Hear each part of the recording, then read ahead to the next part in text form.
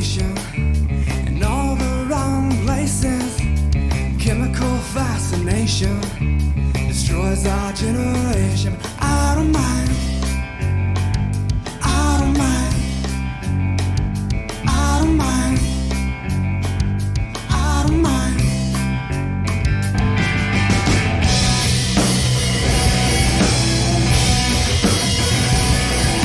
Looking for inspiration in my life. Looking for inspiration all the time. Looking for, looking for, looking for, looking for. Hey!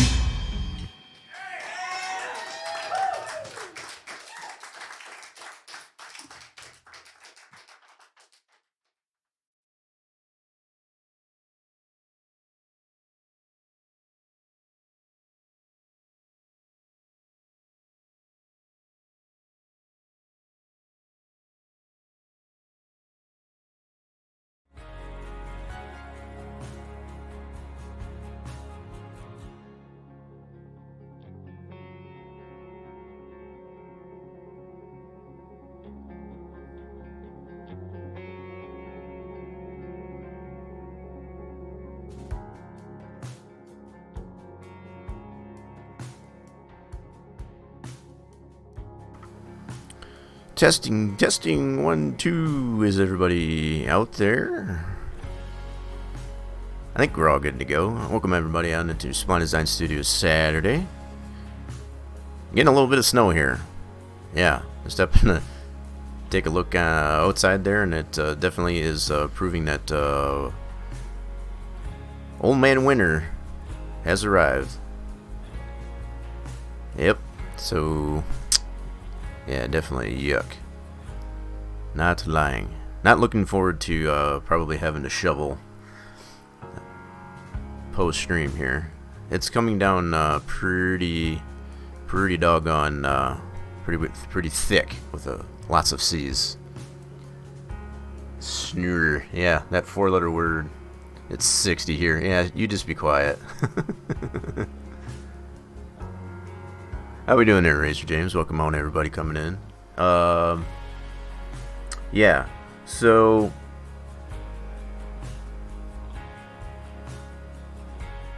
just loading up some things here. So come to the conclusion with a lot of the track construction for the Texas Motor Speedway that has been applied there does need a little bit of tweaking. Coming to find that just the placement of a background image in the proper orientation and the alignment of the track template to create the track geometry within Sandbox in comparison to the LiDAR was a little bit off. So there's probably going to need to be some adjustments here. So I was thinking at this point here, with as much adjustment that does need to be made, touching with torch, I guess, as far as prior to start of stream, coming to find that it may or may not lead to the option of just rebuilding it, because it's coming to the point at this point here is we already got something in existence as far as the track geometry spline, and you don't want to take the initial the point of trying to fit your template that you're trying to create the geometry for to what you already have. That's not, it's going to create inaccuracies, I guess, by doing so. So to get everything set, the foundation for the background image, as well as the track template based on the flat orientation of the track and so on, and conform that to the LiDAR, that is definitely what you need to get set first before you go anywhere.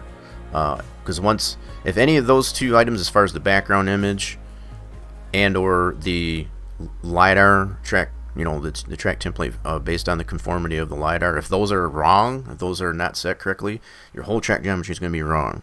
And it could be just very minuscule, but in any case, if we want to maintain any level of accuracy whatsoever, those have to be set first before anything. So so you have a video list I wanted to create, and okay, so you've started some video. That's pretty cool. yeah, just to kind of, I've been trying to showcase, I guess, as much of this information as possible, and it could partially be part of my lack of tutelage, for lack of a better way to put it. Leaving Torch, I guess, to try to figure these things out for himself, which that is no. I'm not discounting, I guess, as far as Torch's abilities. It may just been a lack of my reasoning, I guess, to kind of, guide him a little bit better, possibly. So that's I kind of pretty much put that myself at fault, I guess, for that. Just trying to get him to try to understand, I guess, as far as the proper ways of doing it. Not that he doesn't know that. I don't want to put it in that direction. It's just obviously everything that he's done so far, and he's got a better part of 40 PTFs, I guess, trying to get this thing lined up properly. It's all been wrong. It's all been wrong. So we got to get that background image of the track with the proper scaling and all that stuff set first, so you can lay that flat spline, of the track based on that image. Build your track template, conform it to the LiDAR, and then go from there. And I'm not saying that that's not what Torch did. It's just it wasn't lined up properly right from the get-go, and that's what we're finding out. That so what'll probably need to happen is to construct the track, possibly, just so that we're not forced to have to fit the template to what's already been made. I guess, if that makes sense.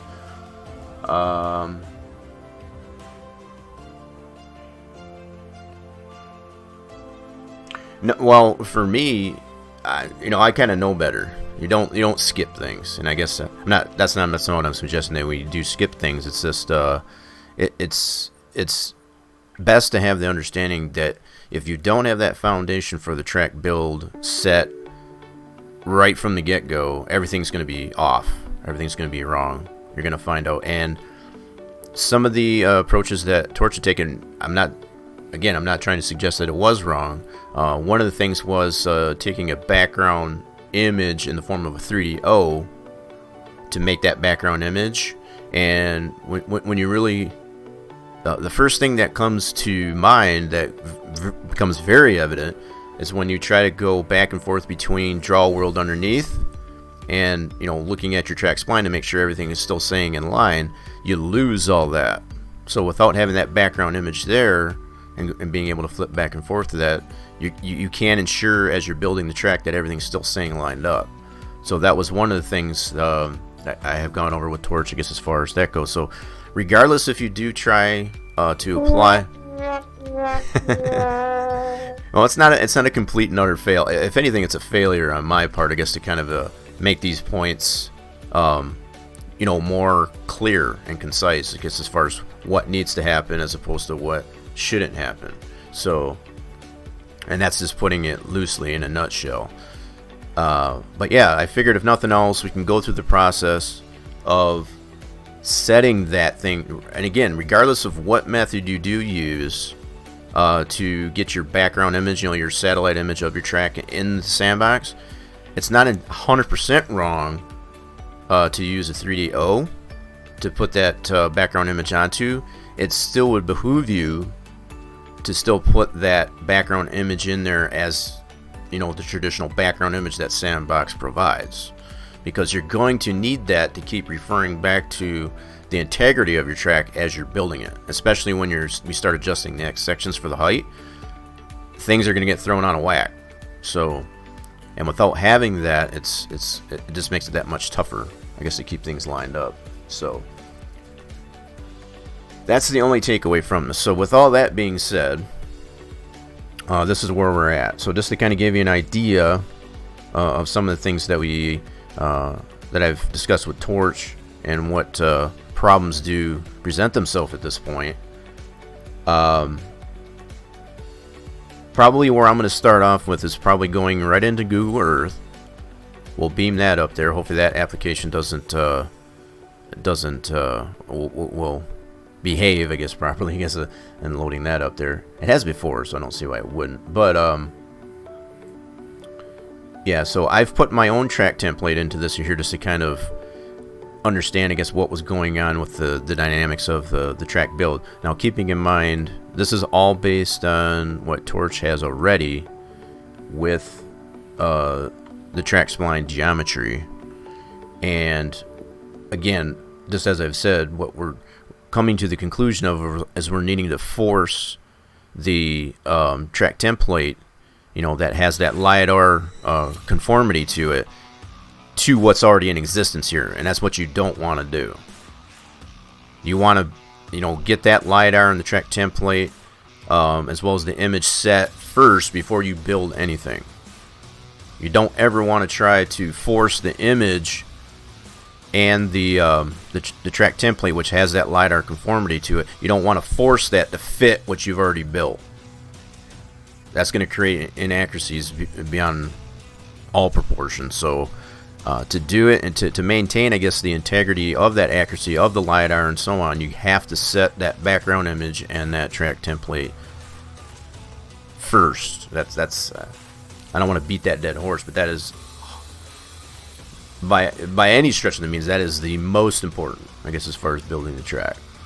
So what we're going to need to do, we do know that the track template that we have here is already to the conformity of the LiDAR. Okay, that's something I've already discussed with Torch, I guess, to get things lined up properly. So the fact that we've got the LiDAR in here, just to kind of show this, we've got the LiDAR is 100% centered based on effect pivot to the LiDAR. We have the Z for that LiDAR set to 0. Okay, and then the track template, which is the checkered pattern in here, is also centered to the LiDAR. It's already conformed to the LiDAR, as you can see. I've got that highlighted. The green part of the model is the LiDAR, the cloud point data. So basically, it becomes a matter of being able to get this track template low poly version of the LiDAR into Sandbox. Okay, and getting that position properly. Now, if you do this correctly, all things considered, when you do this correctly, your track template based on the LiDAR conformity and your background image that's in Sandbox, if it's all done properly, it'll boom, just line right up. When that doesn't happen, then you know you have to make adjustments to your model in Max to get it so that it's that way. Now, keeping in mind too, there can be some slight and very slight deviations, I guess, from the alignment of your background image in Sandbox based on it, but it should be very minimal. If you're seeing like massive shifts in your background image to your track template, say for example, based on that proper centering of the track template model in Max, if you're seeing like massive shifts in there, that's grounds for concern. You have to get those corrected before you move forward to building the track. Okay, so without having any of the track in here, so I know I got the track splines in here, so let's just kind of erase that. If you don't have anything else in the track, what I might do, this is what I've been kind of pondering as part of the start of stream here. What I need to do is not show any of these track geometry splines, because that's totally going to throw everything off, I guess, as far as we don't want to look at these, because as we come to prove they are not correct. So what I think I will do is I'm going to create a new PTF, bring in all the images. I'm going to take what we do have here for the background image as far as the scaling, the proper measurement of it, bring that all in, bring our track template in there, and see how far that track template is off to our background image, for example. Yeah, because at this point here, it's going to create too much confusion here, because we have all the splines in here for the current layout of the track, which, like I said, is wrong to the track template. So yeah, let me do this. I'm gonna go ahead and do a new. I'm gonna do a no, and I guess I'm gonna have to close this right out because I don't want to have that in. I'm gonna start right from scratch, right fresh. So this is like starting all over again. Okay, start to finish. Here we go. So let's first off, establish what directory we want to work from. So, oh, I gotta wait for my screen, I guess, to, oh, I didn't, hold on a second here. My mouse thing here isn't, warmed up there. Give me a second. Why is that on? Oh, I got this on, that's why.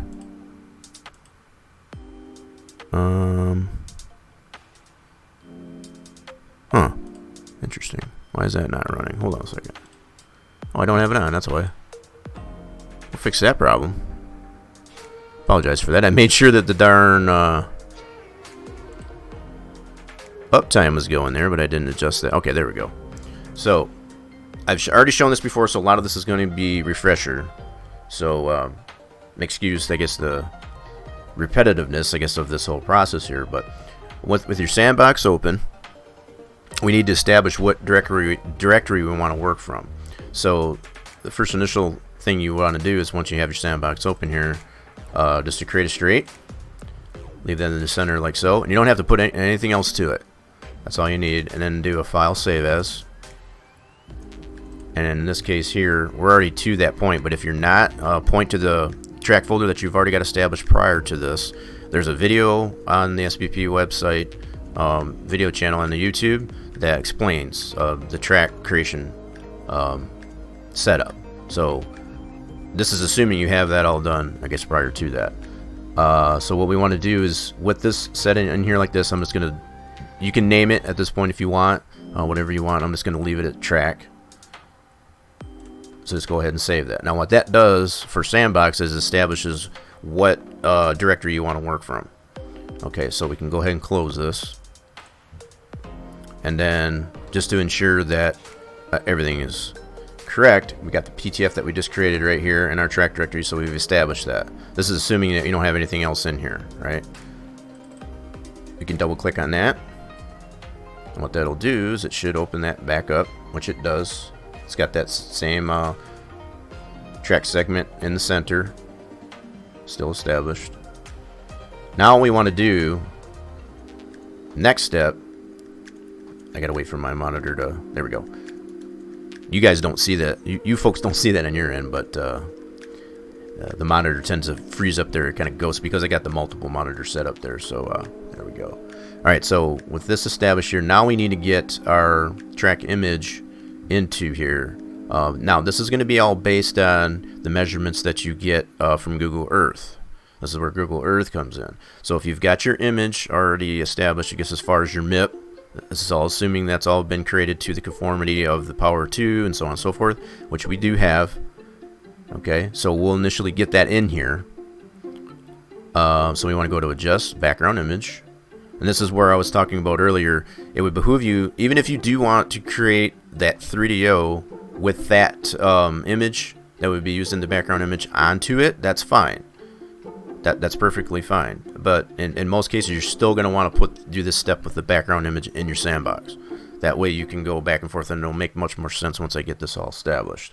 So what we want to do is navigate to that texture that we want to use, which happens to be this one, and we're going to do an OK.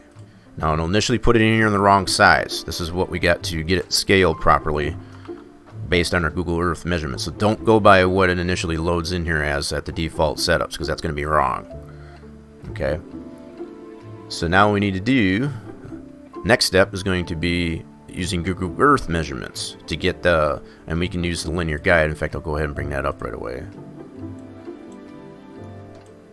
Stretch this out, just for starters here. And then what we'll have to do is, once we get the measurement in Google Earth, we'll transfer that same measurement from Google Earth to our linear guide here to get this image, the background image in Sandbox, scaled properly. Okay? So let's beam up Google Earth, and hopefully this doesn't crap itself. It didn't last time, but like I said, it was the first time for everything. So let's get this loaded up. Now, regardless of what version of Google Earth you use, I'm using the basically the desktop application, or if you decide to use the webbed version, that's perfectly fine as well. I have come to find that the webbed version tends to be more up to date than the desktop application. That's just been through experience. So the fact that I am using the Google Earth application, Google Earth Pro, in this case, may not get the same information as you would in the web application. Okay, so got to refocus some things here. So with Google Earth open, what we want to do is do a search query for Texas Motor Speedway. It's pretty obvious. So we chime that in, and then once we get that, should be able to get some measurements. Now there's some measuring tools. Okay, so there it is right there. So let's get this thing oriented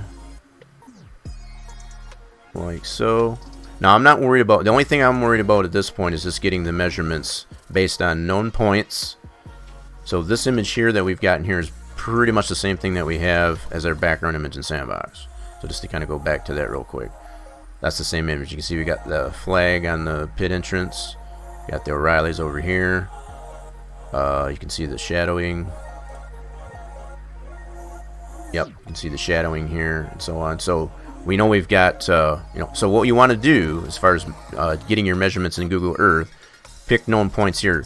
Generally, what I recommend is to take cross sections from the apex of turns 1 and 2, and then the apex of the front stretch to the back stretch. But use something that is like a key point that you can differentiate and also justify, I guess, as far as what you see in Sandbox, to be able to line your linear guide up properly. Okay, so a lot of this I'm gonna be skimming through this quite a bit because all this information is available on the Spline Design Studio site. As for James has got the video out there. We both got already established videos, I guess, that explain a lot of this. So if I'm skimming over quite a bit there, that's part of the reason why. So feel free to check out the YouTube channel, I guess, to get a more intuitive, detailed explanation, I guess, for this process here. Okay, so ruler right up at the top here. So you bring up this dialog here, and like I said, my usual approach to this here is just take cross sections of turns 1 and now you've got this roadway. See this roadway that goes between the tunnels on both ends of the track? That's a very good reference point. So in this case here, I'll go ahead and take a measurement from here all the way across to that point, and then this gives me information here. Now I have it in meters because that's what we have, the same units of measurement in Sandbox. So this ends up being roughly, at these points here, 919.75. We can even say an even 920. 920 meters in this direction. There's that little bit of deviation there. That's not too extreme. Alright, so what we need to do is set our linear guide to that same measurement. So go to 920. And I'm not adjusting at the center, just at the ends here, because what you should generally be able to have is this set up on center, and it's not going to center to the image that you initially have in here. That's another good fair mention. So looking at the value that you have over here to the right hand side of the screen of Sandbox, that's what you want to set this linear guide up to, that 920 meters. Okay. Second here, there we go. Gotta get some things lined up here. So we can generally go in both directions here just to kind of get that stretched out to that level. 869. I might have to zoom this out a little bit just to be able to get it all in there. Now you can see how much that background image they initially put in here is not going to be correct. Okay, just by setting this linear guide up properly. Now to get the more precise, I guess, on getting it closer to 920, you can definitely zoom in, and you still have that value over here. The more you zoom in, the more precise you can get this scaling of the linear guide.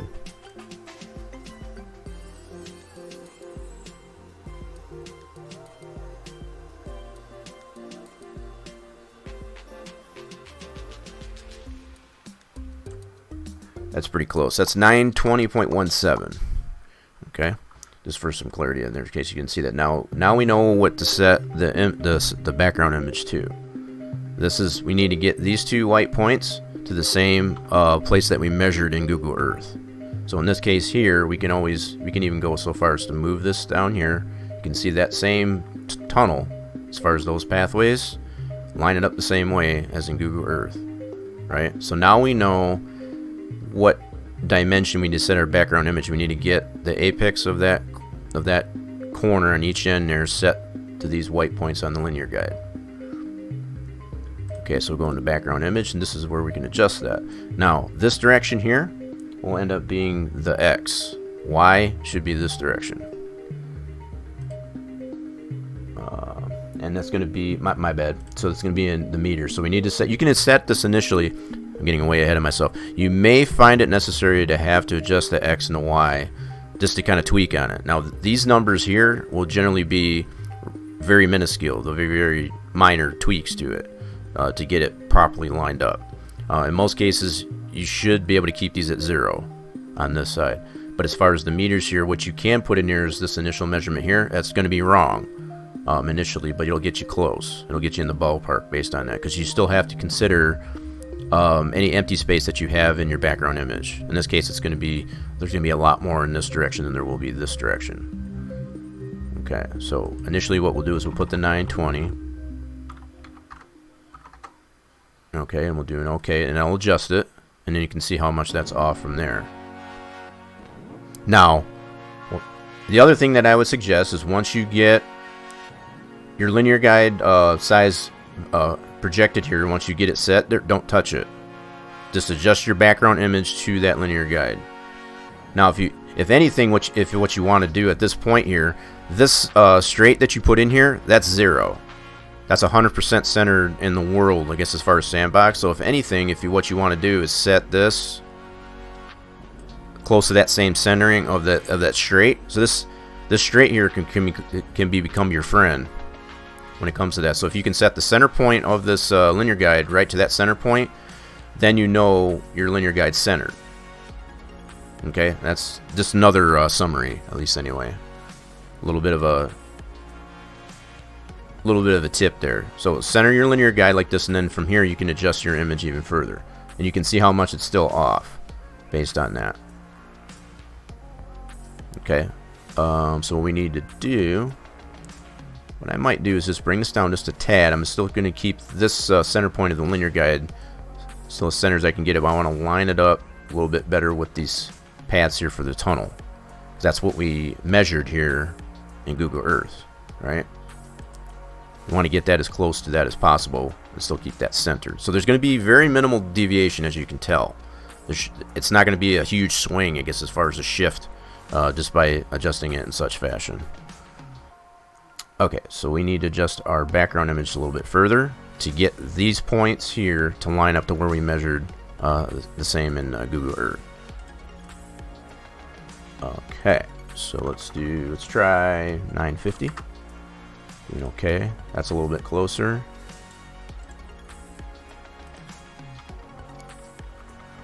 $975. Yep, so you can see how we're getting these white points closer to where we need to be. That's the name of the game. So once you get this linear guide set, the same as what you're measuring in Google Earth, that's going to be your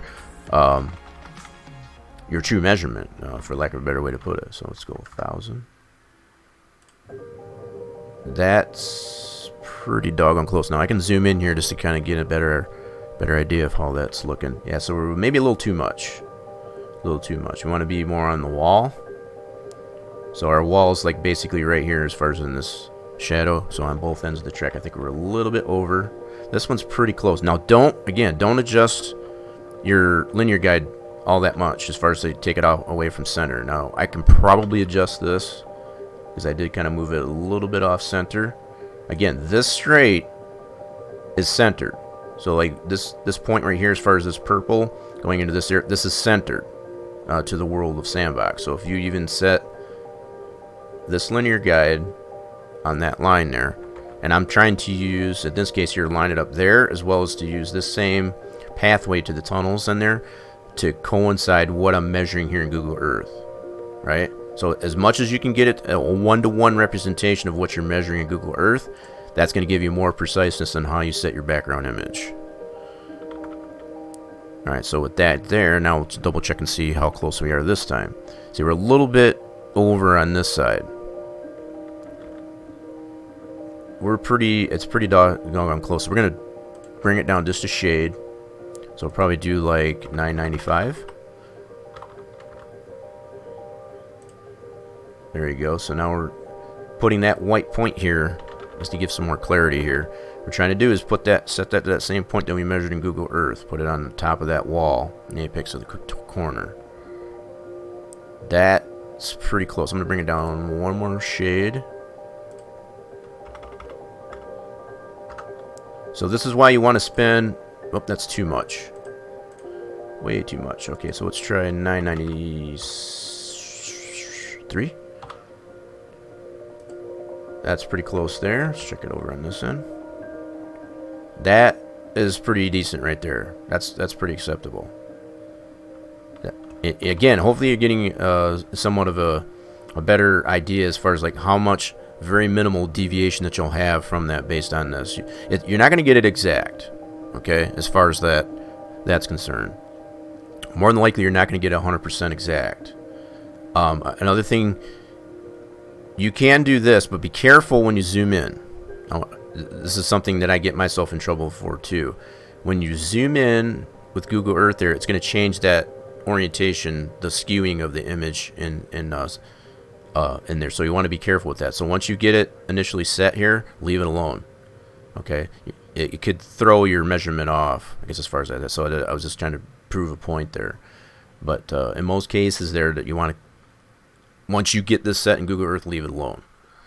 Much the same as in Sandbox. Once you get your linear guide set to that proper size, don't change it. If anything, you can adjust the center of it to line it up more closely to what you're measuring actually in Google Earth. And I know I'm repeating a lot of stuff, but I want to make these points clear in an effort, I guess, to make sure that your image, your background image that you're putting in Sandbox, this is the foundation for your track build.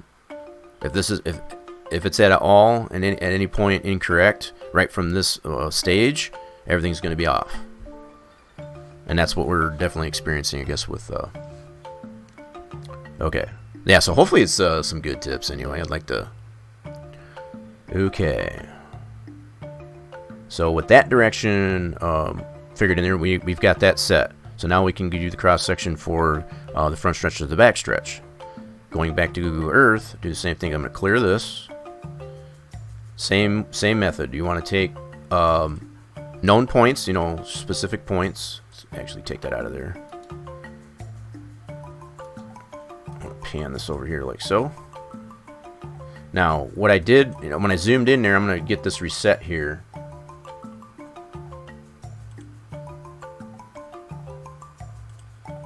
Nah, it's not really doing it here. Hold on a second. I got to get that reset so that it doesn't... Crap. It's not cooperating. Yeah, so what happens is when you zoom in here, it kind of puts it on an angle. So it's a little bit skewed.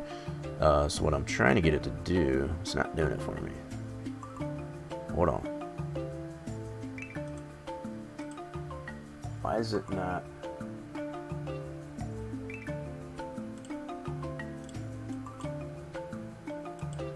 Huh. Oh, there it goes. So that's what I was looking for.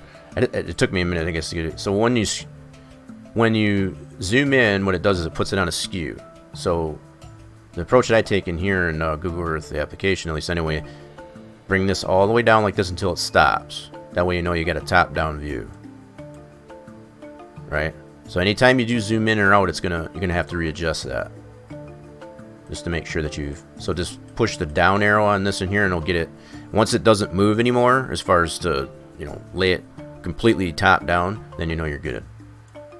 So anytime you do zoom in or out, you want to make sure you double check that to make sure it's not. See how it'll shift? Otherwise, oh crap. That's just my mouse getting. You can turn the skewing off. That's probably a good point too, but most people coming into the application wouldn't know to do that. So that's just another way, I guess, of being able to ensure that the image that you've got on Google Earth is top down. Is true top down. So anytime you do zoom in and out, you can kind of see how it skews as far as how that changes that angle. So once you zoom it back out, just make sure that you're tipping this all the way back down so that you get top down. Okay.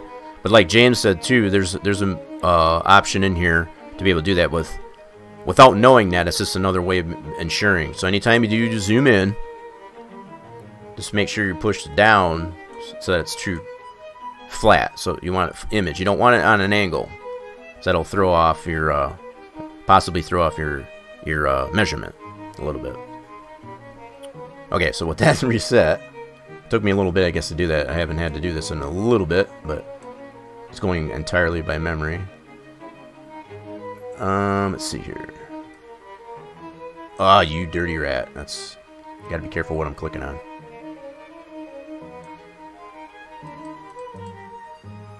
There we go.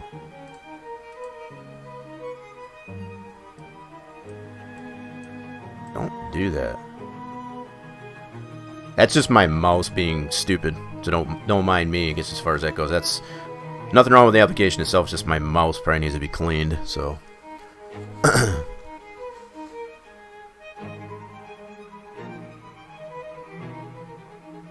Alright, so James is giving that information in there. So that gives you the information for that. I don't know. For me, whatever you're comfortable with, as far as like putting the settings in there like that.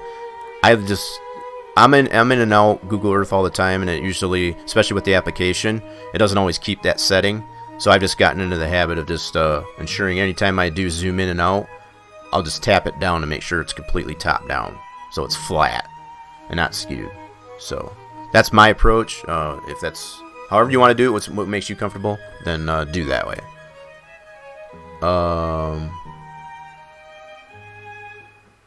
Okay, that's fine. Alright, just checking some things out, making sure everything's running smooth. Alright. I had a little bit of a hiccup, I guess, on my end there, so if y'all need to, if you find it necessary to have to refresh, that might be why. Okay, so we got this all set here again. We already got this measurement. Now we want to get our ruler back out here and take a measurement from front stretch here. This is a pretty decent image here, to be honest.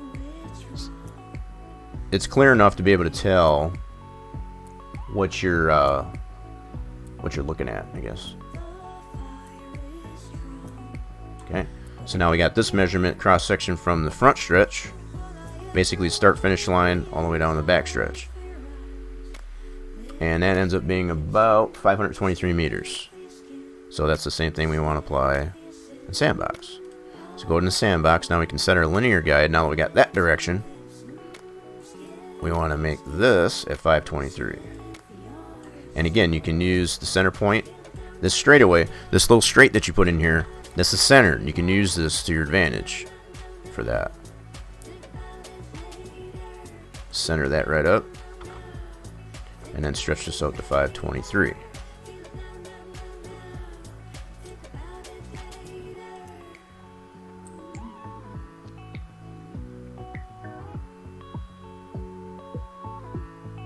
And again, you want to probably zoom in a little bit to get more precise on getting it to where you need it to be.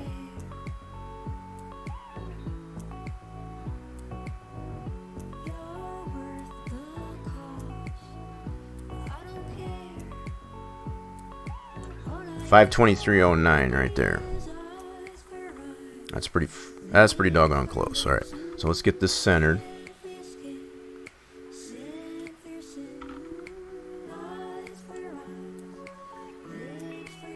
That's what I'm using to my advantage there. So again, we want to look at the start finish line. So that's not too far off, actually. Going right over the back stretch. So I'm looking to see where this blue linear guide, as far as how that lines up with our linear guide in comparison to what we've got here in Google Earth, for example.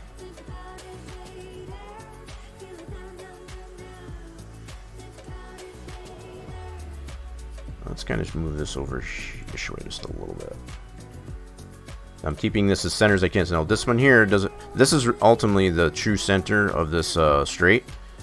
Is right here in the pit of where this the purple line here and the red line, the red arrow come into place. This is your center. Oh, my bad. This point right here. This is your true center of that there. So anywhere really along this line, this is your center line. For that's centered. So as close as you can use it. You can go anywhere along this line, I guess, as far as to get to center. So what I will use to my advantage in this place to get this blue line, the linear guide, lined up with the start finish line, much the same way as I do in Google Earth. A little bit more.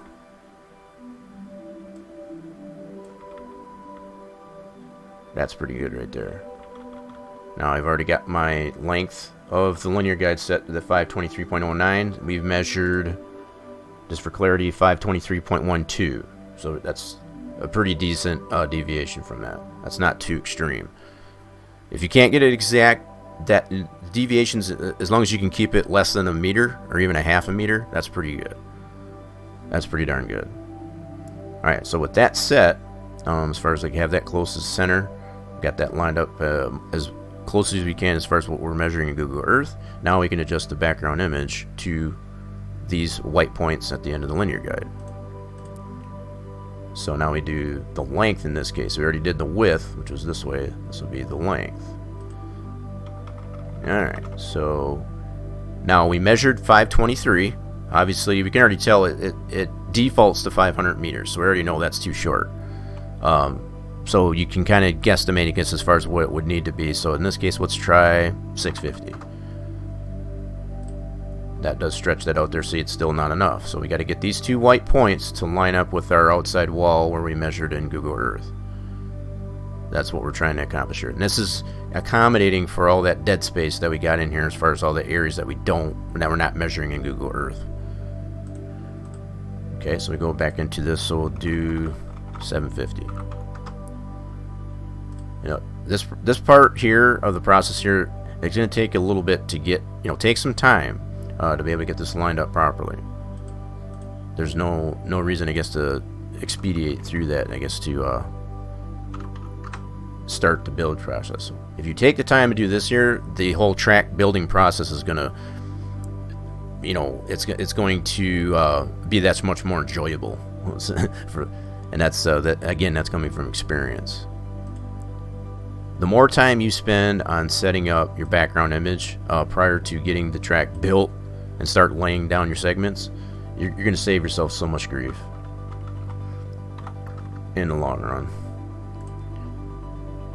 Okay, so we're still trying to get our two white points here set there and right there. So we're getting there. Okay, let's do, what do we got that set at? 993. I'm gonna try 975. Let's see. Pretty close here. Still need a little more there. Okay, we're getting there. A little more. So we might have to go over 1,000. Let's do 1,010. Oops, did I do that right?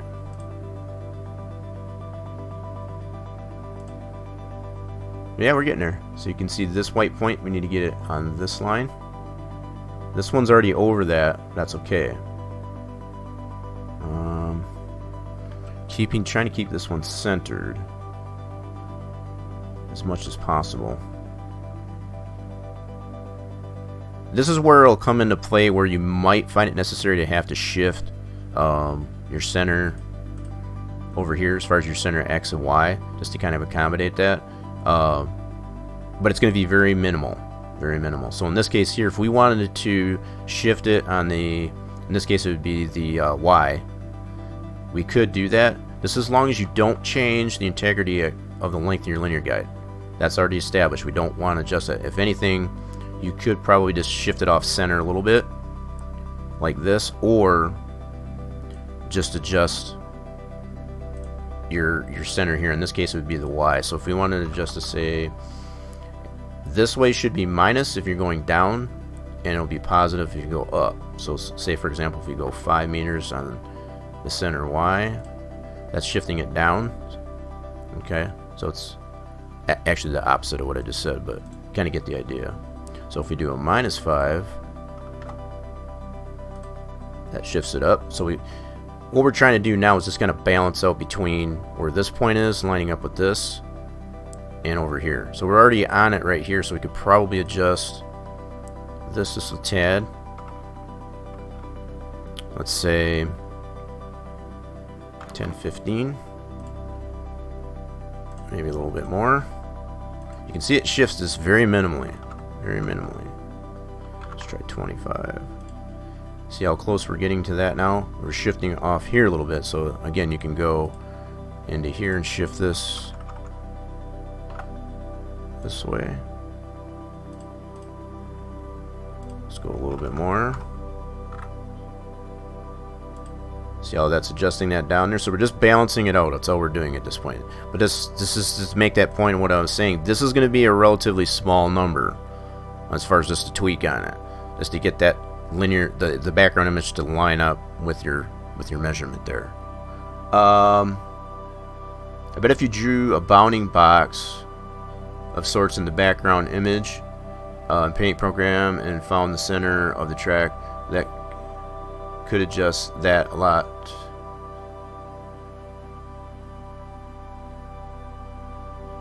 Oh yeah, 100%. So like for example,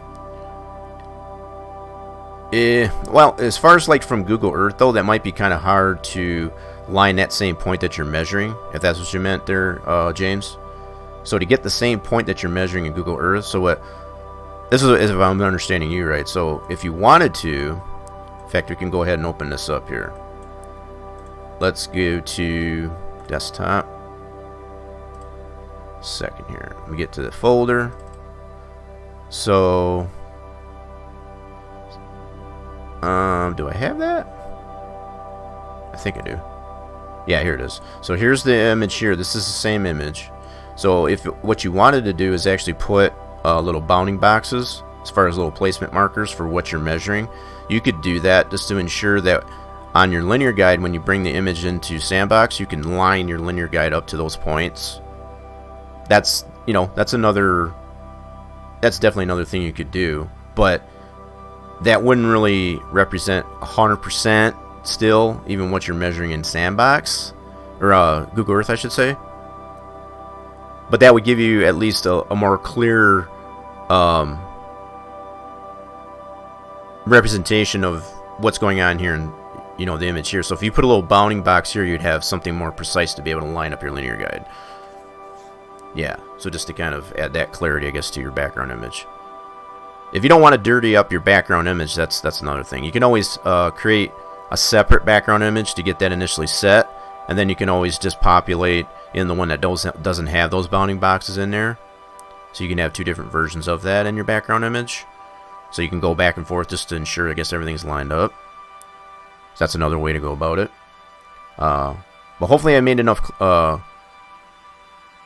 explanation, I guess, as far as you don't want these center X and Y's to be too extreme. So like if you're needing to adjust it like a lot, like probably more than, say, I don't know, 10-15 meters on the X or Y, then that's probably too much in a lot of cases. Usually if you're staying within 10 meters of adjustment on these two, that's more than you want to be. Alright, so we're pretty close on this one here. We're just a tad off. I think I want to bring this down just a little bit on this direction. Let's try 1023. Maybe a little bit more. It is moving. It's maybe hard to, I guess, to actually see it move. Dadgummit, that's so close. Alright, let's adjust this a little bit more in this way.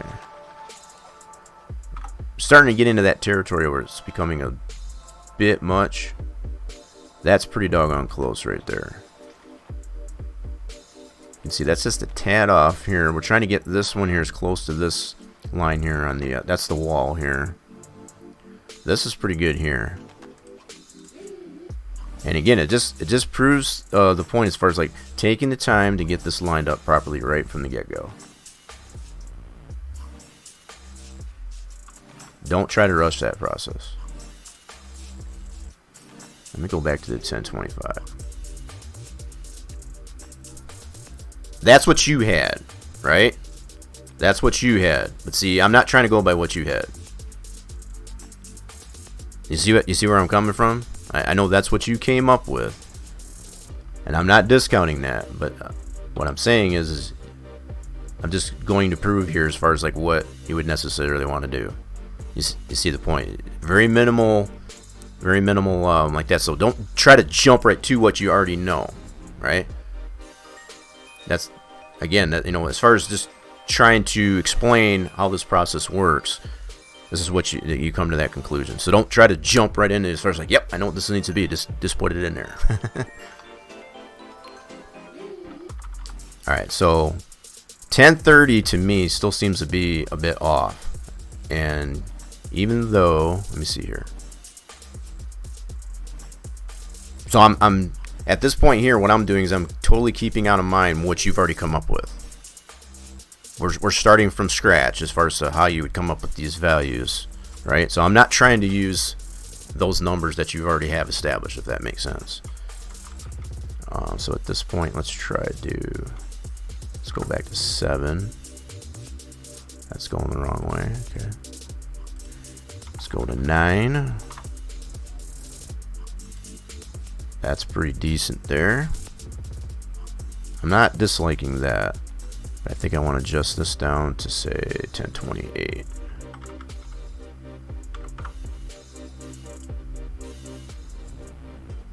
I'm not disliking that too much. That's a pretty reasonable deviation, I guess, from that. And then also considering how much I got it off here, as far as on the center, I could probably even adjust this just a tad. Bring that closer to center. Not disliking that at all. Now the fact that there's no way really to adjust the linear guide other than to just grab it like I'm doing here. There's no properties window, I guess, to be able to go into it to shift it, you know, just, you know, more precisely there. You have to grab it by one of these points here, but definitely don't try to grab it from the ends, because that'll change your measurement there. If you move it at all, as far as like to get it lined up a little bit better, grab it by the center so you don't disturb that. I may have used a slightly different line for the measurements, and that's true too. So the way you would have measured here in Google Earth is definitely going to be different than probably what I did. So if you're even a slight deviation from that, that's gonna create some differences as well. It shouldn't be that much though. If you're using the same image as I am here, it shouldn't be that far off. But let's say, for example, what I measured there, let's just go through the examples here. So like, say for keeping this on meters, so like let's just say you went further down. Instead of going to the outside wall, maybe you went to here. Okay, and then maybe you went to, I don't know, let's pick another point here. So maybe you went to the edge of this here. If you measured it from there, obviously that's going to be a different measurement than what I have, but it's still going to be the same concept, setting that linear guide up in Sandbox to the same dimension that you've got here based on these fixed points on the image. So as long as you're lining it up the same way, you're gonna end up with the same result in Sandbox as far as to get that image set and scale properly into your Sandbox. You went from top wall to top wall, and that's basically what I did. So regardless of which way you're doing it, bottom line is the main point to be had there. Whatever you're measuring in Google Earth, point it to the same areas in Sandbox as far as setting your image. Set it to that same dimension, and then line up the ends of the linear guide to the same points that you're measuring in Google Earth. But use something that's very, depictive, something that you can definitely discern as far as like, I went to the top of this this little tower here in the grandstand, and then the edge of this roof or whatever the heck that is there. Line it up the same way. So that way you're getting a one-to-one representation of that image into your sandbox. So I think we're pretty good to go at this point.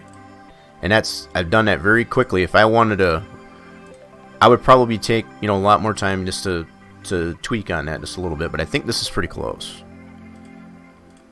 I'm pretty happy with how this has turned out here. Now, just to compare at this point, just to kind of compare what Torch is coming up with, what Torch has come up with.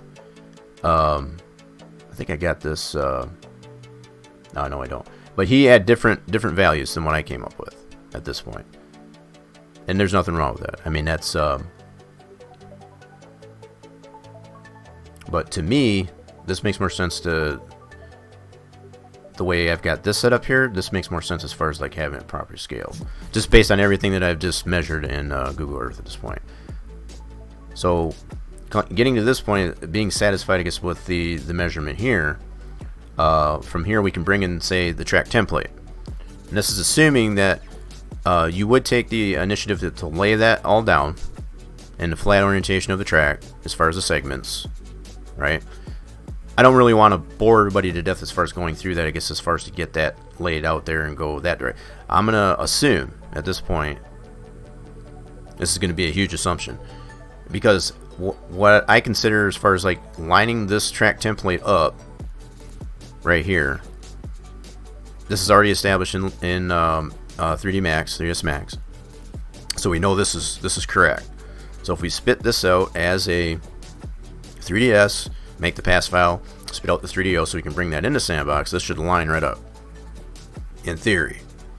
Okay, that's assuming that you have this track template, the low poly track template representation of the LiDAR and so on, all of that, all to that conformity, that's all correct. You got this properly centered and so on.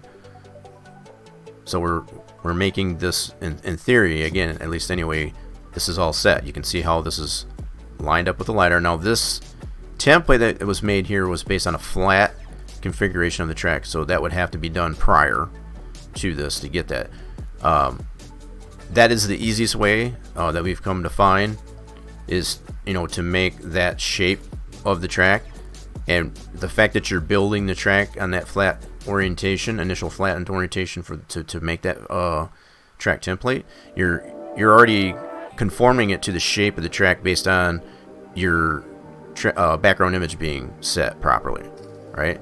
So once you bring that flat orientation of that, take it into 3D SimEd, spit out the DAE, bring the DAE into your 3ds Max, and then conform that model, that flat model, to your LiDAR. And that's basically what's already been done. So that's kind of skipping over, I guess, as far as that whole process. So that's where this this checkered image, you know, this checkered model that's being presented in 3ds Max here, that's where that came from.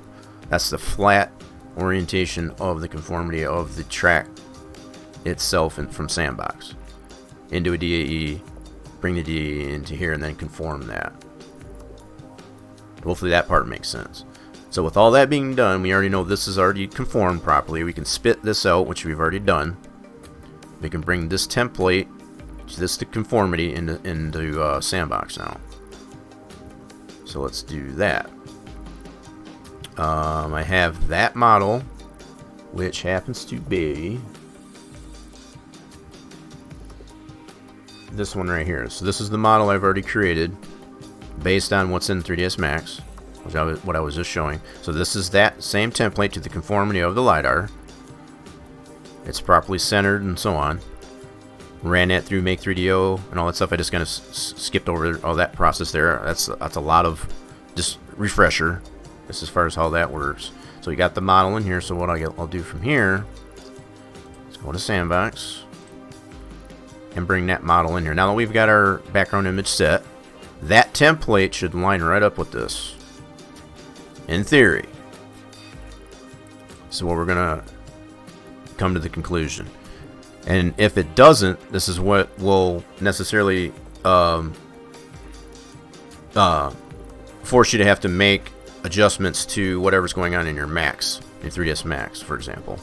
So we'll see what happens here. So if we go Object View, because that is an object, we'll do Add Trackside Object, and it should be in our list, which is this bad boy right here. So if we bring it in here, if we zero this out, what should happen is that should line up exactly to our background image. Again, in theory. If we've done everything that is needed to be done, that should line right up. So we'll set this to 0. That should line right up. Boom. This is what you should end up with. Now you can see there's already some irregularities in this here. That might be because of the skewing of the image itself.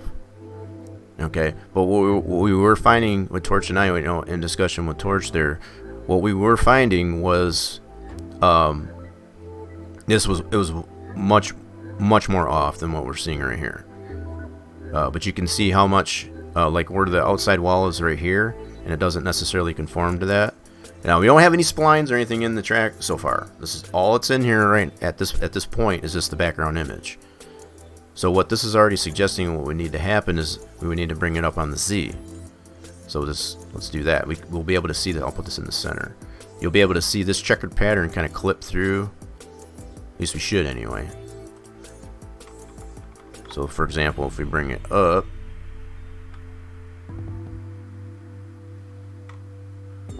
and it might already be up. Let's see, let's try to take it down. Let me look at the camera view here. Where are we at? It's already below 0, which it should be by default. Now, keeping in mind too, this is probably another fair mention with the. This is probably where Torch, you probably brought in that 3DO for the ground plane. This was how you were able to discern as far as where you needed to adjust the track template to, and that makes sense. That totally makes sense to do that because you're not going to see the background image in the camera view like this. You're only seeing, this is just the standard 0 plane that the simulation has to provide. But we are definitely seeing the track template in here like so, right? So there's nothing really for it to adjust to, I guess, as far as to be able to clip into. So if you do have the flat version of the track still in here, for example, if you got all that spline in there, you would have something to be able to move the track template to. But from what I'm seeing so far, it does have some offness to it, I guess, for lack of a better, even with zeroing this out. So you would probably have to still have, and Torch, you would have that, as far as to have even the flat orientation of the track in here, to be able to see how much that lines up to it. But from what I can see, at least so far, just by looking at key points of the, you can see how these line up, like say with the bends in the dog leg and things like that. The only thing that seems to be slightly off is the edge of the LiDAR here, the track template to, like say here. You don't want to adjust your background image to that. That's the thing. So if anything, what would need to be done is compare that to what you have with that flat version of the track, say for example, and adjust the geometry to that.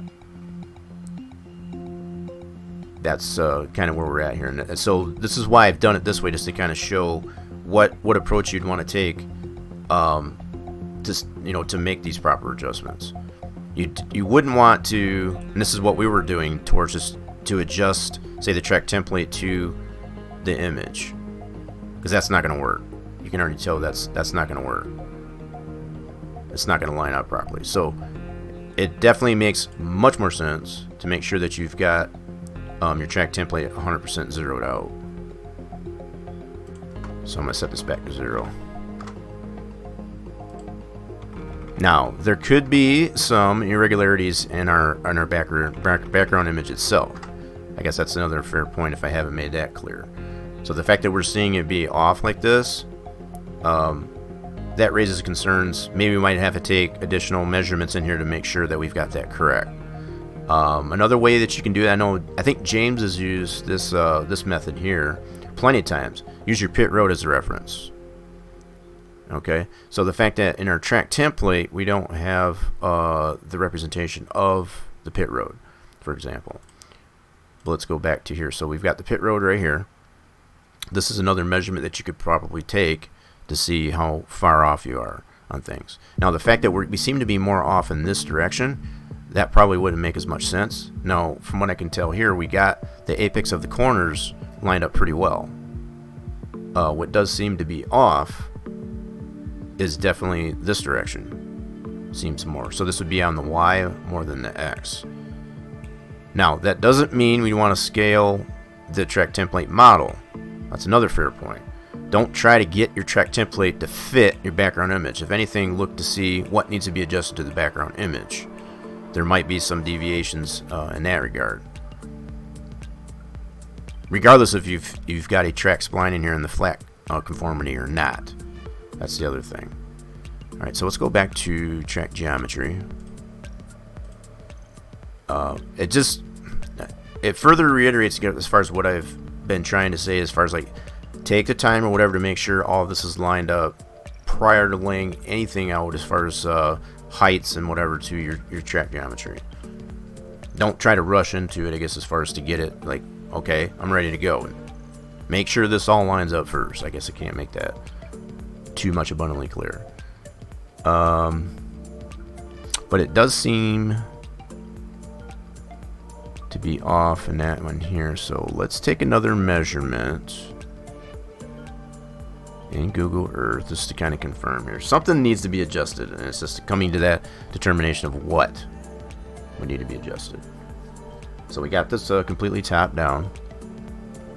Let's take a measurement, say, I'm going to go as far as what I was showing there earlier, as far as to go from here to this deal. Alright, let's do that. So that ends up being 680. Let's say 681 roughly. Let's go into sandbox and we'll set this to 680. I'll probably have to zoom out.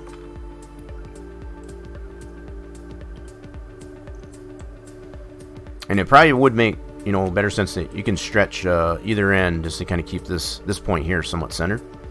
You don't have to do it all on one side, and that'll eliminate you having to zoom out any further than you need to as well. But something's off here, and we definitely need to figure out what we need to adjust, I guess, to get it.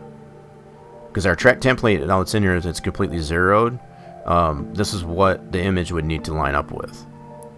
So we need to see where we're off is all. So I measured from to this thing, I believe. Let me double check. Yeah, so I measured right to that. Now the track in this orientation, it's obviously flipped. We got the front stretch here and the back stretch here. In sandbox, we have it the other way around. But it's just understanding as far as like what you did actually measure. All right, we need to get the 680.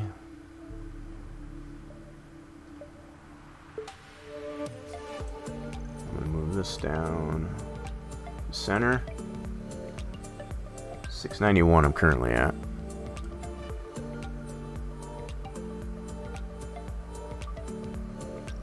.53 right there, so let's go ahead and center this back up.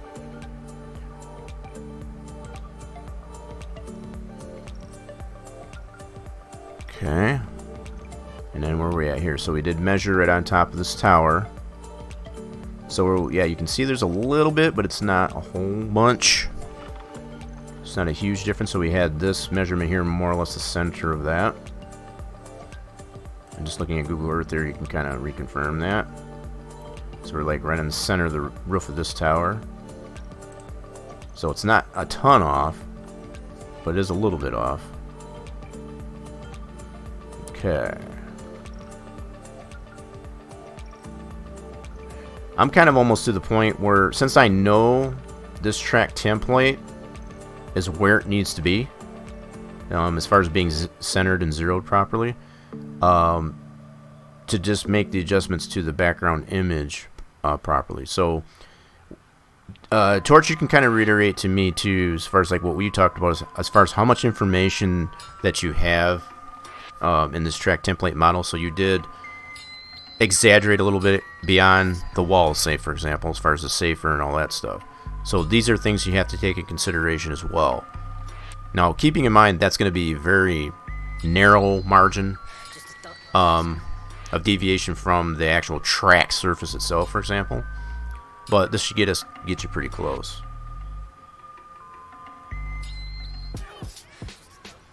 What about the Y on the background image? Oh, you're talking about adjusting it. Yeah, you could probably do that. Yeah, so if you did want to adjust the... Again, since we do know, based on everything we've done here, this is all zeroed properly. We know this is correct. So the fact that we've got it 100% zeroed, the track template at least anyway, 100% centered the way it needs to be in here. From here, you could probably just adjust the background image to that template. But you have to keep in mind as far as like what information do you have included with your track template. So in this case here, you kind of exaggerated a little bit from what you've mentioned to me to include, say, the outside walls. So you want to line it up as close to that as possible. So not just the track surface. Even though, when you consider the fact that you got the outside wall, the safer, and all that stuff, that's a better part of 3 feet, 40 inches. It's like 3.5. It's right around 3.5 feet. So that's a lot of space, especially all the way around the track. So you have to definitely keep that in consideration with that. All right. So with that being in mind, we're brainstorming at this point. What we know to be true, and then how we need to adjust that so that it's still holding true as far as the measurements that we took in Google Earth. But how much deviation do we necessarily apply to it at this point? Keeping in mind that the images that are represented, that are represented in Google Earth can be skewed based on how the image was taken in the first place, I guess, to get it in here. So there are some deviations from it. These aren't 100%, even though you do get it 100% top down. There are some deviations of skewing. Even if you do go through all that notion, I guess, with the navigation as far as to eliminate the skewing, there's still going to be skewing in the image regardless. I mean, in some cases it can be somewhat more extreme, I guess, than other locations. This is 100%. This is just the nature of some of these images that are coming here. So even though you're looking at it this way, you won't necessarily notice those deviations until you start applying things like this in here. So based on things that are other images like the LiDAR that we know to be true to the world, as far as in reality, we can already tell that there's probably this much deviation and skewing in the actual background image from Google Earth. So it's a matter of setting, compensating for that that skewing that would necessarily exist in the background image from Google Earth, right? That's pretty much where we're at now. Keeping all that in mind, let's actually see how much we're off here. So for example, let me set the linear guide up here. I can guesstimate all day long, but just for example here. So we know this right here is the edge of the track template, which is the LiDAR information, right?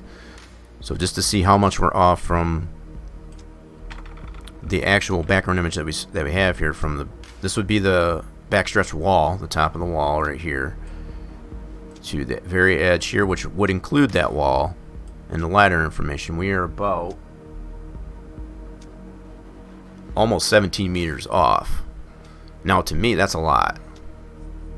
That's a lot. But that's not 100% unprecedented, I guess, as far as the amount of skewing that might exist in the images that you would acquire from Google Earth. But that is quite a bit. The fact that it's that high, I was only expecting it to be about 10, but the fact that it's pretty that just goes to show how much skewing that probably does exist in this background image from Google Earth. Okay. Yikes. Okay, so let's check it over here on the front stretch here, just out of curiosity as well. So let's see if it tends to average out about that same distance. So we can't even see so here's the wall right here, and you can see how much that is shifted. That's a huge deviation in my opinion. So the top of the wall is right here, so we got the wrong edge of the LiDAR basically. So the LiDAR should basically be, this edge of the LiDAR should be lined up with here. So this is the track surface right here. So this would be the outside wall. There's the outside wall. So you can see how much that's off. But it does still tend to be, let's measure this out. That edge to this edge, that's closer to 20 meters. That's a good 20 meters off from this edge to the top of the wall. So this is where the LiDAR needs to be, is right here. This edge of the LiDAR needs to be right here. That's a huge deviation. Huge. But, again, considering the fact that this template here, based on the LiDAR, if we got this all scaled properly, that's where it really comes down to. Do we have the LiDAR scaled properly? It could necessarily be that our LiDAR is not scaled properly. That's something else to take into consideration at this point. So if the LiDAR isn't scaled right and we created this template, that's going to create this deviation. This raises question to whether or not that LiDAR needs to be rescaled in our 3ds Max. That's where I'm leaning towards more so at this point. So there are 2 points where this can go off the rails. Here when the setting first time initial Earth image, and second when setting it up in Max. Yes, that's kind of what I was leading into there, James. So what this is proving to me, barring everything that we're measuring, that we're setting the background image, say for example in Sandbox correctly, you just saw that whole process. What this is telling me is probably the LiDAR at this point that set the scaling of the LiDAR in the Max here is probably not correct. So we need to get that image, the ground plane for the track set properly in Max as well. That has to be that one-to-one representation, and this is why we're seeing that huge deviation from that. That's I don't want to beat that dead horse, but that's the scaling of this LiDAR is wrong.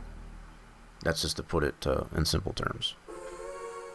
Okay, so let's take a look at that. So I think I still have the ground plane in here. Let me double check this. So if we do unhide by name, and I do, I have the ground plane still in here. So what we need to do, we can do this much the same thing as we do in Sandboxes to make a measurement based on the measurements that we took in Google Earth and or Sandbox, for example. So let's do that. So we got our ground plane in here. Let's make sure our ground plane is set properly. Let's go top down. We'll zoom in on this. Let's ensure that our ground plane in here is set correctly. Let's do, I'm gonna hide this. Something is definitely off, and we can see that. That's so it's a matter of just correcting it at this point. Promise if the data is set up correctly, this is as good as iRacing, if not better.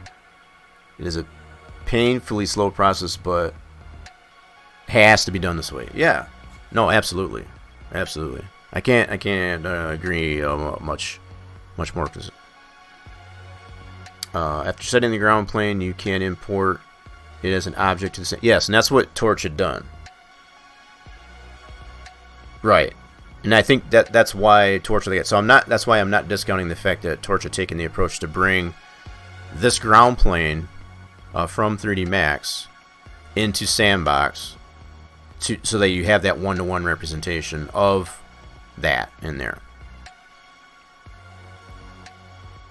But the other problem that gets created, and this is what Torch and I had talked about, being able to go back and forth between draw world underneath. When you don't have that background image in there, you got nothing to ensure that your track is staying, true to itself. I guess as far as because anything when you toggle back between draw world underneath, you lose that model for the ground plane, right? So you want to be able to still be able to go back and forth in that. So it still behooves you to have that background image, I guess is what I'm trying to say.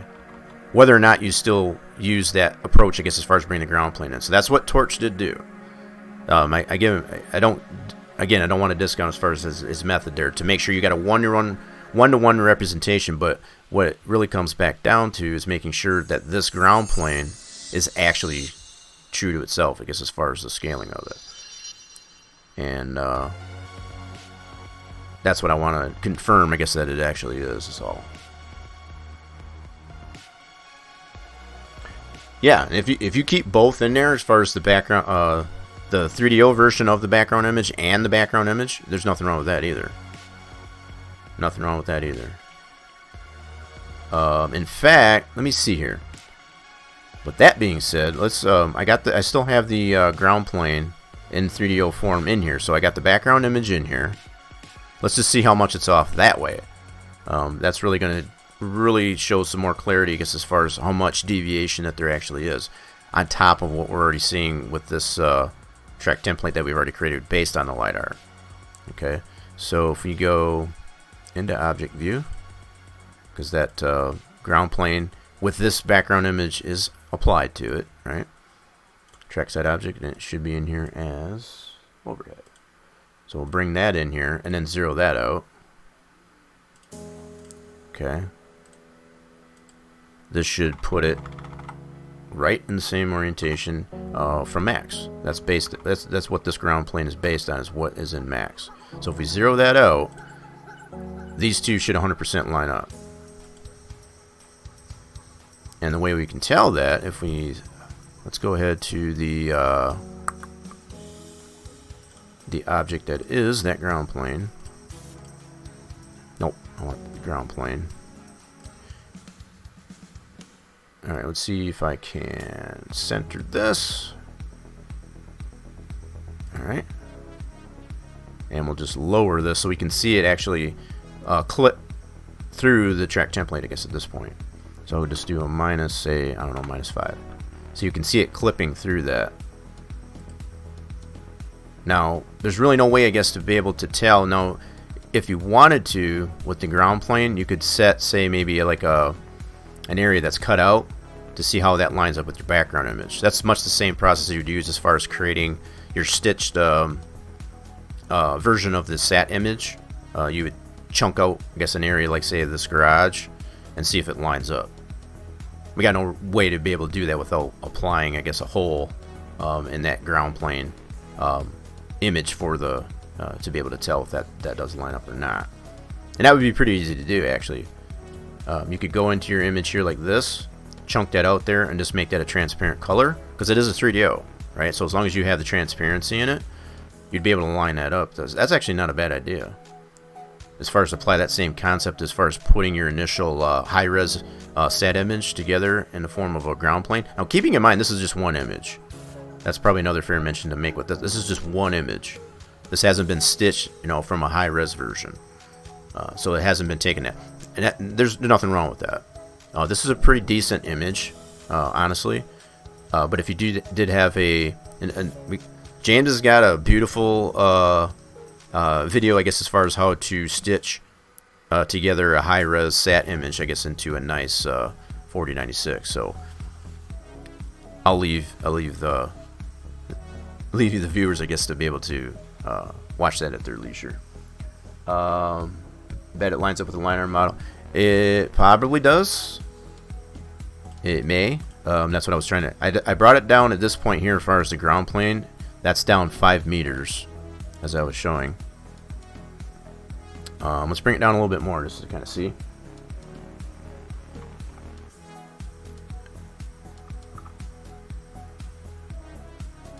Okay, so that's brought down 7 meters, so we can see the track template. I think I got the ground plane is basically just all we're seeing now is just the background image, pretty much. So that's now if we bring it back up a little bit, you can see if there's any deviations here. So let's go back to 3, so you can start seeing it clipping through here. It's kind of hard to tell without having a means to be able to tell if that ground plane is lined up with the background image. And I think, like I was saying, what you could do, I think I'm gonna go ahead and do that. Now, what you would have to do, I guess, as far as the way I'm explaining this, is you would have to create an image on the ground plane that has transparency in it, so that when you make this ground plane in the form of 3DO, that it has that transparency in it. So, yeah, that's about the only additional thing you'd have to do anyway. You're trying new techniques with the 4096 image right now. Nice. Now, I think, from what I remember, I think this image that we've got here is a 4096. It just happens to be, yeah, it's not stitched from what Torch has mentioned here. He basically just took the image from Google Earth in this orientation here and just made that from that. So it's not stitched per se. So he didn't necessarily take the approach, and that's something that James goes over as far as to zoom in here, making sure that you're properly skewed, you know, as far as top down, and then in most cases you only need about 4. I'm just skimming over, I guess, as far as the video that James has created. As far as in most cases you only need 4 snippets, as far as the 4 different corners and how you stitch that together by taking those different snippets of the track in the 4 quadrants, peeling out you know, a section on here that makes sense as far as like one of these buildings, and lining that up to overlap those images to make sure they line up. That's just the kind of skim over, I guess, as far as what James has gone over. I guess my playlist stopped here. Let me get that back on.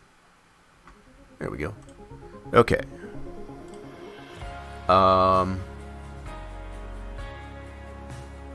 Yeah, so I think where we're at right now is we need to, let's go here. Yeah, that's what I was going to do. So what we need to do, what do I got in here? We got the ground plane in here. I got this top down. I need to create an image that has a transparency in it. So what I would do on this image, say for example, I would take the corner of this garage and just chunk it out and make that the magenta, so that we can make transparency. So it'll create a little bit of a hole in this model based on the image. It'll make more sense, I guess, when I go ahead and do it. So let's do this. We're gonna go, let's create a magenta here. So we'll go magenta, and I'm gonna put it in both swaths here, and I'm gonna do it this way. So I put it in both swaths here. This is just if you're using PaintShop Pro, this is the method I would do. So I put the color that I want to cut out here in both swaths. And then this area right here. Oh, another thing I probably want to do, I gotta take the feather off, that's for sure. Don't want the feather. I don't know what I was working on last year, I had to use the feather. I want to create this as a layer. So I gotta do that. Promote to a layer so I can manipulate it. There we go. Now, that's set. I can chunk out this corner, like so. And then I can fill that in. Boom. So now what will happen is when I create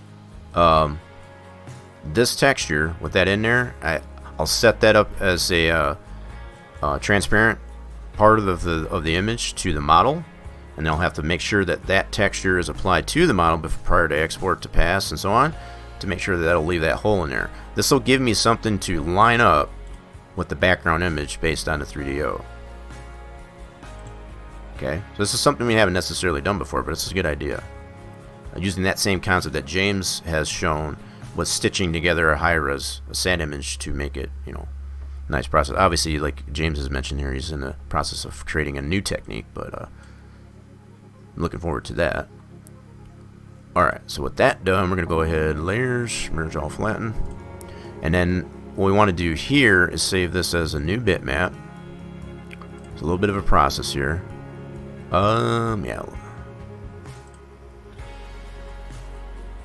Yeah, I think that'll work. I want that in the object. Hold on a second. I want to make sure I'm putting this in the proper location. Yeah, that'll work.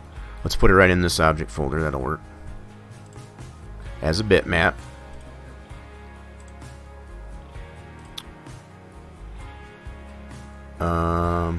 I don't want to overwrite this one here, so I'll probably create it as, yeah, I want to back this other one up actually. Hold on a second. This one here I want to back up. I do not want to overwrite this one. That's the original one there without the transparency in it. I'm going to overwrite both of these, or back up I should say. We'll create new ones. There we go. And then we'll save this as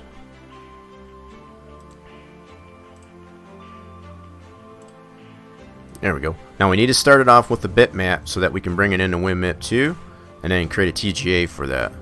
That'll include that alpha champ, that transparency in there anyway.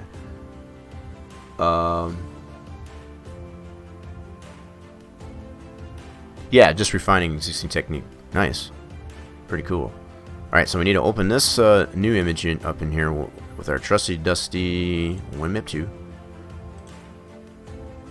Okay. Yes, this is the one I need.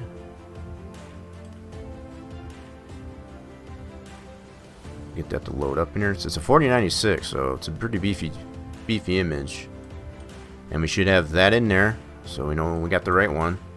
So now what I need to do, there's no way to zoom out on this here, so I want to select this as a swath in here, so I gotta do left shift and select that. What that'll do over, oh crap, it's a big image, so in WinMap 2 you gotta give it a chance. So as long as that's right here, this is what I want. Now from here I can create a TGA. Okay, I've shown this process before too, so a lot of this is just refresher. So save as a TGA. Give it a second there. Okay, and now we'll go ahead and close that. Get out of that, and that should have created TGA of that. So by doing it this way, this TGA will include that that little swath as alpha. So when we bring this image into 3ds Max based on the ground plane, it'll put that in there. See, it already updated it right there. So that's the new image applied to the ground plane based on that one I just created. Actually, that's the bitmap. We don't want the bitmap, so we want to apply the TGA. We want to make sure we apply the TGA. So that's the bitmap that I created that 3ds Max updated. What we're going to have to do is physically go into our material editor, like so.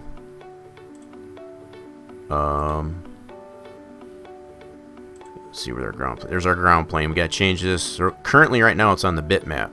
We don't want the bitmap because that doesn't give us the alpha. Right, so we got to point it to the TGA that we just created, which is this one. What that does is gives us the option here for the alpha, which is right there.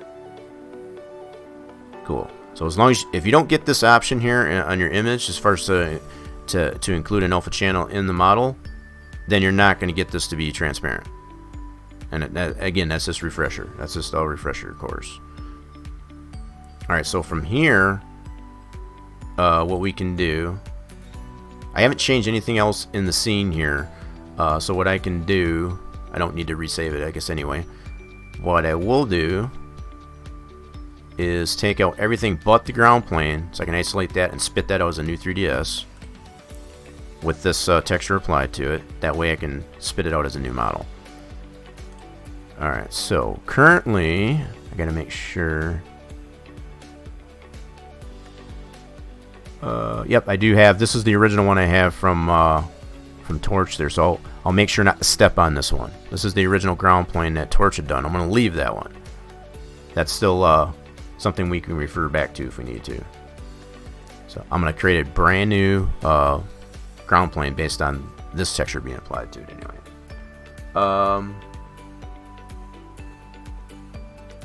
Right. Yeah, and that's true. So I did not do that yet, I guess, as far as to ensure that the measurement of the ground plane in 3ds Max is correct. I still need to do that, but one step at a time here. I'm going to create this model here just to kind of prove concept, I guess, of that. We can still, even with this image applied, make double check that to make sure. So if you're just reminding me of that, that's a fair mention.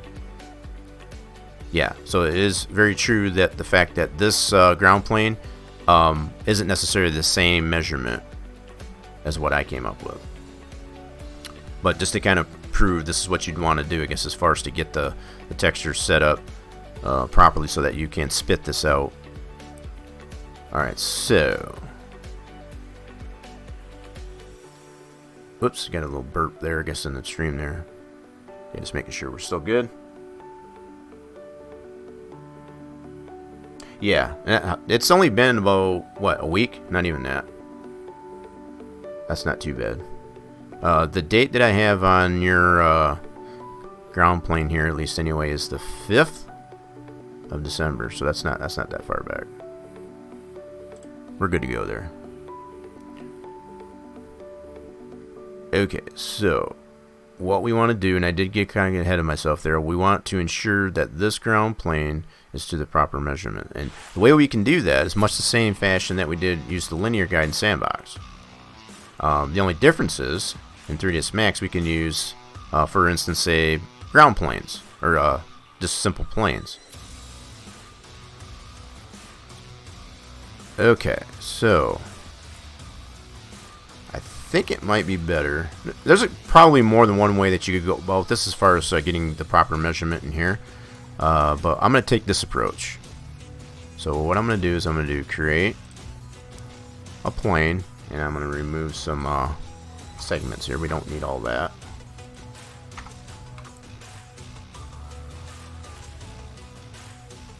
I want to say we did, but just to ensure that it actually is, this is one way to do it. Because what I was basing the LiDAR to was the fact that your ground plane was correct.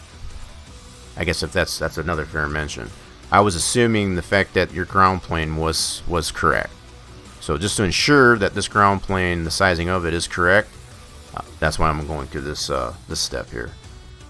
So once we can confirm that this ground plane is correct, that'll further justify, I guess, the fact that the LiDAR scaling is correct. Now, from everything we've seen so far in Sandbox, as far as bringing everything in there and zeroing everything out, that's proving the fact that there is some deviation there, and it's some very huge deviation, more than should be comfortable with. So that's the only reason why we're to this part of the process here now.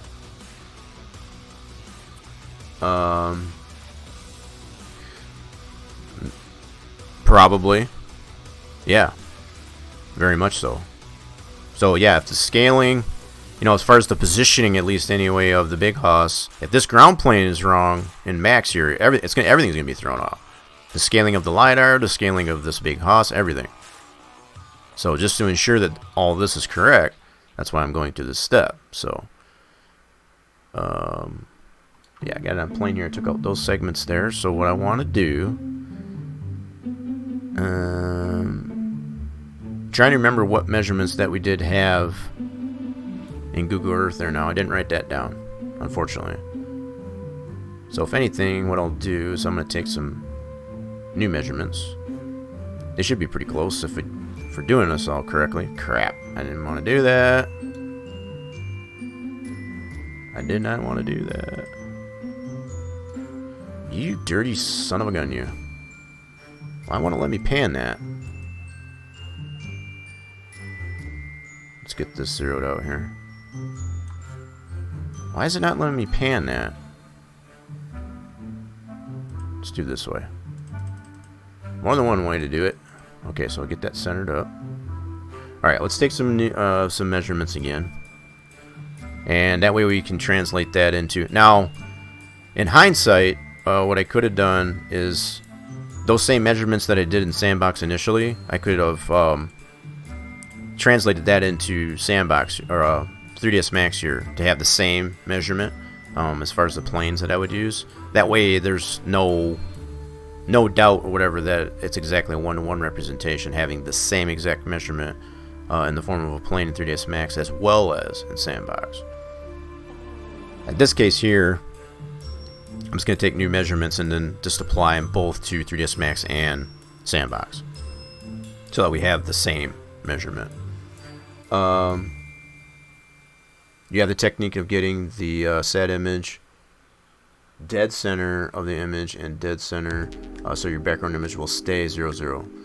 I mean, honestly, that's what we really need to have. The fact to have it dead center and not have to offset the X or the Y, say for example, like we've had to so far. Right. That's what you're certainly makes the rest of the process quicker. Right. And much more precise in that fashion too. So whatever method I guess that you've come up with, I guess, to get that, bringing your background image and have it at 100% center, not having to mess at all with the, whoops, that's not what I wanted. Not have to mess at all with the center X or Y, or even the rotation for that matter. That's even better. As far as just leave that all at 0 and just get the proper dimension, I guess, as far as the cross section of the width and the length. Anyway, I don't want to get too sidetracked here. So what we need to do is take a measurement in Google Earth once again. Just bring up our ruler and take some key points here. So again, I think I'm going to do with this this height here that we got in Google Earth. I'm going to go from here all the way to this sign. That ends up being 673. We're going to say 674. And then go to geometry.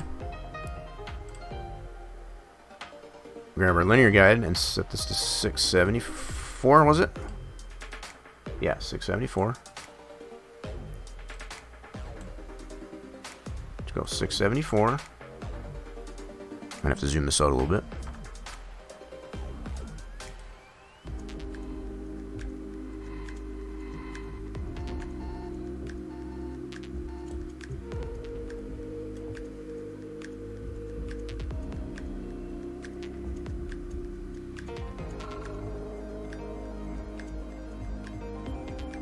Right about there, okay.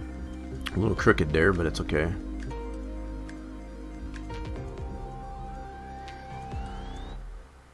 Trying to get that straight as possible. Right about there, looks like, so we'll center that up. Let's see how close we are.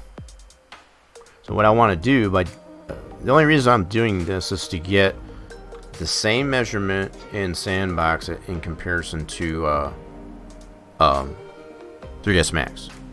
So we have a 1-to-1 representation of what we're trying to measure here. So I went from here, that building, whatever that is, to that tower. I think we're pretty close there. I want to center this up just a little better. Let's move it right about there. Yep. Not too far off. Now, keeping in mind I don't have this exactly the same as what I got in Google Earth. So this is 673.53 and 673.62. So that's not that much deviation from that. But again, I'm just trying to line this up as much as center. Keep using this reference here for that straightaway. That's centered, right? So anywhere along this line should get us pretty doggone close. So there's a little bit of deviation here. I've got this measurement here more the center of that tower and to this, so we're a little bit off even with that being centered. So I might shift this down just a tad. Yeah, that's closer to what it should be. Okay, so that's good that way. So 673.62 there, 673.53 there, so we're about a tenth of a meter off, which is not that terrible. Okay, so we want to set this up to the same thing in Sandbox or 3ds Max here. So we'll create a plane. Let's draw this out here like so. It doesn't matter how tall, it's the length of this that's going to matter. So in this case, we want to make it 673.62.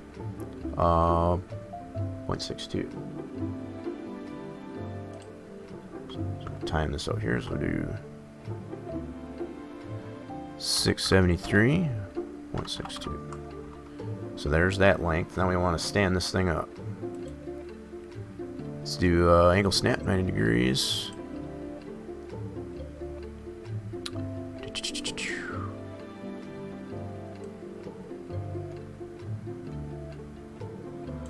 There we go. This is going to give us a reference of how our ground plane. Now we need to center this up. Now that we've got this the proper length, now we need to center this up. So we'll go effect pivot. Only centered object. That should be good. and then center that up. So now we know where that ground plane needs to be set to, based on that dimension. Now, keeping in mind, it looks like too, we don't have that information in our ground plane here as far as the mapping of that. We might have to adjust that to get the same representation. That could be something that's throwing us off too. So just by looking this as it is, that might be how much we're off. Because what we got on the ground plane here is not the same as what we measured. Okay. I'm just thinking out loud here at this point. So again, if I'm not making myself clear, we don't have that information of what we're measuring in Google Earth on the actual ground plane. That's why it's showing off at this point. So we don't show that tower for the grandstand as well as that building that we're... Now, would that suggest should we remap? That may not be a bad idea. To remap the ground plane, I guess, so it does include that information. Because we do have that in the image itself. That shows here in the background image. Right? I made the ground plane with the measurements 52404. Yeah, see, again, I don't want to use the measurements that you came up with, but that's good reference, right? We're trying to start from scratch here to get this made correctly. Okay, so just to reiterate, I know you're just sharing the information, I guess, of what you came up with. I don't want to use that information because, in my opinion, at this point, it's wrong. So I'm trying to debunk that, I guess, anyway, at this point. All right, so by taking measurements that we know right here, I guess as far as what we measured, we want to translate that into 3ds Max, which we do. But what we don't have in our ground plane is the same area, so we can't adjust it properly, I guess, as far as without that. Okay, so question becomes, do we want to adjust our measurement in Google Earth to what we actually have represented on our ground plane?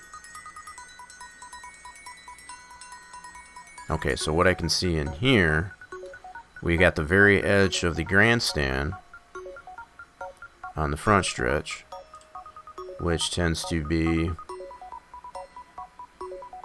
Man, that's going to be hard to set that properly, though. And this is where it comes into play, where you want to use something distinctive as far as making a measurement. Let's see here. So I can see that red line here in the grandstand. That would be, that same here would be this red line. That's really hard because some of that's cut off. So that's not a really good reference point. So we'll probably, I'm going to try and remap this ground plane, I guess, to include what we're actually representing here. And by doing so, that's not forcing this, I guess, to fit what we got here, for example. This measurement that we've got here is representative of what we've measured in Google Earth, right? What might be necessary is, well, we might have to adjust the ground plane to this size and then get that mapped properly. And in fact, that makes much more sense as far as when I put it that way. So what we'll have to do is adjust the ground plane to this measurement and then actually remap the ground plane to include the information that we're measuring here in Google Earth. That's going to be a one-to-one representation of. Okay, so first off, we need to adjust this ground plane to that. Now, there's a couple different ways we can do this. I think the best way to do it, I'm going to add a poly modifier to this. Actually, I got the...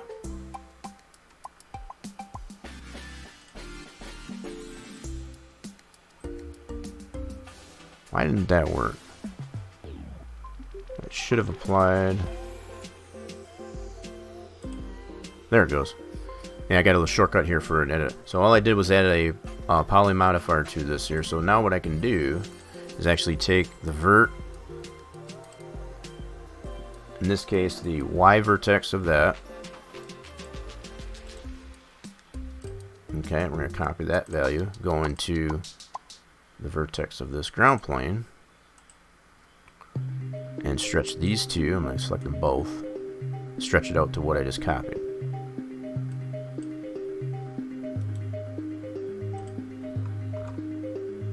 Oh, you dirty son of a gun. Anyway, you got more than one. Alright, let's do them one at a time here.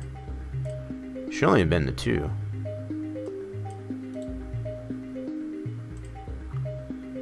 Why is that not shifting the, Is that got a back face? That's weird. Alright, let's do it as an editable poly just to make sure that... Yeah, right now it's in an editable mesh. So let's convert it to an editable poly just to make sure that we can adjust that properly. There we go. Let's try it that way. So now we got it in editable poly. Paste that vertex. There we go. So now all we're doing is we're shifting the ground plane to match that edge of the plane, which is at our what we measured in Google Earth, for example. And then what will have to happen once we do this is we'll have to map the ground plane based on the same information that we've got measured here in Google Earth. So one step at a time here. Okay, so we need to go into here, get the vertex here, and you can pick either one of these. You just need that Y coordinate. So we'll copy that value. That distinguishes that edge of that plane here.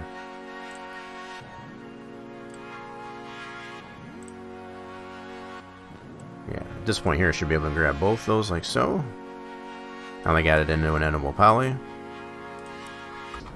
There. Now we got that measured that way. Now we got to get this way as far as on the X. Okay. Clear that out, and now we'll go from this direction. And I'm using something that's discernible, so in this case here I'm going to use this white. I'm assuming that's the wall right here, all the way from here down to there. 918.53. Okay, so let's do the same thing in max, or yeah. Now from here, what I could do is just clone this plane here. That way I can do the other directions here. So I'll do that. I'll do a clone. Do that as a copy. So we don't want to affect this one that's already there. And then I'll just rotate that 90 that way. Let's do angle snap. 90 degrees this way. Now, because I still have this in here, I can adjust the size of that. I just got that modifier in here for the editable poly to get the vertex. I still got this in the shape here, so I can adjust it. Method of the madness there.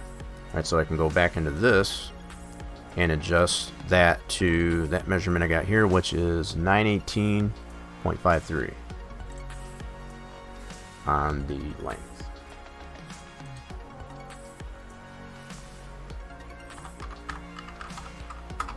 There we go. So now we know what to adjust the ground plane in that direction. Now I'm going to make sure this is centered before I move any further. So let's go effect pivot, center, which it is. Cool. This is just to confirm, at least if anything. So now that we know this direction is confirmed, the white in the it doesn't matter. It doesn't matter. I know I might have said wall. This is as long as you're using something that's discernible. That's in the image.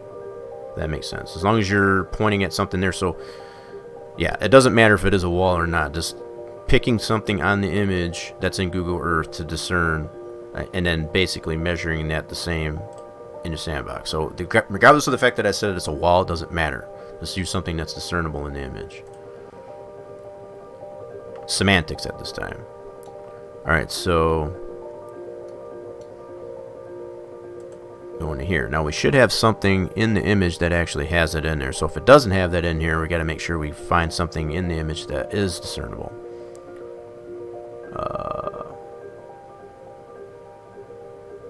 So I might have to adjust this a little bit more. With that being said, what is that white line anyway?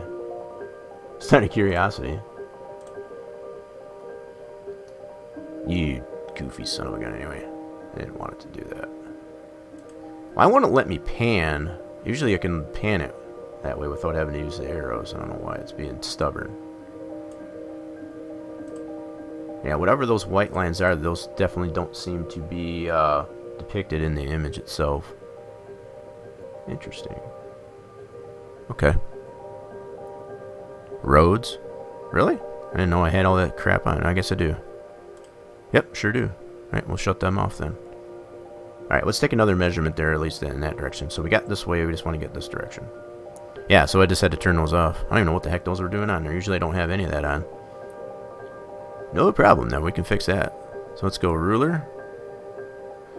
Let's take another measurement here. So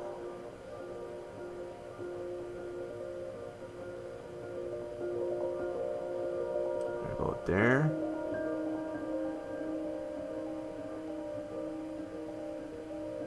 To there. And that's actually further, yeah. That's probably good idea. So definitely want to pick something that's discernible in the image. So if you've got any of these overlays on as far as roads, make sure that you turn those off probably, because that's not going to be in your image. So that ends up being 935.92. It'll say 936. Round that off. That's not too far from that deviation there. So we'll say 936 on that. So again, in length, go into this. Set this to 936.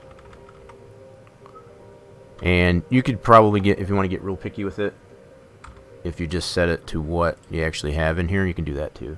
935.92. It's not that much of a deviation, personally, in my opinion. I guess as far as to just round it to 936. But if you want to use that exact number to that plane, feel free to do that. So we got this adjusted here. Now, just want to make sure it's centered.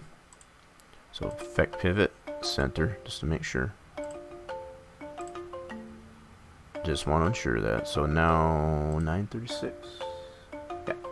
So that's the proper length. Now we can adjust our ground image to that edge. Now you can do it this way as far as to just manually scale it to that.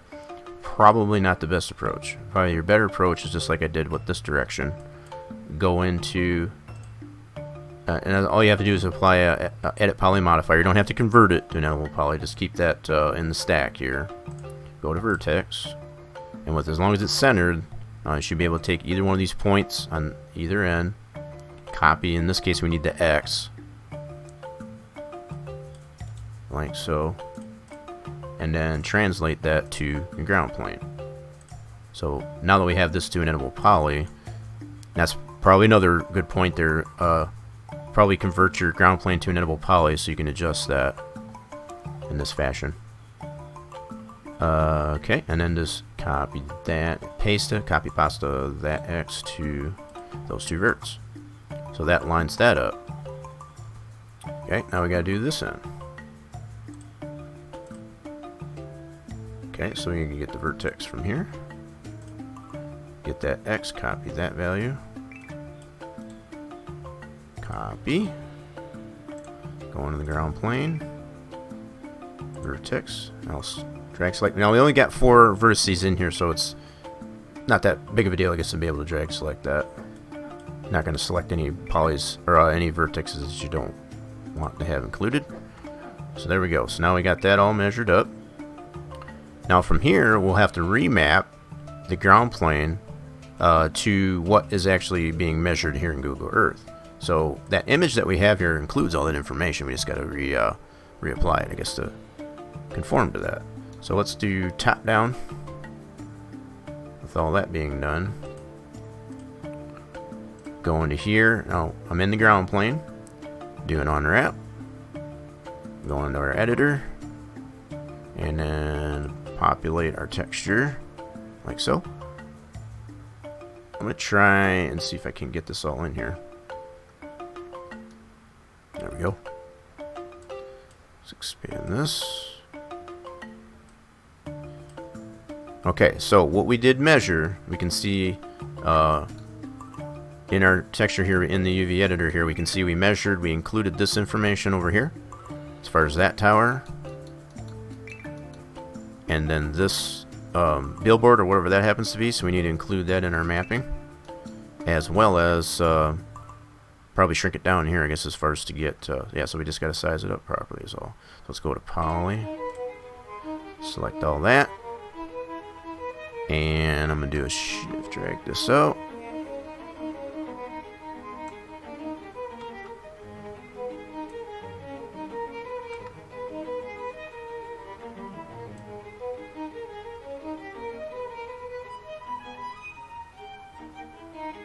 Yeah, it's trying to grid snap it. Even though I don't have the grid snap on there, it's just wanting to snap it to the grid.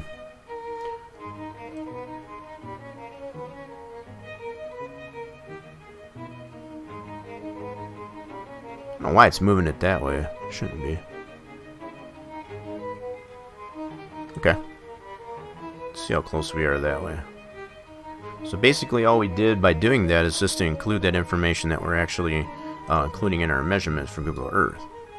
Right, so now we can look at our planes and see exactly where we're at.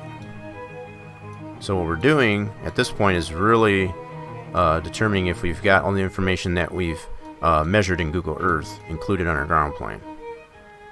So we can see that tower right there.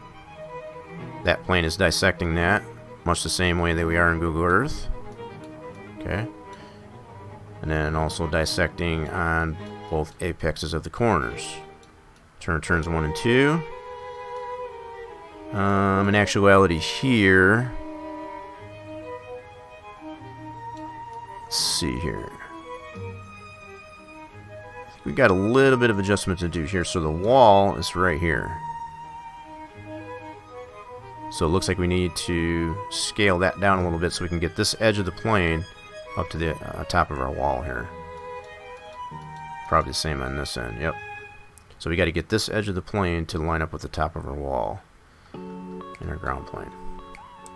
So this way seems to be pretty good. Yep, so we got that dissecting that very building here. And again, just to reiterate what we actually did measure, we measured from,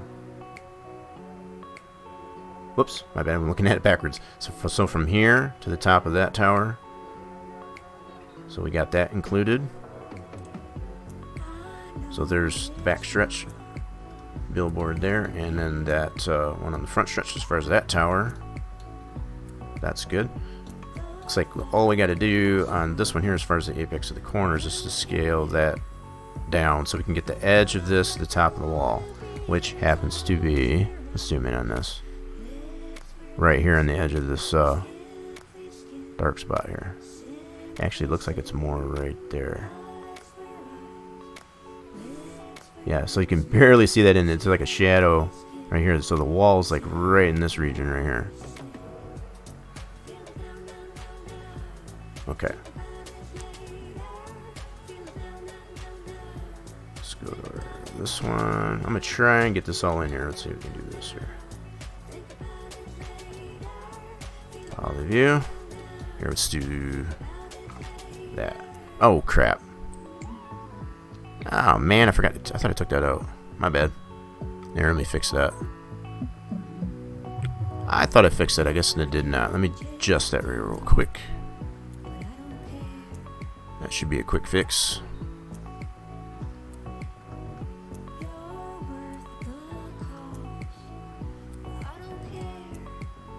There we go. There, let's try that. That should work.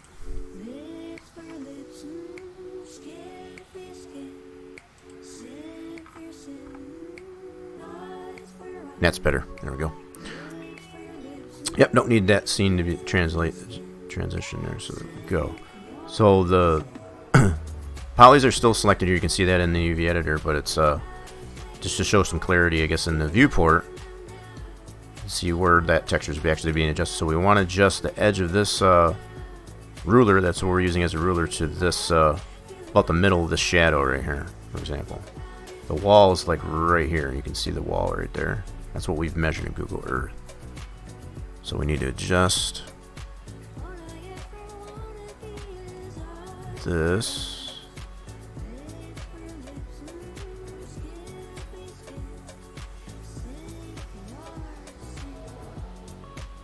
Right about there. On that end, let's check the other end.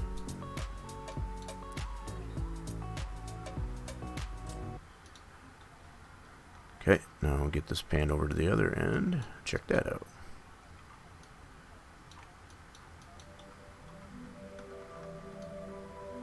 Yeah, so we can see even over here, we got our top of our walls like right about right there. See it right there? So we got to get the edge of this. We need to get the wall and the image here gets to line up with the edge here. Okay, let's bring that back up. Oops, let's get this panned over a little bit more. Crap. There we go. Hopefully that helps.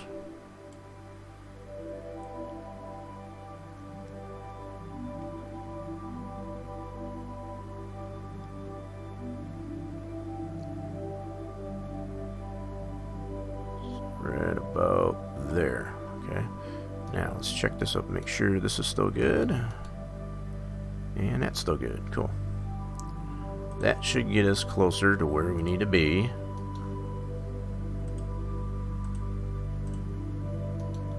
Okay. There. Now we got everything included of what we've measured in Google Earth on our ground plane. And we confirmed that by all with the rulers and all that stuff. So now we got a one-to-one representation of what we've measured in Google Earth. Now, from here, let me hide these planes. Let's do hide. That, we're not deleting them. We can always go back to refer to those. So let's take a look. I'm just kind of curious of where we're at with whatever everything else is lining up here. So, our track template here, this is the one that was currently in play here. That's at a -6. Let's just zero that out. Let's bring it up here and see how close we are.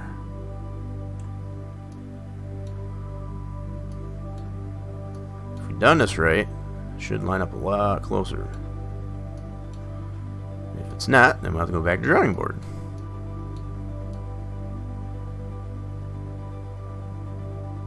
Yeah, we already seen that's way off. You can see this. Here's the track surface right up in here. We got our track templates that way. Now, most would probably want to just go ahead and rescale the template to that image. You don't want to do that.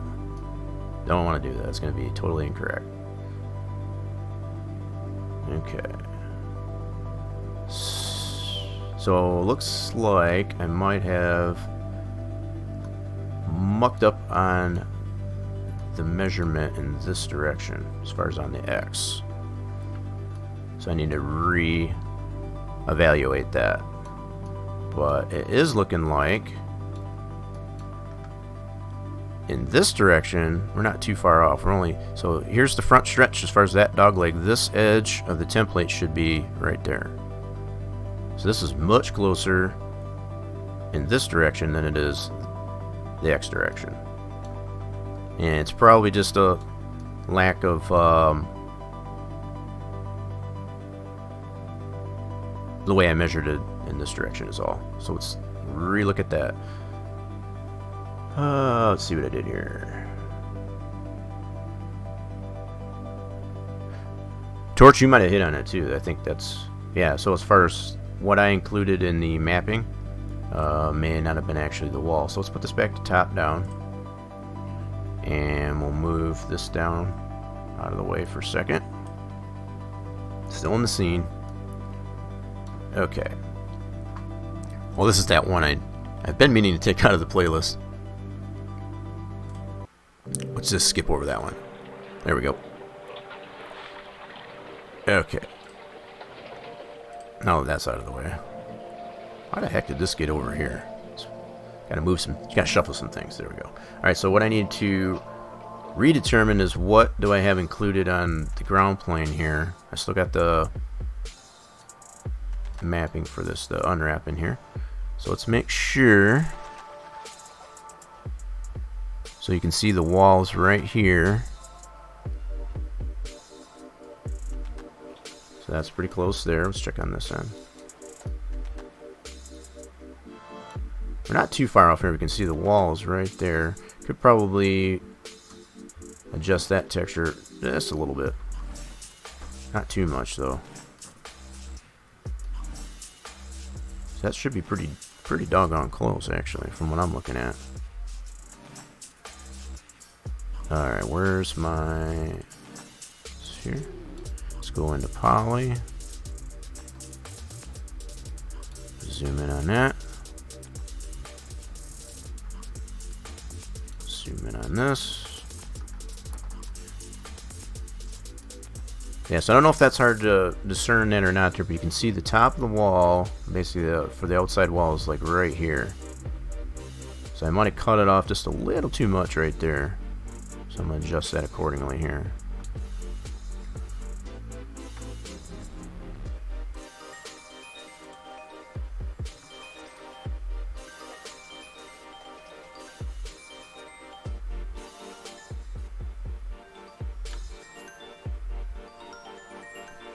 Alright, why is that? Wait a minute.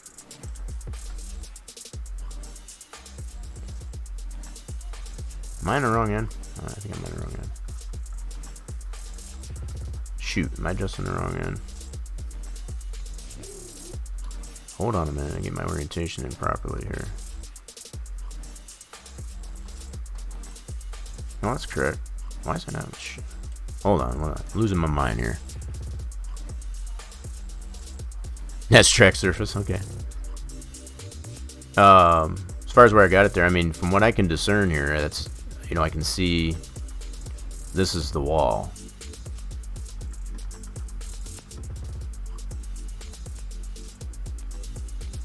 So you're saying this one here's track surface there, so that's, if that's track surface, yeah, I definitely got it cut in too far. Alright. This is where it comes into play, because as far as maybe having a little bit more detailed image, but we're gonna use what we got here. It's not incredibly yucky.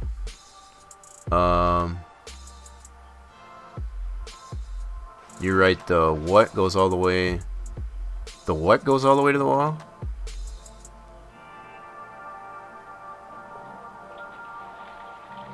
Got some typos in there. It's hard to discern what you meant there. Let's see here. So, alright. Why is that not adjusting? That's what I'm trying to figure out. Should be real time. Alright, so I'm on the right portion of the UV unwrap, so I'm just trying to see why is that not adjusting here. Oh, it's just moving. Oh, I gotcha. Why are you doing that? There it goes. Yeah, see, so from what I can see here, this is definitely outside the track as far as the shadowing is. So if anything, it would be right at this, this where it turns dark to light is where the wall would be.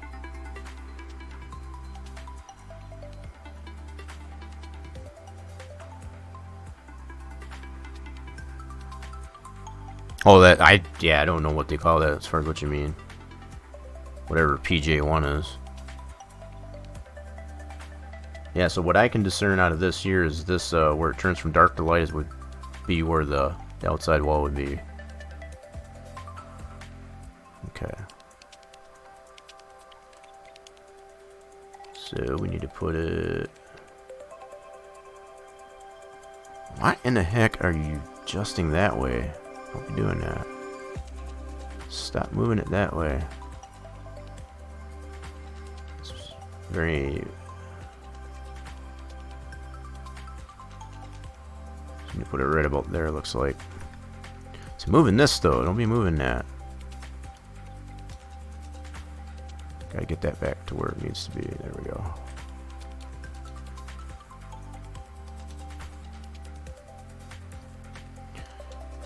I think I might have been off just a tad. I mean, but it wasn't that much. Okay. Now I think we're closer to where we need to be. It's kind of hard to tell a little bit there, though.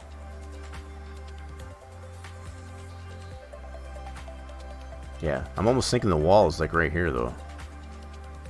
So yeah, going back to my initial thought there, I think the wall is really actually like right here. You can see that white line that's right here.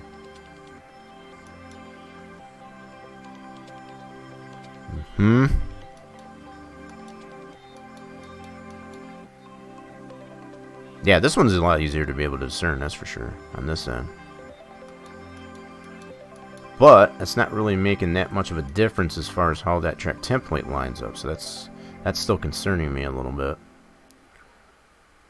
Let's see here.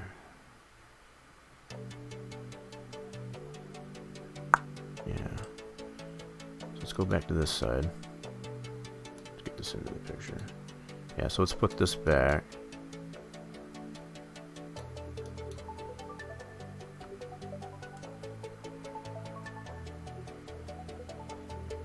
So right about there. So that wall, edge of that wall is right there. Okay. So with that done, we got that set. Well, what's still concerning me is the fact this direction. Okay, we'll bring our track template back up here.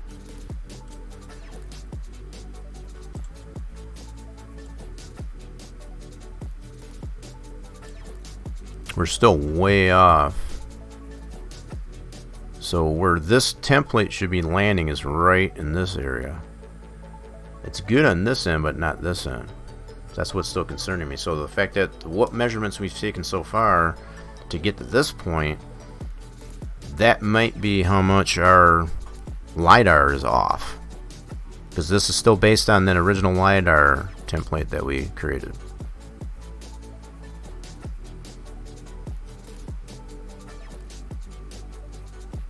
Yeah, so that's where I'm stuck at it. So if we do have this correct, I guess as far as a 1-to-1 representation for the ground plane, that goes to show how much the original LiDAR scaling is off.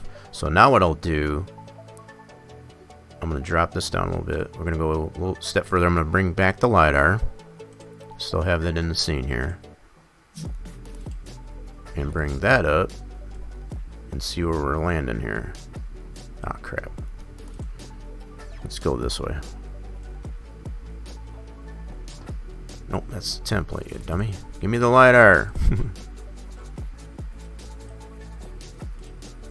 There we go. There, so there's the LiDAR. So let's see how close we are to how the buildings in that line up to this conformity. Let's see where we're at. So, oh hell no, that's not even close. So what I'm looking at is, see how these buildings here, these are static structures. So the LiDAR is definitely off. So again, if everything holding true, I guess, as far as the fact that we've got our background image here for our ground plane set correctly, everything that we've done so far would prove that point, as far as to have everything included on the ground plane that we've measured in Google Earth. Alright, and keeping those deviations to a minimum. This goes to prove how much the scaling of the LiDAR is off. So in order to get this lined up to our ground plane that we have here now, we would have to rescale this LiDAR to match that. So all I did at this point here, to where our new ground plane is established, is to just raise up the LiDAR to what we have here, so we can see how much it's off. And this is proof positive or whatever, how much it's off. So this is height data in the LiDAR that would have to be lined up with this outline of the building on the ground plane, same as over here. So it seems to be off consistently all the way through. About that, it's shifted that much, pretty much all the way, no matter what you look at. So here's the signature of the scoring pylon. Would need to be over here. Same amount of shift that we got here. So yeah, It's pretty consistent in that fashion. And it seems to be only in this direction. Maybe a little bit on this way, but not as much. It's more this way on the X than it is the Y. Yep. Okay, so let's go into scale. I'm on the LiDAR model itself. So this is the point that, you know, we've come to that conclusion. Getting everything set right, get one thing set at a time, and then getting the LiDAR scaled to what we've measured correctly and as accurately as we can with the ground plane. Okay, so this is part of that process. Alright, so what I've got this set at, go like this, so we can adjust it on the X, for example.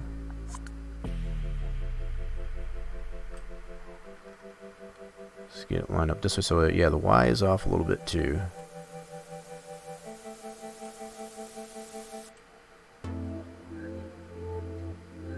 And you can either do it by this or going down here, as far as to line it up this way as well. It's probably easier to do it this way. You can just grab that via the mouse. Alright, let's go top down on our view here. We can get a better visual, I guess, as far as how we need to line this up here. So, where are we off yet? We need to get this building. Wow, that's one's way off. I guess I went way to the extreme here. So this building needs to line up with this. That one with this. This building here with that. So on.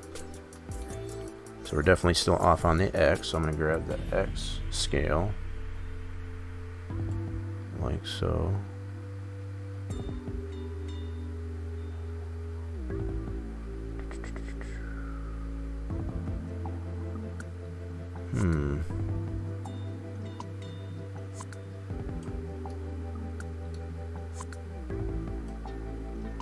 Okay, that's gotta go this way, actually.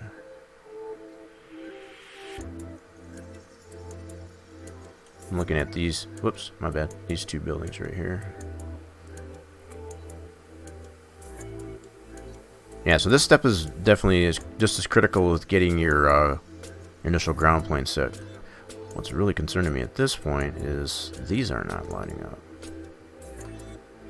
So score tower, our signature for that needs to be right there. You can see where that shadow is for that. So we're definitely still way off there. Okay, so we might have to scale this and then adjust it just on the X. So there might be a couple of different adjustments we need to make here. So let's do this and then go here. And again, you can, no matter if you grab it by the pivot here or just this way, as far as to get things lined up. Now, keeping in mind, this is all assuming the fact that we do have our ground plane set correctly, showing how things would need to get scaled and adjusted.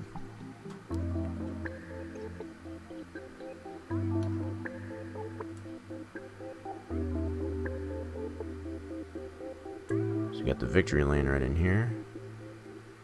Let's go back to top down. That's looking pretty good. There's the score tower where it needs to be.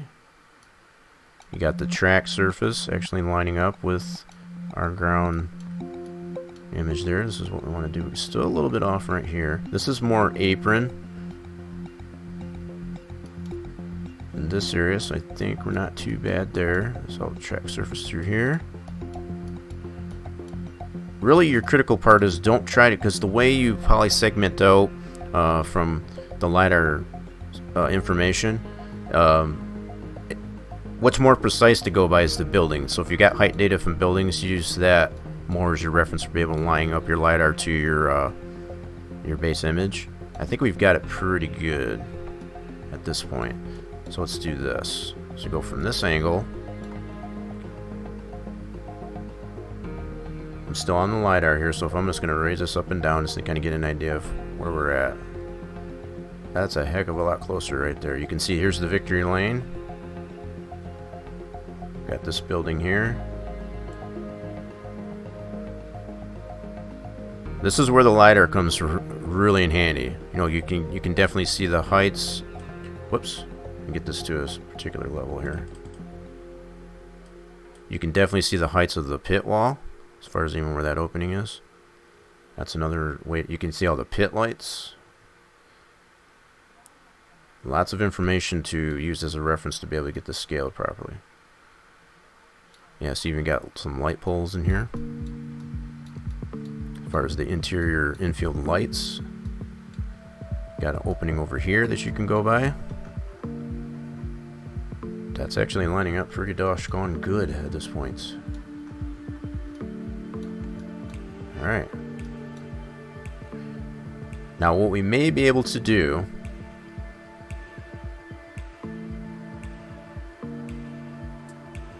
now that we got this set, we know that I'm a lot more confident at this point in knowing that the ground plane is set correctly. Just with everything that's being presented as it is right now. This is much closer to where we need to be. Okay. So with that done, let's drop this down. This is our LiDAR. We'll just put that out of the way for a second.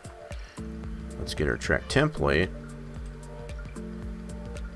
Bring that up. Now, just much the same way that we've scaled. This could be a little bit tricky if you want to do that. Usually at this point, what you'd want to do is, now that your ground plane is established, you could spit this out as your ground plane to bring into sandbox. Now that you've confirmed that your LiDAR lines up to it, spit this out as an object. So we might just go through that process. What you might be tempted to do if you've already got a track template established, and that's kind of more what I was leading into, is to kind of scale that in there. Probably not a good idea. Probably not a good idea, because it's just going to create more problems for you down the road, I feel, as far as to try and scale that much the same in there. So once you've got that all established, just starting up completely from scratch, just disregard any templates that you might have for your track template at this point, and just don't even use it. As much as disheartening as that might be, that's probably where it's going to come down to. So now that we've got a more solid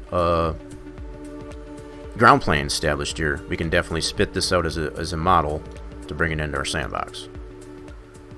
And then, if anything, going back to what I was trying to allude to, gets as far as to create that opening in this model. You know, with having that transparent, we'll be able to line that up to our background image, that corner of the garage, and then it'll make more sense once I get to it. Okay. So what I'm going to do from here is just go ahead and save this scene now that we've got this all established. Okay. You can only give yourself one shot. You trying to make up for shots that you missed there, Torch? Alright, so let's go ahead and save this scene. Yeah. Save right over this. Yes. Okay. Now what I want to do is take everything out of it, less this ground plane. So unhide anything that I got in here. So I got my rulers in here and stuff like that. I'll keep them in there for reference. That definitely gives us some clarity as far as like what we did actually measure in Google Earth, for example. Okay. But I want to select all and keep everything but the ground plane at this point. Okay, so take all that out. So now just keeping just this, I'm going to go ahead and collapse down this mapping. You want to keep that? Yes. There we go. So now I can spit this out as a 3ds. And what I do want to ensure at this point that I do have that applied as an image alpha. So that's going back to what I was saying earlier. You want to make sure that the image that you're applying to this, if you want that alpha channel to be included in that model, make sure you're loading the image that has that alpha channel. And you have this option here. If you don't, you're not going to get that transparency in the model.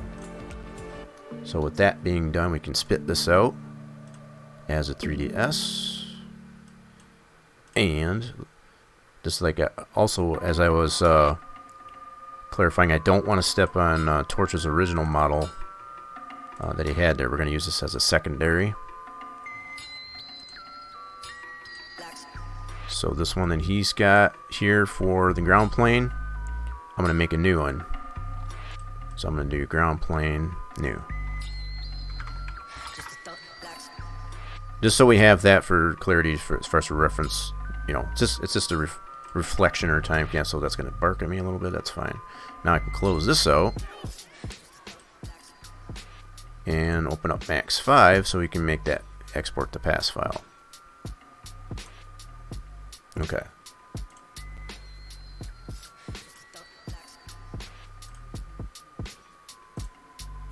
It may not seem like it, but you know, at this point we're having to go backwards just a little bit, but this is going to remove any discrepancies that we have and moving forward, I guess, with the track build. So at this point there's some positivity with the direction we're going here. It may not seem like it, but it's definitely, we do have that. How's the track distance like 1.5 miles measured from? That's a NASCAR thing. I know they got a whole rule book or stipulation as far as what they go by. I don't remember exactly what they are, but I know I do have the conversion there. So like when you're in sandbox, as far as to determine if you do have it set correctly as a 1.5 miles, say for example, there is a calculation. In fact, I never even look at that as far as to see. Let me go to geometry here. Oh, I am in geometry with that.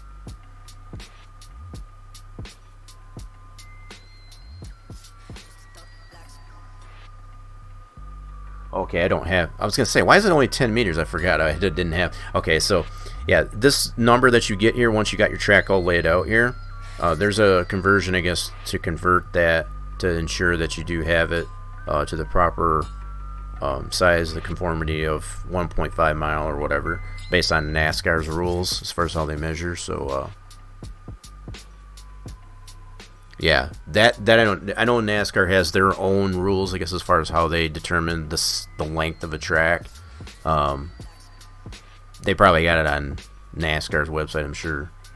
I don't have that information readily available to me, but would behoove you, I guess, to probably have that information available so you know once you lay your track out. Again, to me, it also just coincides if you're scaling your image and all that stuff properly, you're going to get the right size. But just to make it, to justify whether or not you're too far off or not, as far as that deviation from the actual length that you come up with once you build the track, that number that you get down here, as far as in this case in meters, there's a way, I guess, to be able to see if you're in the ballpark, at least. Anyway, yeah.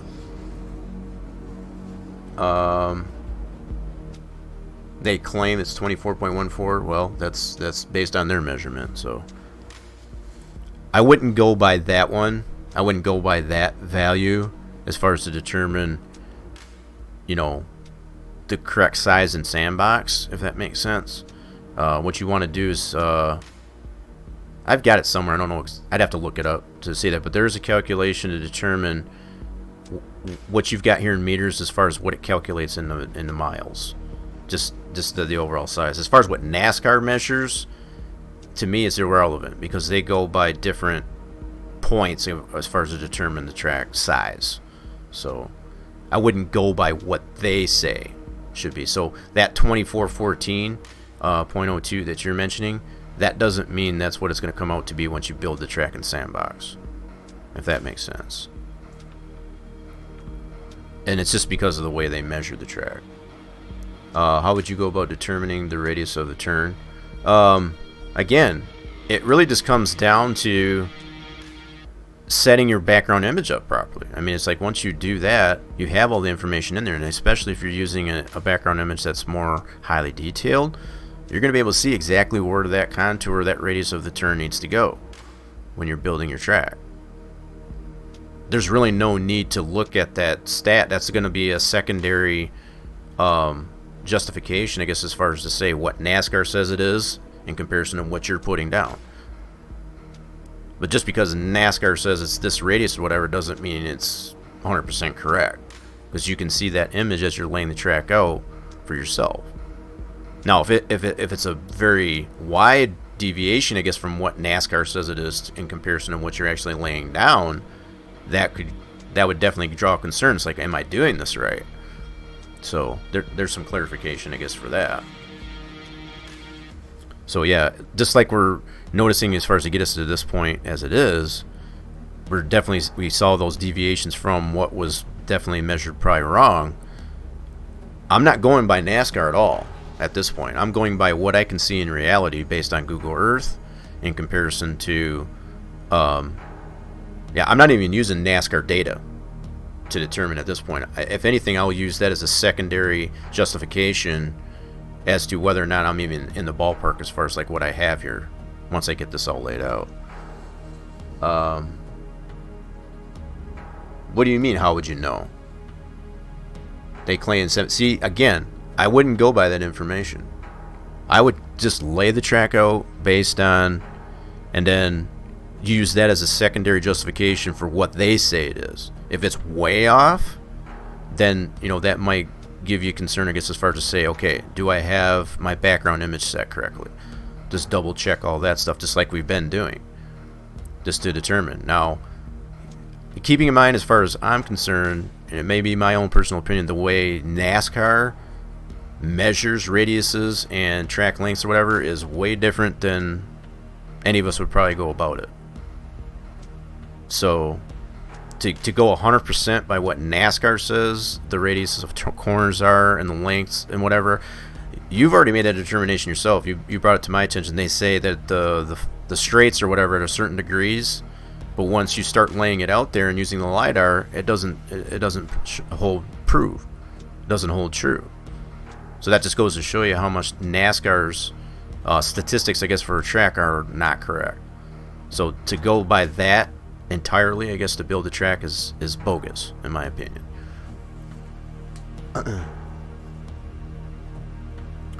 As how the heck would I know the radius or even how to determine? You wouldn't. You're just building the track based on this information by laying out that ground plane. You wouldn't know. That's the whole thing. If there was a tool, like say for example in Google Earth to be able to do that, maybe. But I think just by taking a cross-reference of the track, you're kind of creating that. Now, if you want to take different measurements all the way around the track instead of just two, then do that.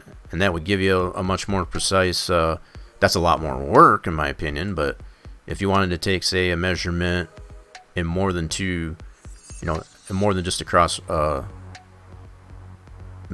measurement that way, you could say, for example, you could measure from here to here and take known points and get a more precise representation of how you're.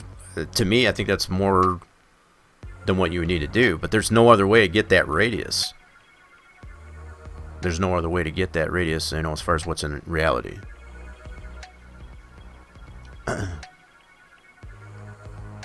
So hopefully I'm making some sense on that, but yeah, I don't go by NASCAR's measurements at all. I'll just build the track based on what I can see here in reality. And I may use NASCAR's information, whatever, as a secondary, just to see how close I am to it. And if anything,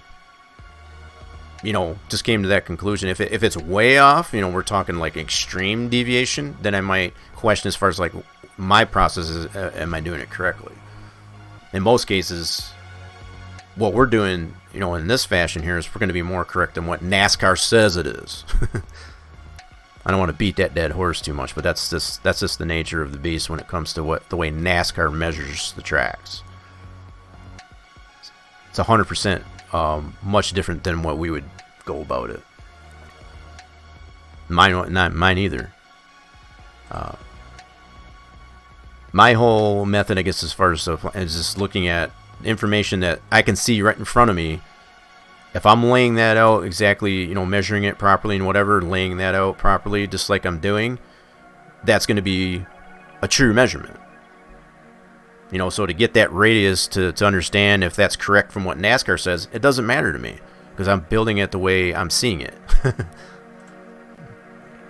I don't need that information because it's right in front of me, as far as looking at it top down, for example. All right, so Max 5 is open. Let's import our 3ds. So let's point to that.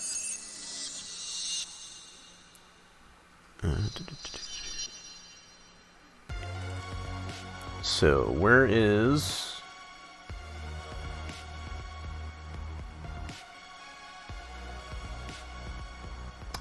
we need the ground plane new. So to make sure I'm getting the right one here. So we want to completely replace.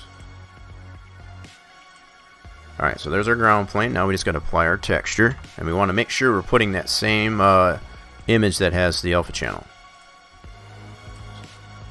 Okay, so we want to do Texas overhead, but we want the TGA that has that alpha channel. Boom. It's going to have that option. Should be already populated. So that's good. And make sure we physically apply it. There we go. So from there, all we got to do is spit out the pass file. And I'm going to put this in the same folder here. Keep everything together. Select our pass. And ground plane. I'm going to save this as ground plane new. That way I don't have to step on the original one you did. Okay, so now we got that pass file, which should be right here. So I'm going to copy this and our TGA. We're going to need that TGA. We're going to have to make a new MIP based on this. Whoops, not that one. On this new overhead, but that's okay. I got this backed up here, so we can definitely do that with no problem. Always good to make backups. So copy these to our Make 3DO. I still got that LiDAR in there, which is fine. Alright, so I still don't have the command prompt here. So now what we got to do is call up the Make 3DO.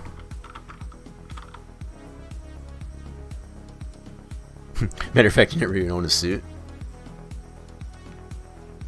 I can't say that so much because I've been in the service, so I did own a suit. Make 3DO minus P. And yes, I do count that as being a suit. I have an address in Class A's. So minus P for the pass file because we're just doing a raw pass. And in this case, the name of that pass is Texas underscore ground plane. Nope, got camel lettering here. Ground plane underscore new dot pass, and we don't have any other parameters to it, so that should be all we need. Boom, there's our new 3DO. We should be able to open this up to 3D SimEd, so I got the texture in there. There should be, just to kind of confirm. Now, if you do get some any errors, I guess as far as opening the 3DO in that fashion, chances are you got to figure out what's causing that. But should be good to go there. Now, man, wow, I just noticed how huge this thing is. 65 megs for that TJ. That's nuts. That's a beefy boy. Anyway, so what we need to do is get this into our track here. And then also we need to make a MIP file based on this TGA. So we're going to open up our WinMIP2 and point to that TGA.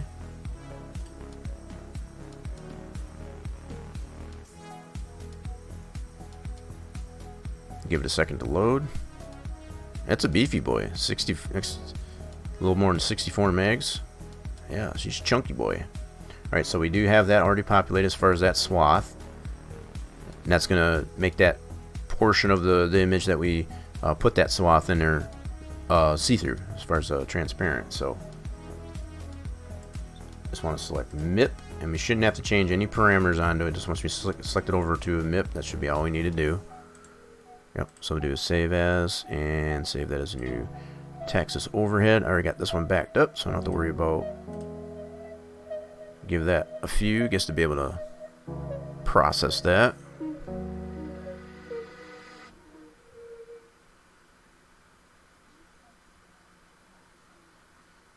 I think the playlist ended again. Let's get that back going in here. Are we having fun yet, folks? Hope we are. It's good stuff. Alright, so let's make sure that it did make that MIP. Ground plane. Texas overhead right here. There's our new MIP file right there. And it ends up being almost 11 megs. Pretty beefy boy. Pretty beefy boy. Alright, so we need to bring this new image. And I got this one backed up still, so we don't have to worry about overwriting at this point. So do a paste. And yes.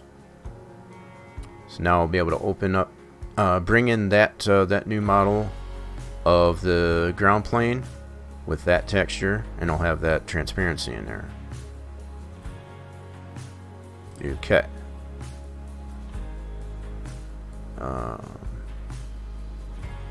Let me see what I got in here. I think. Good thing you're not a vegan. Why is that? I think I missed the point there. Alright, so let's go into object. Oh, beefy file. Yeah. She's a beefy boy. Alright, so let's go to object. I think I still have this original one in here. I want to take that out. Alright, so now we're back to square one as far as like just having the background image. Okay, so we got no objects in here. I just want to double check. Yep. So the only thing we got in here. Wait a minute. Oh, I guess I didn't delete it, so let's do that. Now it's gone. So now that's gone. So we're starting fresh. So that's all it is in here is our background image. Okay. Nothing in here. Just to confirm. So now we're in the object view. We just do right click, add object, and we'll just repopulate ground plane new. Boom. So there it is. We're going to zero it out.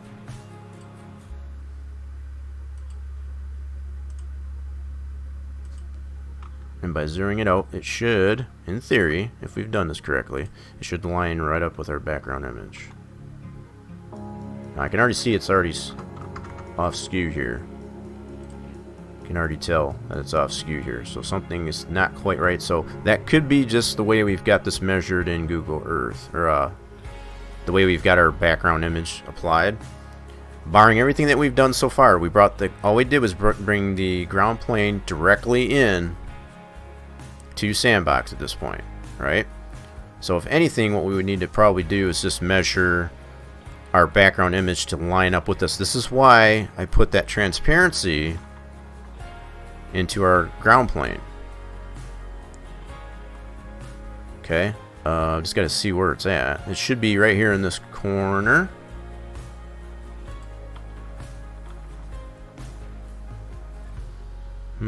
Okay, let me see here. Let me try and open this up now that I've got the... I need to confirm that it does actually have that hole in there. It should. So let's open up the ground plane new. Should have that hole right there. Yep. See, it's got that. It should have that hole right here. Now, if we look at the orientation of this, I put it corner of that building right there. So here's the front stretch here, so I'm in the corner. So we're looking at that upside down. That's what I needed to get my orientation of this correctly. So it should be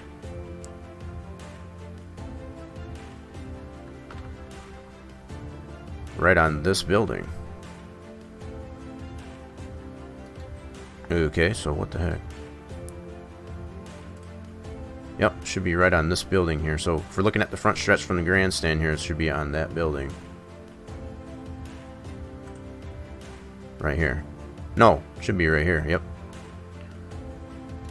This building right here. So how close are we? That is the question. Okay, so I got the object selected. Let's bring this. So I shouldn't have to move that at all, because that's all we got in here is just the ground background image. So this was in theory, at least anyway, I should be able to see that cut out into our ground plane, and that should help us to line it up to our background image. Was the whole idea there anyway. Let me pull this off over here. So for some reason, that doesn't seem to have that opening in the texture there. What the heck? So let me pull this off the side here. So yeah, we definitely don't have that.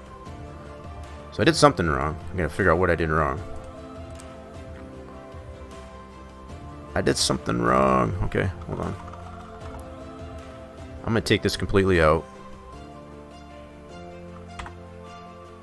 It may be that I need to close Sandbox, because I'm still in the same session of Sandbox. That's probably why. So it's still loading the ground plane with the original texture, which doesn't have that transparency in it. So I think that's what's going on. So let's go ahead and do a new. Yeah. Close it right out. We'll open it back up as far as that new track PTF here. I think we did save. Shit. I don't remember if I saved that. I don't think I did. I goofed. Yep, I did. I should have saved that. Dadgummit. I forgot to save that with that background image. I just screwed up right there. I didn't save any of that information either. Crap.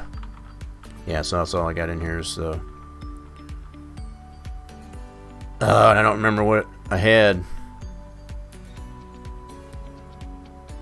Oh, for crying out loud. Can't believe I did that. My brain's starting to get fried. Yeah, so I didn't save that information for that background image, let alone that PTF. So I'm going to have to reapply that background image. Son of a biscuit anyway. Alright, let's Alright, that doesn't even matter. So what we can do at this point, we already know if we zero out that ground plane, that's going to be where we need it to be. Okay? And then from there we can just adjust our ground image. So there's a method around this. So Torch, probably the way you did it as far as to bring the ground plane in there with that image already applied to it, we already know that's true to itself. So if we load that into and zero it out in Sandbox, by having that cutout of the ground plane, we should be able to line that image up to it by taking the measurements using the linear guide of that ground plane, for example. So it's not all lost. It just kind of ticks me off, whatever. I wanted to see how close we were to lining up that image, that background image that we initially established, to that new ground plane.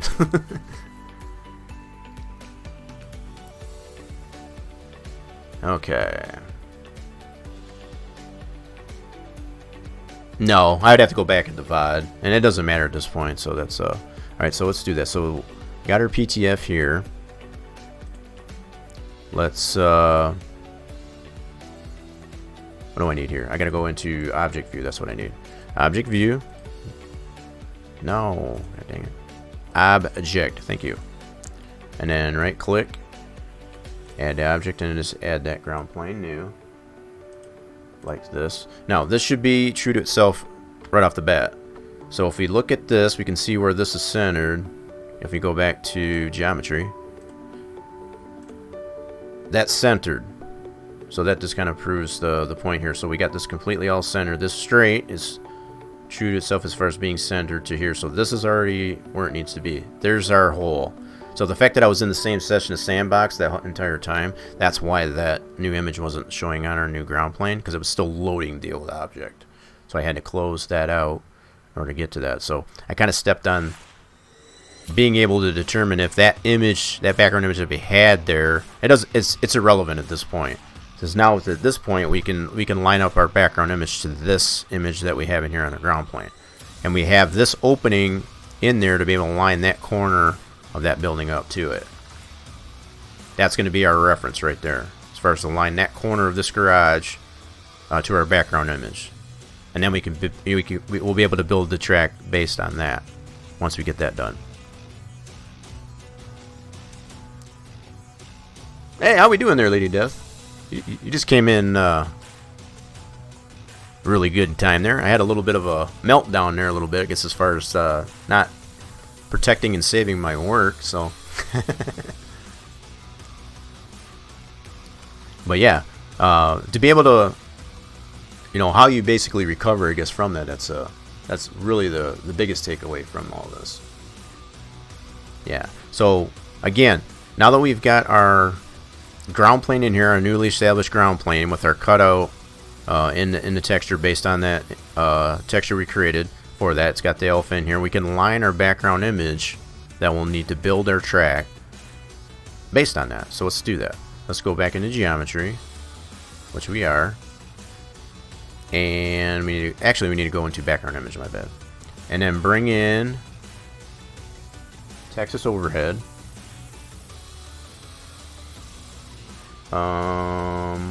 Actually, that overhead that we got there is going to include.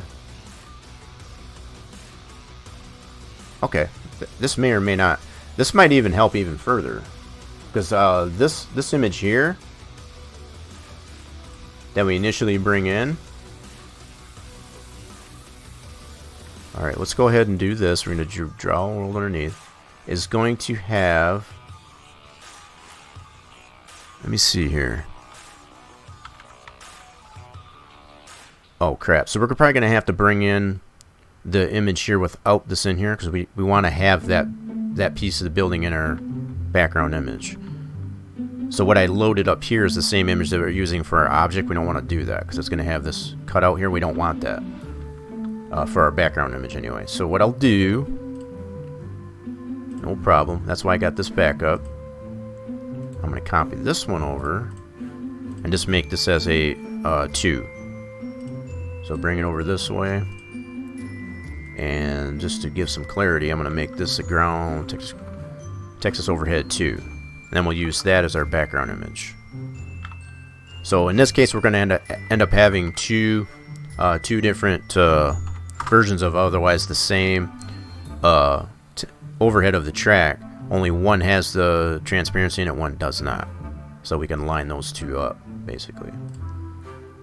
And that's basically going to end up being tossed out once we get the track done anyway. This is in here for placement, as far as what the object anyway. Okay, so what I'll have to do is probably close this out again. Yep. We'll just start over from scratch since I screwed up.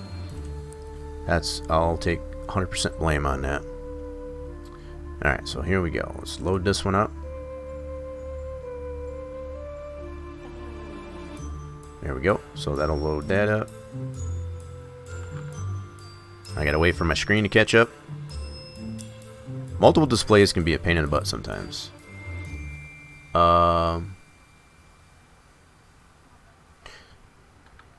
Yeah, if this all works out the way I'm expecting it to, in theory here, Torch, yeah, definitely. There's no sense in you having to go through all that, but hopefully you're at least getting something from it, as far as the process that would have needed to be done, I guess, to get to that point. That's all assuming that this all works out the way it should. Alright, so we need to bring in, go to Object View, and we don't have any objects in here, so do that. Ground plane new. Cool. This is already going to be true to itself as far as the object view, so we're good there. Go back to geometry. That's centered. Cool. Now we're going to do adjust background image, and now what we want to do is choose this overhead too, so that won't have that initial transparency in it. Now from here, what we can do is we can draw the world off Okay, so it's going to take a little bit of guesswork, even at this point. This is why I was... I'm still kicking myself as far as for not... I got a rough idea of what it was, so I'm going to go with that just from memory as far as what I had in there, and that's what I'm going to start off with here, and then go from there. It should get us pretty close. So I believe we had 960, and this was like 10, 20. I'm going entirely by memory, so and this was like a -8, I believe. So 960. Let's make sure we got this way. Now, if I would have saved that information as far as the track PTF, I wouldn't have had to guess at it, but I think that's pretty close. Alright, now, this is all I got in here is just the background image, based on just that guesstimate. Now, if I bring back the world, that's bringing back the texture for the... Now, you can already see right off the bat as far as how much that's probably off. Just by going back and forth between that, you can see how much it shifts. Now, this is the background image. This is with our new ground plane. So you can already see right off the bat how much it shifts. And that's kind of be expected, because I took a total guess at what I had that ground plane. But what we want to do at this point is to line up our background image to this ground plane. Okay, so that's the ground plane right there. So you can see right now, this is what I was trying to line up here. See that little building right there? Now we can see that with that cutout in there, we can line that up to it. That was what I was hoping to accomplish here by having that cutout of the ground plane. Okay, so now from here, what we can do is adjust the background image. We can kind of move this out of the way and line that up, that corner of that building based on the ground plane and our background image to get our background image lined up to that ground plane. Okay, so might have to play around with these a little bit just to see. And I went entirely by memory, I guess, as far as this. This is what ticks me off that I didn't save that PTF. I'll try and get over it. Alright, so let's do 10, 18.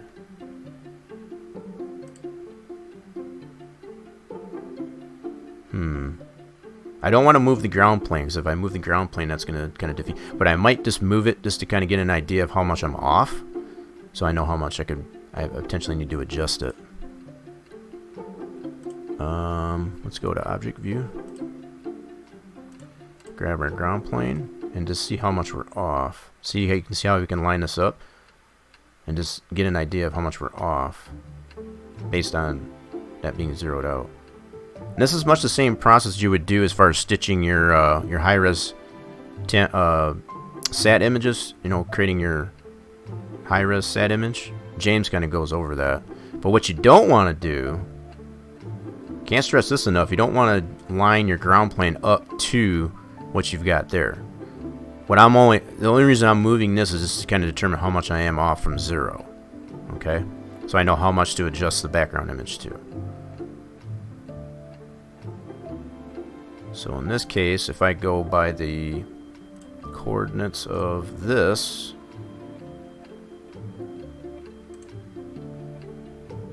okay, 25.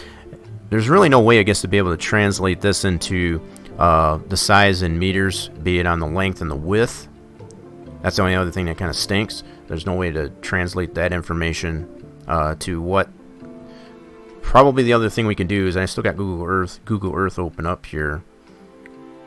I can get those rough measurements again. I went completely by memory, if I hadn't made that clear. So the initial measurements I took to get our background image was like thusly. Let's see here. From here to the outside wall here.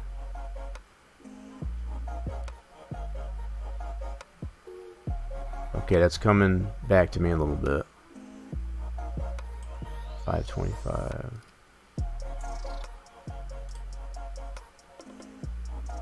I'm hoping it'll just kind of trigger, I guess, as far as Oh yeah, that was the value. Where that'll happen, that's probably not the case. Let's do geometry. Let's get our linear guide.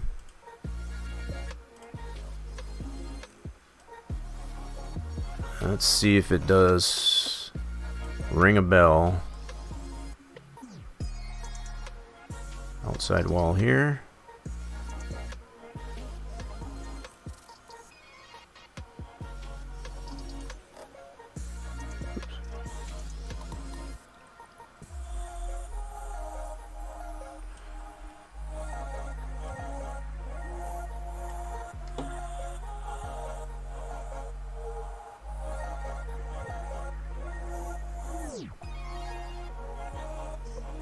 Okay, so I had measure, let me go back here.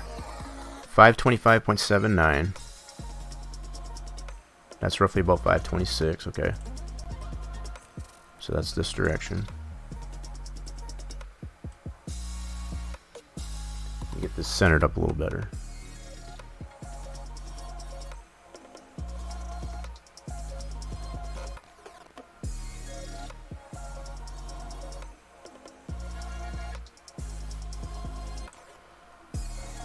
And go back to what that measurement was. 526, okay.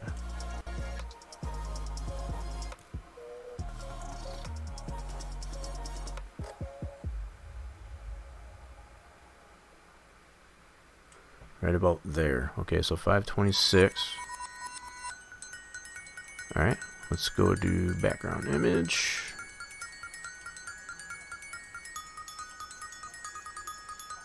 And 62.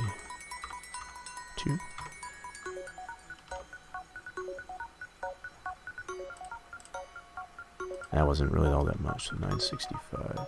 I don't think I had that rounded. I'm trying to remember. I think I was saying I had like 968. Oh, that's the wrong way. My bad. My bad.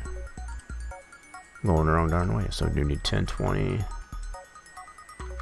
this way.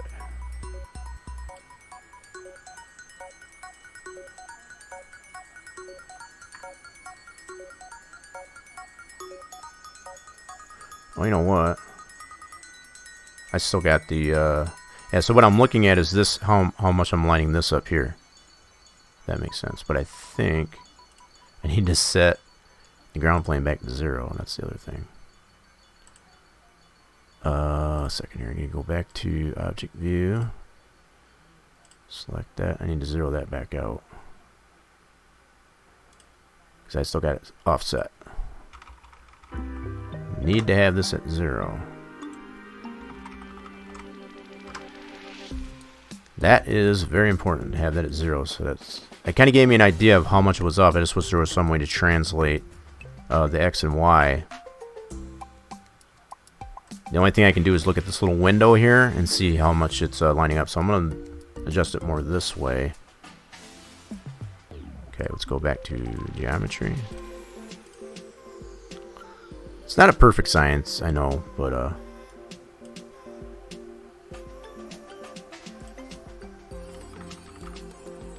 let's try 950.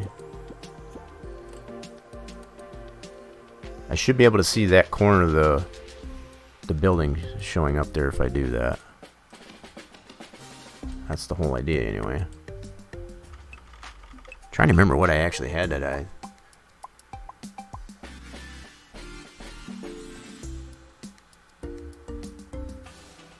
Oh, you did write it down? So 920 was it? I was thinking it was higher than that, but I could be wrong. I was going by memory, like I said. Alright, so we're starting to see some of the building there. See a very little sliver of it. Okay. Let's try 918.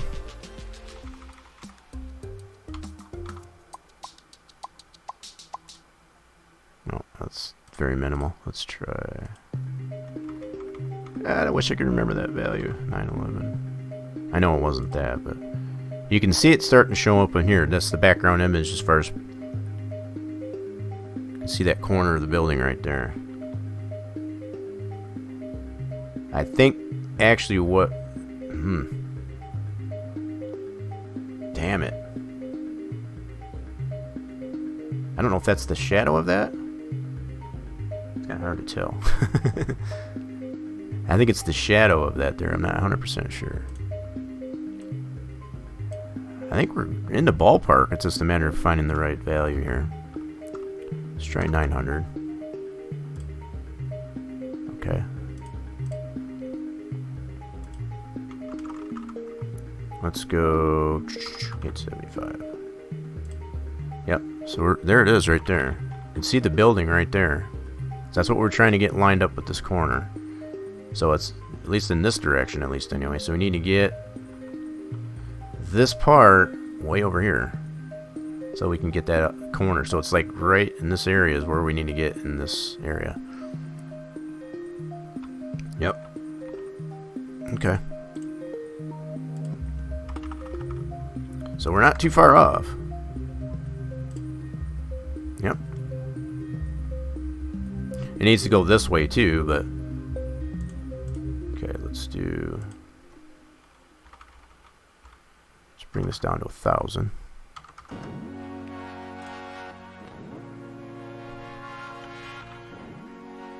Okay, what I'm looking to see now, I need to get that this edge here as far as it show up in there.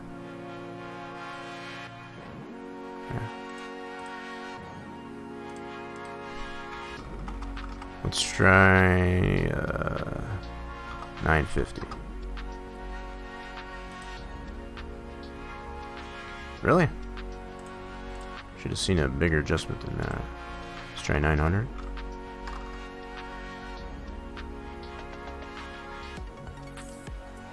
Wow. Okay.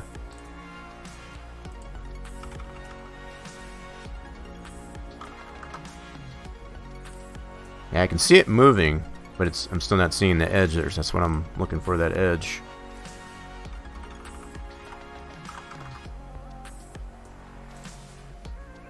My goodness, what the heck?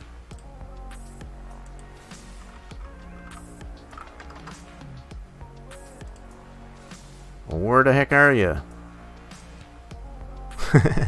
That's crazy. Gotta be in there somewhere. Let's put it back to 500. Well, what the heck?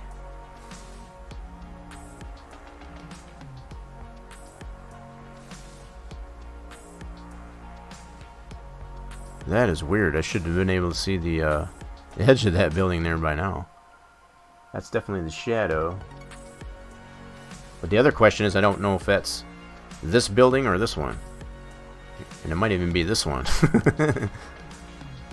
Because if by going down that small, yeah, shouldn't have had to. But something ain't right there. Let's put it back up to, let's say, 1050. My goodness. No, they don't. Now I'm just playing around with it just to kind of get an idea. What I don't know is if this is here, let's do this. Let's do this. If we go draw world underneath. So this is the background image. Let's bring it back. Okay. Yeah, so that is that building. You can see how much that shifts here. That is that garage. So that corner is showing up in that cutout of our ground plane. So we need to get that shifted over. Yep, 100% confirmed. So we need to get that shifted over here. Alright. So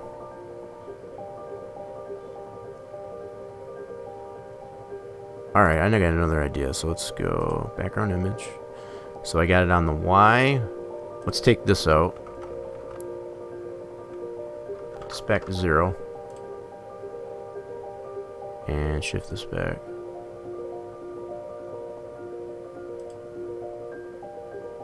Okay. Yeah, it's going to take a little bit of playing around with, but I think it is possible. Having that cutout does give you some point of reference at least anyway. So X would be this way, Y should be this way. Let's try 10. Yep, so it is shifting up this way. A little bit more.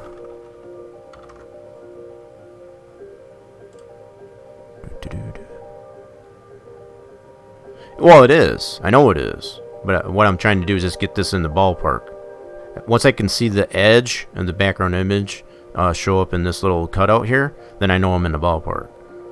Right now it's not there. 25. Okay, let's shift this over here.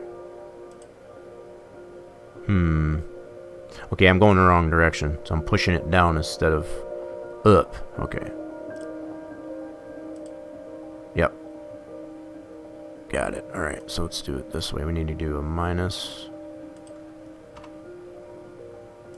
There we go. See, now we got the edge there, so we went too far. That's what I wanted to see. So let's try minus 20. Now we're in the ballpark. See, now we can see the edge of that. Now we can shift it this way.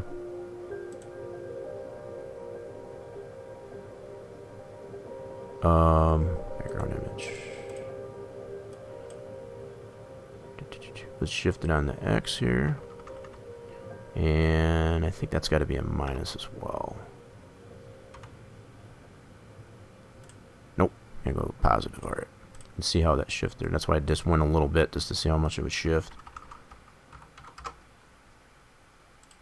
There we go.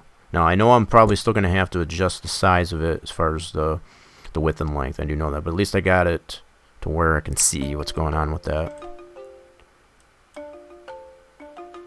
Let's go. Let's try 7. Okay, now I want to get that edge to line up with that edge on the.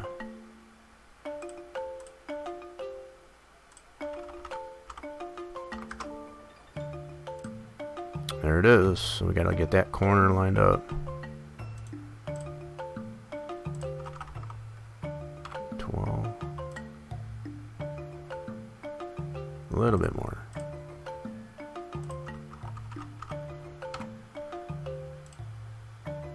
Alright, now from here I can go back and forth between this. Look at how close we are. Now I know that the size of the background image is incorrect. I know this. We're really close. You can see how much that flexes now. We're like totally there. Now we just need to get it sized up properly. So this one here is just our ground plane. Oh, take that back. That's our background image. This is with our ground plane. This is the size we need to get it to. That's our ground plane as far as the 3DO. Okay, so it's this over here. Let's do. What was the dimension this way? What did I have? Background image. So that would be our width. We had that at 920, I think you said. I think that's going to be pretty damn close. Alright, let's go this way.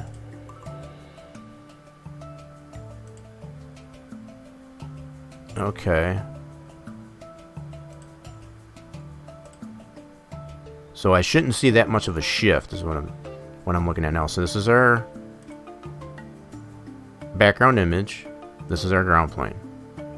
So you can see we're pretty close there when we look at our little cutout here. But see where the shadow is? So now it will come down to we need to adjust as our off centers here. So Y is this way, X is this way. So let's bring this back down to 0. Now that we've got that scaled that way, we're going to have to adjust our offsets here for X and Y. That shifted it that way. Crap. Alright. I didn't want it to do that. Alright, so we got to go -5. Oh, shoot. Went the wrong way. 7. There we go. Yep, we got to come this way.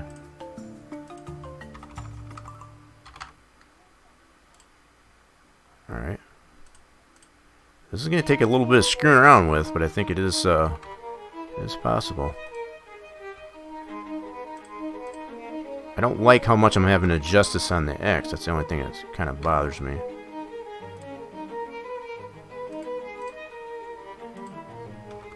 Shouldn't have to go to this extreme, but that's pretty close there. I think it might be just a little too much. That's pretty good there.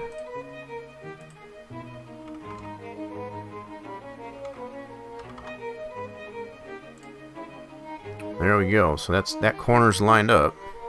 Now let's see how much of a shift we've got between this and the ground plane. So there's a little bit of a, still a little bit of a flex there. So this one here is with our ground plane. This is the background image. So we're getting there. We're getting close. Pretty close. It's still pretty much on this direction. As far as what amount of flex we have, it's all in this direction.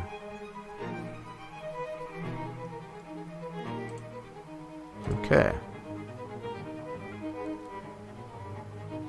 Alright, so what we need to do is adjust, let's see here, let's turn this off. Let's adjust this, so we'll go up on that. Actually, it's going to be on the width here, so we'll probably have to go to, say, 930.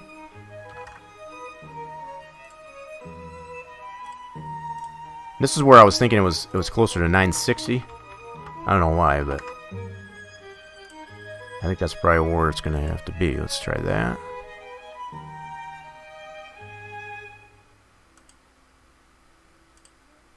Okay. Hell, for that matter, it looks like it needs to go more than that.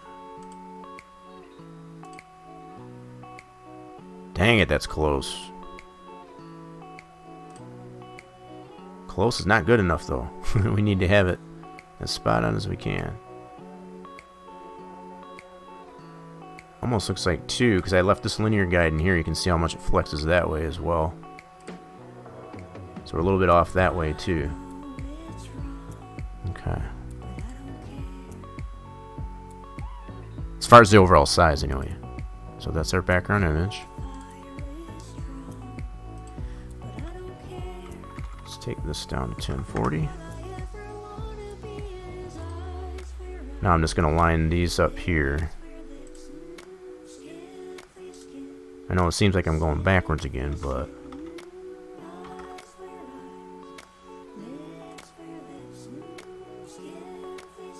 okay. Yeah, see, now we're back to only the one direction.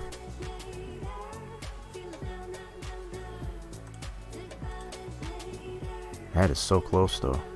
Alright, so we need to widen up.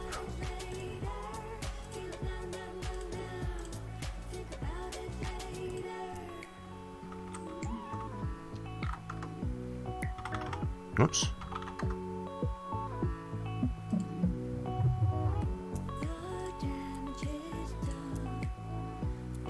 Now we're getting so close, it's not even funny.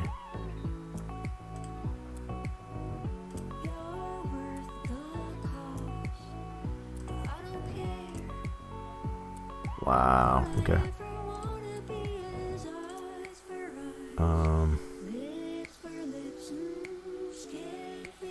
I'm almost thinking it just needs to adjust the X at this point.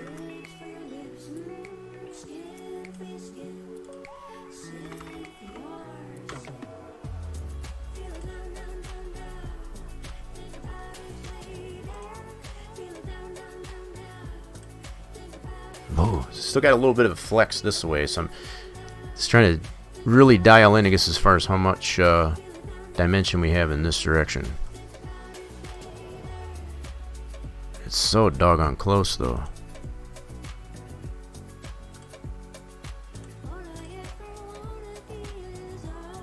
Let's try 990.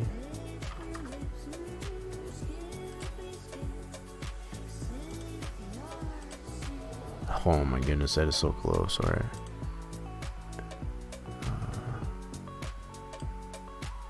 So close, not even funny.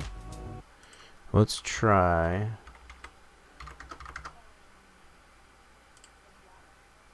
Just holy mackerel, that's close.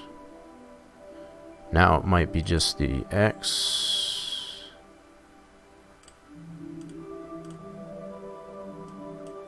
Let's bring this down a little more.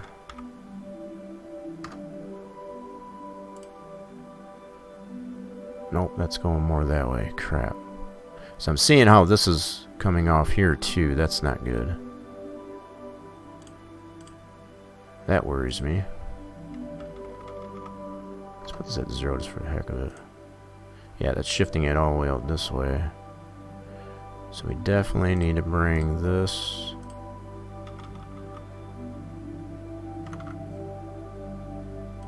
that way. Yep. I don't like how much I'm having to adjust this X and the Y.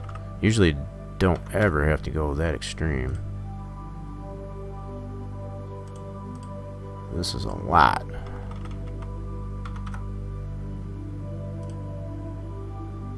So I'm also looking over here as far as how that's lining up over there.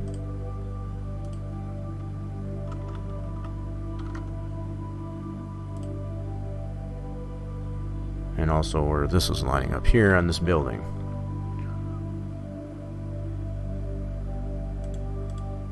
Okay, let's do 32.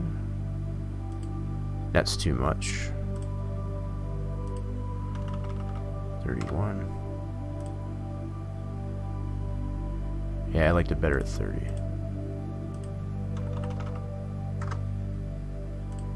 Right about there. Maybe, oops, 30 and a half. Yep, so that corner is lining up pretty good. So how much shift do we have? Oh, baby. So now we got a little bit this way. Yep, very little flex now. We're really close now, so we got to bring the background image down this way. Okay. Yep, so on the length,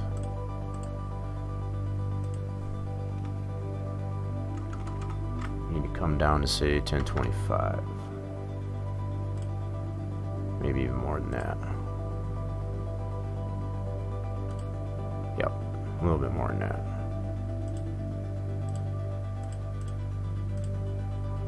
So let's say 1020.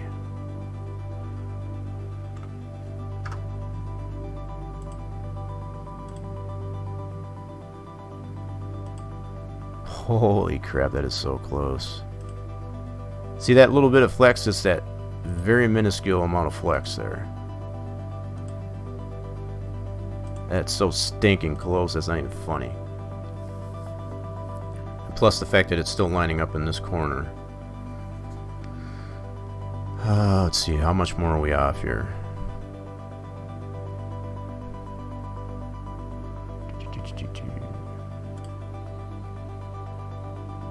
Yeah, so 1020 I'm down to so far. Let's try about 1015.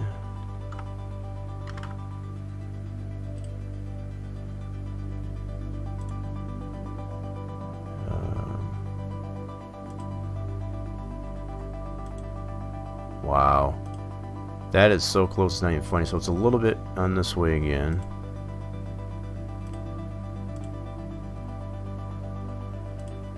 Alright, so we need to go a little bit more. So 1015 by 1015. Will it be that simple? Nope, that's too much. I can already see that spitting out that way, so that's too far that way. Okay.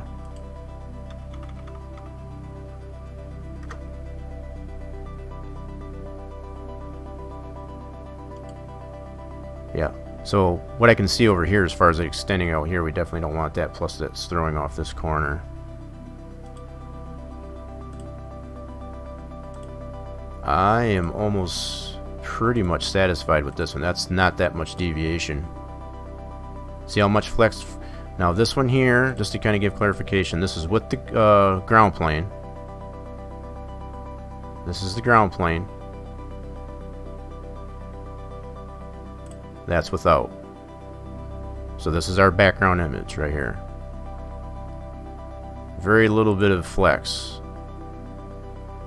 I'm almost... Now what I could probably do, let's see if I adjust the X a little bit more on the background image. That would be on the X, so if we go... Man, really don't want to mess with that too much. Let's do... Just out of curiosity, if we go 29, I think it's going to shift it this way. Yep. But maybe too much? Yeah, too much. Dang it all. Okay, 30. Let's go to 31.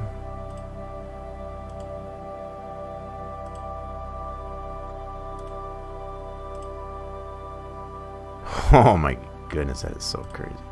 31 and a half.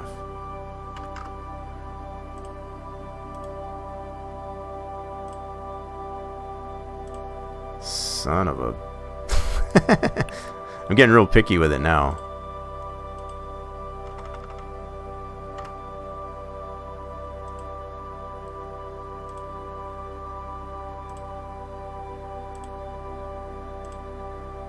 Yeah, that's almost too much that way. It's right in the middle of that though. I can't tell if it's like 31. Right in between 31 and 32 is what it needs to be on the X. Just can't find that lucky number. Let's try... I had it at 30 and a half. Let's try 30.75. I mean, it's just so doggone... That's pretty freaking close right there. I don't know. What do y'all think? Am I getting too nitpicky at this point? I'm trying to remove as much of that flex as I can.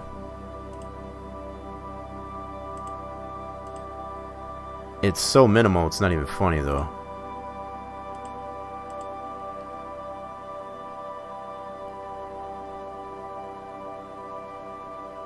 And you're not wrong. That's pretty much the reason why the more time you spend on getting this cleaned up as far as that goes, you run less of a risk as far as having problems lining the LiDAR up and so on, as far as your track template and so on.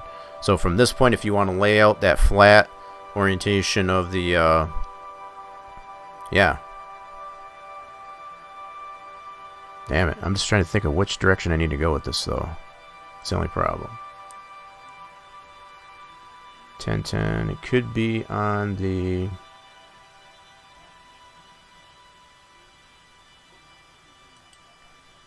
I put it at 1015, that was too much. That spit it out to the left here too much. Let's try 1005. That's probably too small. Oh, baby. Look at how close that is. Holy crap. Alright, so 10. Let's try 1008. Really dialing it in now.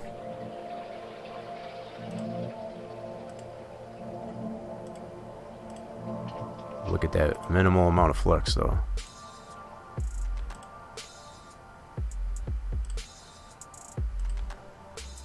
So we had it at 1010. Let's try 1007.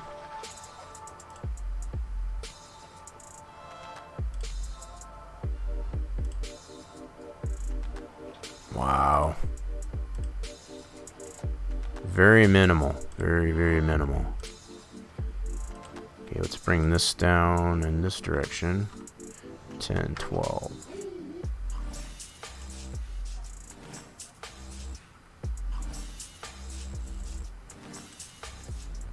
Whew. Man. You can just barely see the flex in it. Just barely. And the fact that this is still lining up relatively very well, so let's see what happens if we put this at 1010.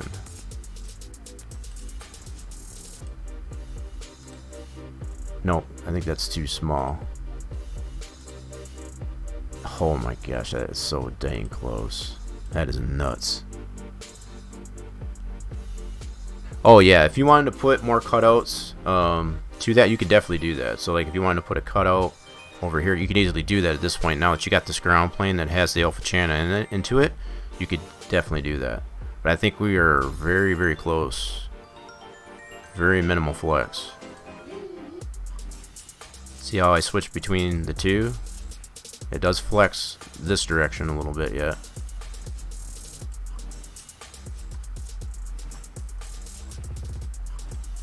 Alright, let's see here. Length is this way.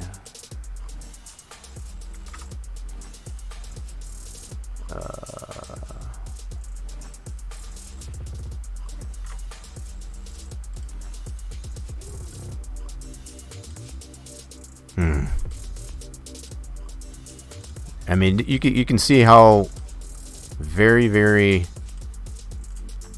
time consuming this would be as far as like that. That is so freaking close. That's not even funny.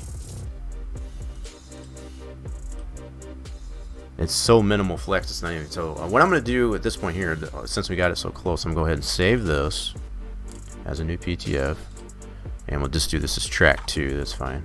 You can always rename that afterwards. Okay, so we got that saved. We got it to this point. Now what I'll do, just to kind of elaborate on what Torch was suggesting there. Actually, I can close this. I don't need that anymore. That was just to confirm that I had a cutout into the model.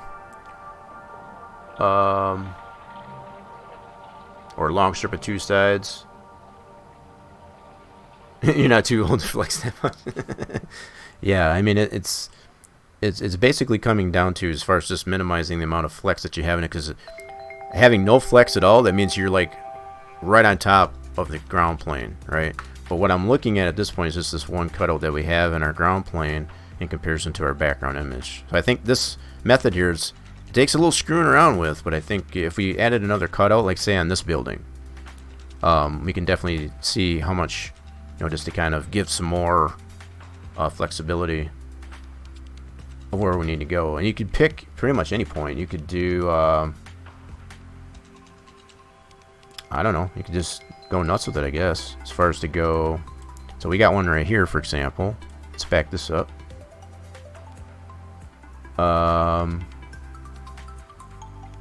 Yeah, so initially here I want to think about putting one right here. Let's put a cutout right there. Fill that in with some magenta.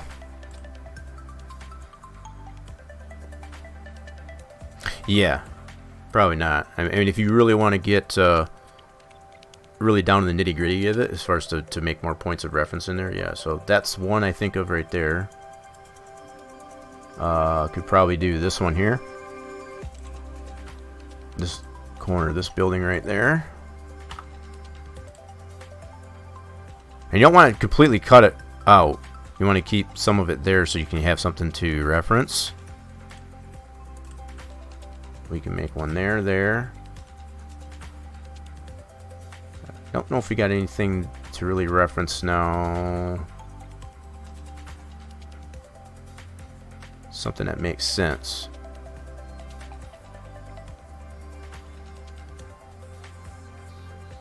I'm gonna try these initially here like that. So the fact that we have this at all, at this point, we can go ahead and do a layers, merge all flatten.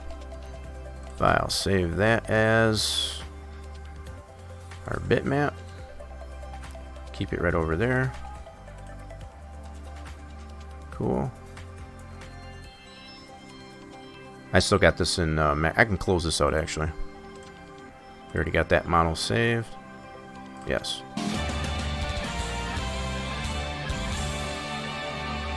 What'd you get the win on? The Risk? Nice. Very good. Alright, so now we got our new bitmap created here. We're going to create a new TGA for starters. So we need to open up this one. Oh, I still got it open here. Again, I need to close this one out completely.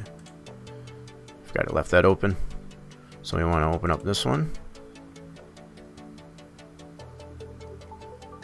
Oh, and shot. Nice. So 2 for 3. I've come to the conclusion that I'll not be getting the jackpot and slots ever again. Did you break it?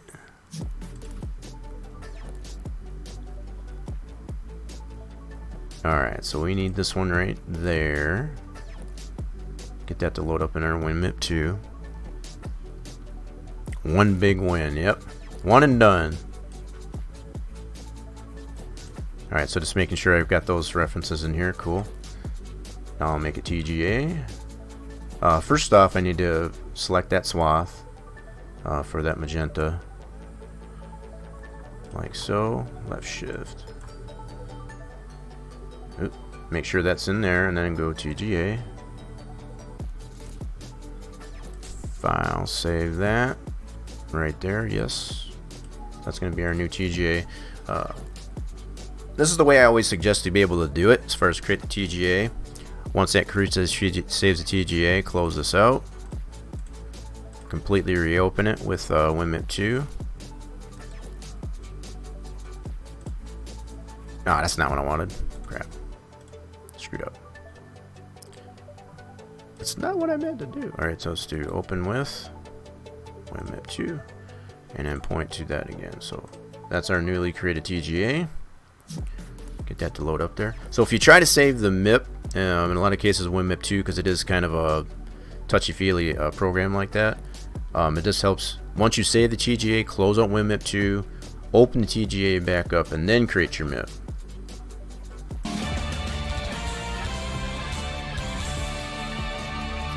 That bot is broken clearly. Yeah, I know the bot hasn't been liking you at all there, James. You want to recount? Alright, so yeah, just creating our MIP here. So just making sure, whoops, this is a big image. It's a big boy. So just making sure we got that, at least that swath in there. We want to make sure that alpha channel's in there. Alright, so save as. Cool. Give that a second to populate. That's ends up being next to 11 megs for that image as far as the MIP, and then next to 64 megs just for the TGA. It's a big boy. It's a big boy. It's beefy. There, I recounted. Okay, Joe. Who's Joe? Who's Joe anyway? Alright, close that completely out. Now we'll bring in our new texture here into our sandbox directory. Paste. Yes. Now what we're gonna have to do, now we got this saved. Let's confirm that we did save our new PTF, which is right there. Just name it track 2. I'm gonna close the sandbox out and reopen this one. Now that should open up the new texture, I guess, applied to our ground plane. Okay. Give it a second to populate back in here. Corn pop. SCOTUS said no. Huh? The sniffer?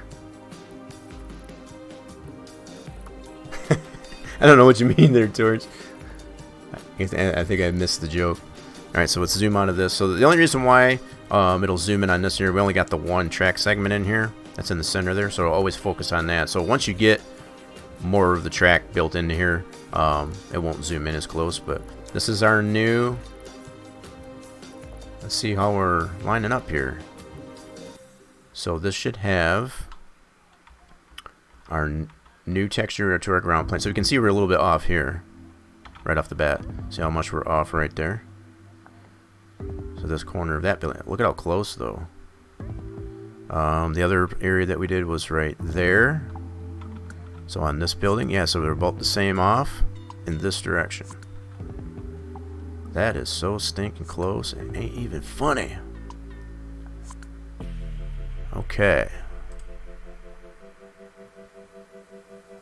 Alrighty then, let's go to our background image. So what that suggests is that we need to shrink down the length here. Actually, that's going to be the... Yeah, that's going to be this way.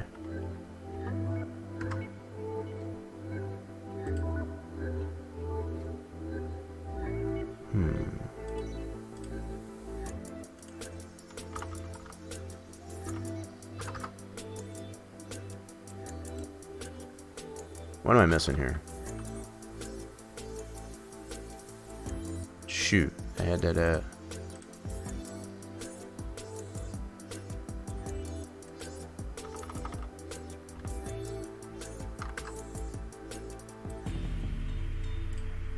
Okay, that is shifting that way. Okay, just want to make sure. If I put that back, I'm not seeing that move. Let me try the... that would be on this direction here. So that's our X. 30. Let's try to put it at even 30. There we go. That's closer there. Good there. So that's back to 30. Okay, so let's check our shift here. Oh, baby. Was it that simple?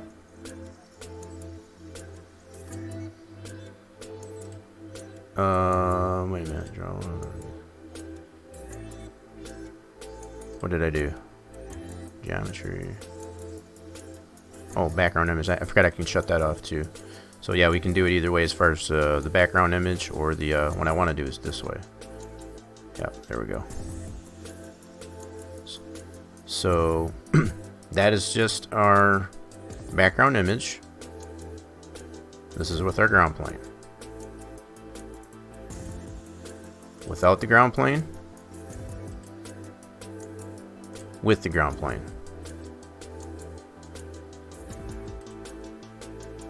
Without the ground plane. With the ground plane.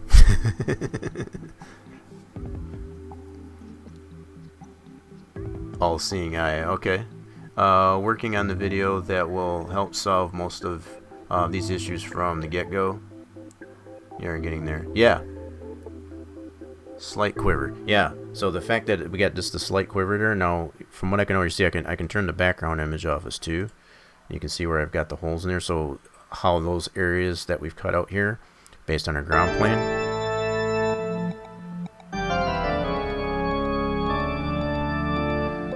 Yo. Right? You got that text to speech in there. I guess as far as that steel. Yo. How we doing this thing?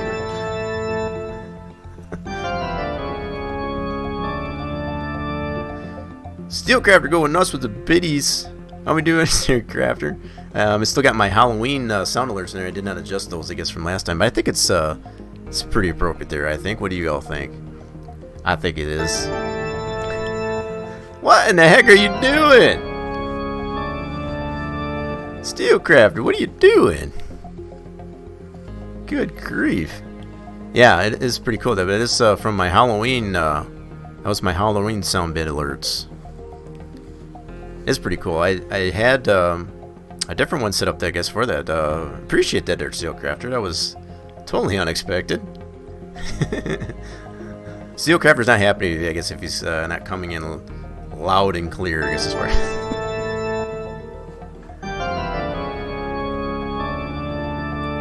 what's the one for the list of sounds? Exclamation point audio. Christmas. Yes, absolutely, Steel Crafter. Merry Christmas to you, too. Early Christmas. Late birthday for me, too. For anybody that does know me, I just had a birthday this past week, so yeah, I'll count it as late birthday, early Christmas. I get that sometimes. I guess across those that do know. Yeah, there's the audio commands. Hit the pace car! Hit the pace car! Hit the pace car! What for? Yeah, what for? It kind of falls in line, I guess, as far as what we're trying to do here, as far as to build a racetrack. Eventually, you want to get the pace car running around on this thing. I didn't tell you about that? Yeah.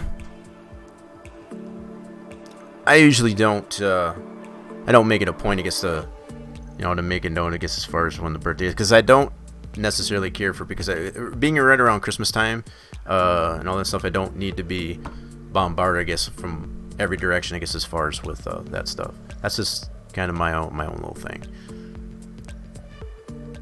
because it has happened before, and it's just like, no. But in any case, I think we're really close on our placement of this thing here, and that's for sure. I don't know how much more we can actually adjust that, honestly. So regardless if I go by just the background image.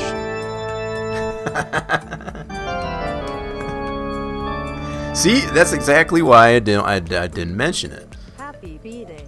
Yeah, see? Thank you, by the way. But that's primarily the reason why I don't mention it. Yeah. Well, I don't necessarily consider it a grim reminder. It's just the fact that, yeah, some people do necessarily want to take it to the extreme and be like, oh, okay, it's your birthday, here you go, and just throw stuff at me like that. But I appreciate that they're Steel Crafter. I don't want to show any disappreciation at all. I appreciate it very much for that. You definitely didn't have to, but I appreciate that you did. Yeah, that's true, Torch, but count them as victories, right? In fact, the fact that I got it on a cooldown, I guess, as far as the audio commands there.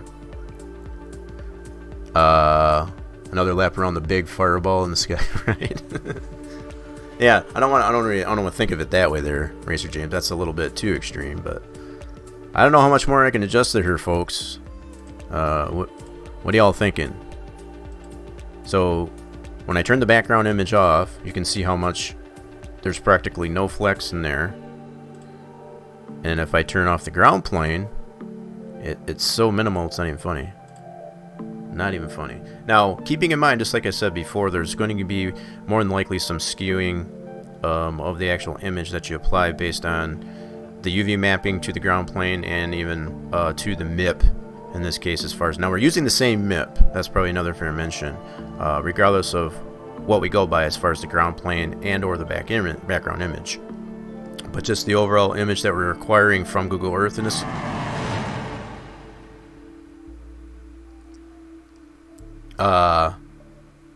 Oh, Lady Death got that. I was like, where did that go to? I was gonna say, because Steel Crafter already had one, so yeah. Thank you for that there, Steel Crafter. I guess for the gifted subscribe to Lady Death. Lady Death, you now have all the Rock Nation emotes to be able to spam all across Twitch. So congratulations to that. Now feel free to spread those all over. As far as let everybody know as far as what's going on with the Rock Nation. Yeah, feel free to spam those emotes now. In fact, let's do this. We need some hype out there. Let's get some hype. Get some wins. Get some heck yes. We need all that stuff out there. That's what I'm talking about. Not to mention the BTTV emotes that we have on there. We have the... I need to get this one on the actual channel. But I need everybody's help as far as to be able to get that emote, I guess, as far as the regular emote on the channel, as opposed to not have it attached 100% to BTTV, because not everybody runs BTTV, as I understand. What in the heck is that modified emote with the hype there, James? That's crazy. As far as it puts the... what is that one? SG. What's the SG? Sunglasses. Oh, okay. I never did look at that. Okay, I see it now. Now that you say that, yeah, it's the sunglasses on the hype. That's funny. So the fact that the sunglasses fit pretty well, I guess, on the round avatar, supposed to that's kind of, yeah, there you go. That's the one. So if you got the channel points to be able to modify the sub emotes, you can definitely do that even without being a sub to the channel. But even more so if you do have the emotes in there. Now, if you got the channel points for the Twitch channel thing, totally separate, I guess, from the units of fluids that you earn in the chat while the stream is live. But yeah, feel free to use those. I got really no other ideas, I guess, as far as what to use the channel points for other than that. Still thinking about that one. Yep, there it is. So there's a little think there, I guess, as far as on James demonstrating all those modifications to the emotes. Appreciate that, James. James, how many points? How many channel points you got there? You got to have a plethora of them, I'm sure. You got all that support, all that that time in there. What do you got now? James probably got over 400 hours into the stream here, I'm sure. Not trying to single you out, but got a lot of support by Racer James, even more so I guess than probably what's the stats, I guess, as far as the Twitch stats anyway, that's for sure. Anywho, wow, just having to gather myself up here, I guess, as far as at this point here. I don't know what else to basically adjust on this. I think this is pretty much good to go. Very minimal flex in this. I think from here you can pretty much build the track. What I might do anyway with all this setup here, I'm going to bring in the track template just to see how much it's off based on what we have now established here, just to see what's going on.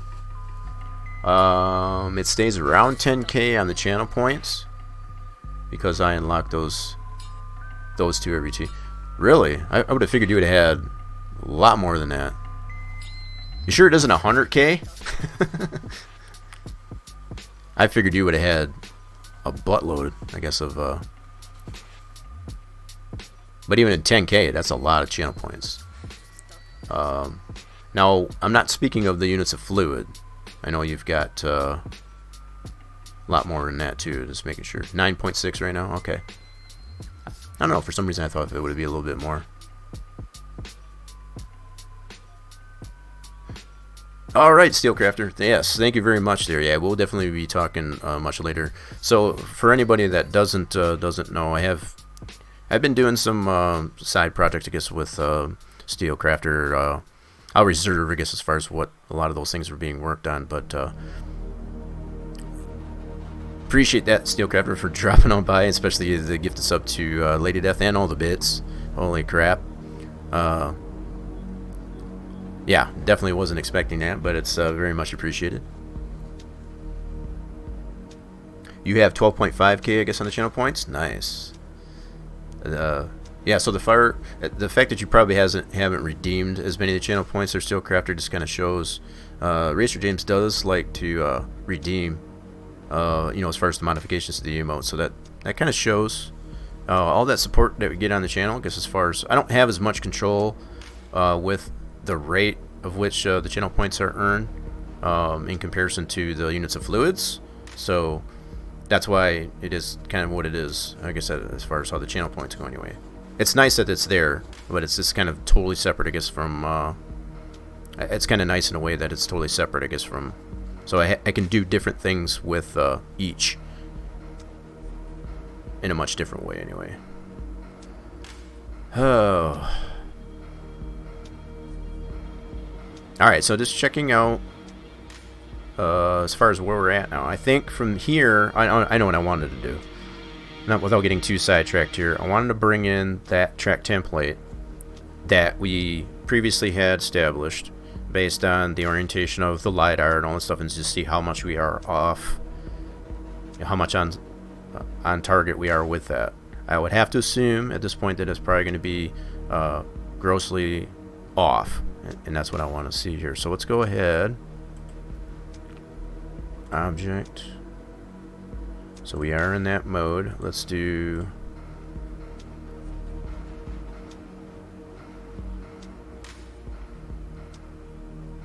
What do you have? Torch has... Yeah, see, that's what I was thinking James would have had. Much closer to that. That's what I would have thought. The fact that you still got 10K just goes to show you how much you spend in those units of fluid. Or channel points, anyway. And for anybody that doesn't know, the channel points would be the little red drop, fluid drop or whatever that's underneath the chat. Either underneath or next to where you type in the chat. Those are the Twitch channel points.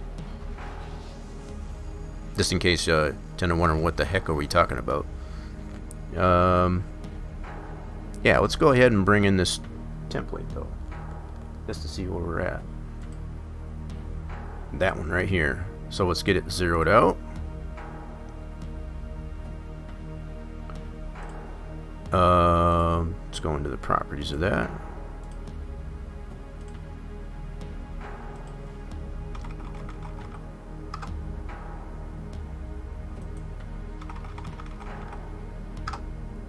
Alrighty then, so let's raise it up here actually. Now, keeping in mind I've got the ground plane Just double check that. That should be still set to 0. Yep. So right now those two objects are kind of fighting for real estate, being both set at 0. Let's raise the template up just a tad. Just a tad. Make sure I got the track template selected. And we'll raise it up about, I don't know, a half. That's not going to be enough, okay. How much do we got to raise it up here? Holy mackerel. So that's just going to show. You can see it starting to clip through. Let's do, I don't know, let's go 10. There we go. So there's our track template. Now, right off the bat, we can tell this is definitely going to need some adjustment. So we're going to have to rebuild the track into flat orientation. Get it into flat orientation based on this new construct right here. Produce another DAE, as far as to spit that flat geometry of the track, spit that out in the form of DAE, bring it back into max, and so on, and build from there. I don't think I'm going to get into all that. Definitely what I'll do is I'll get this shipped off, I guess, to Torch's direction there, and then I'll let him go through the process. I think we're in good shape here, I guess, as far as to move forward with the track builder from this point. So don't get you started on what? Oh, I like to talk, right? Oh, this was supposed to be a quick video. It's 30 minutes long. This is why I don't stream. Would be a 72-hour, right? And I've tried to point it out there, because as far as like that, you try to stay on point as far as like don't go off on tangents, and it's tough to do that. It really is. That's why I tend to go do these streams here, just to kind of stay on point. I don't try to beat a dead horse as far as like that. There's many different ways to do things. For example, I'm not going to try and show every different way or what you might necessarily encounter the whole time. It really just comes down to sticking to the point. Try it this way. If you run into problems, that's why you come over to stream and address those issues that you might be having, so that we can troubleshoot it. Why is that happening? And then work on it that way, because it's hard to cover every single thing that you might deal with in doing this type of thing, because for every person that gets into it, it's going to be different as far as what their experience is with it. So it's just a matter of putting out the basic information, the basic and general information, to get you going in the right direction. And if that doesn't work out, that's why we're doing this, what we're doing right now. As far as to, obviously, the information that was out there was maybe hit or miss. There might be some things that were done maybe not quite so correctly, and this is just to give further clarification on the way to do it more correctly as opposed to not. That's the main takeaway, I guess, that should be taken from this anyway. Yeah, so like I said, Torch, what's going to have to happen at this point, this track template that I've got here in your currently, toss it out. It's no good. So what you'd have to do at this point is to rebuild the track, get it in the flat orientation, get it in the form of a DAE, spit that out, get it into max, create the new template model so that you can build it from there. I would not try to use this template at all. There's no sense in trying to get it to line up with your new track geometry. Just build a new track geometry based on this information with the new ground plane and the background image, and just go from there. That's going to be your best approach. Do not try to fix this template. So yeah, I'll make sure that I get you this information so that it can happen, and then if there's any problems along the way as far as getting the new information there, we can go from there. But I'll leave it up to you, I guess, to build that new orientation of the track geometry, just like I explained there, and then get that new track template made so that you can apply the appropriate height information. Yeah, already tossed in. Well, there you go. That's probably good. That's what I'm going to be doing on my end too, because this is part of the process of building a track. Sometimes your first initial go at it, it's not going to work out. It's just that's just sometimes how it works. It's just a matter of being able to come to that conclusion and be able to build what needs to be done, just like we've gone through in this stream, and then go from there. Okay, so I need to close some things up here, so I'm just going to do a little bit of cleanup as I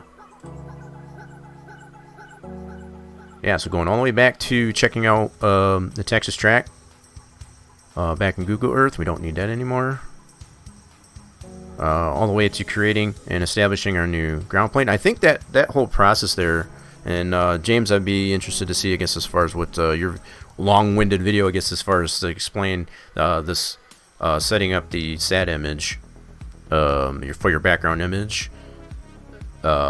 That might be a little bit interesting, but I think this whole concept of creating that ground plane is, I guess, what I was hoping to be able to show, which I'm hoping I did a fairly decent job of that. It's not entirely useless to put the ground plane, once you've already got that established in 3ds Max, as far as for your scaling of your ground image, to bring that into Sandbox. That's going to be true to itself as far as a one-to-one representation of that ground plane in the Sandbox. That was one of the main things I was hoping to get. But to take it even further, to make the cutouts like I did, to be able to line that background image, because you still want to get that background image into your track. So just so you have that ability, that flexibility to be able to go back and forth between the different modes to make sure your track is still staying true to itself as far as the geometry. Take a peek at the SDS YouTube channel tomorrow. I will post this video. Alright. There you have it, folks. I'm one of those cut my losses and move on types. Well, that's probably a good thing. You do have to have that that discipline to be able to carry on. It's just like, if you didn't have that, that would make it much tougher, I guess, to be able to deal with some of these things. So, give a fast rundown of the height adjustment. I don't know exactly. Is there anything specific you want me to go over? What I can do is I can just open up. Yeah, so I don't need to say it. All I did in this one here is just to bring in the that track template. I was just trying to confirm whatever that was not going to work. Which okay, so I'll just go ahead and close this. No. Yeah, so what I can do is possibly open up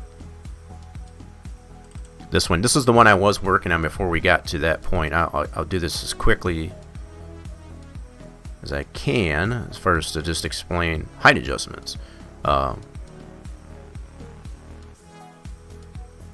Let's see, this stream covers after what I cover in this video, my video around. My video should make it easier to say. Okay.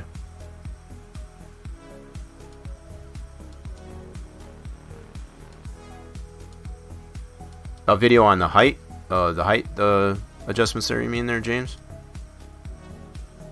Yeah, so I'm just going to open up this track here. I just got to wait for my display here to wake up here. I know it shows on y'all's end, but it doesn't on mine. Come up. There we go. Alright, so the beauty of multiple displays.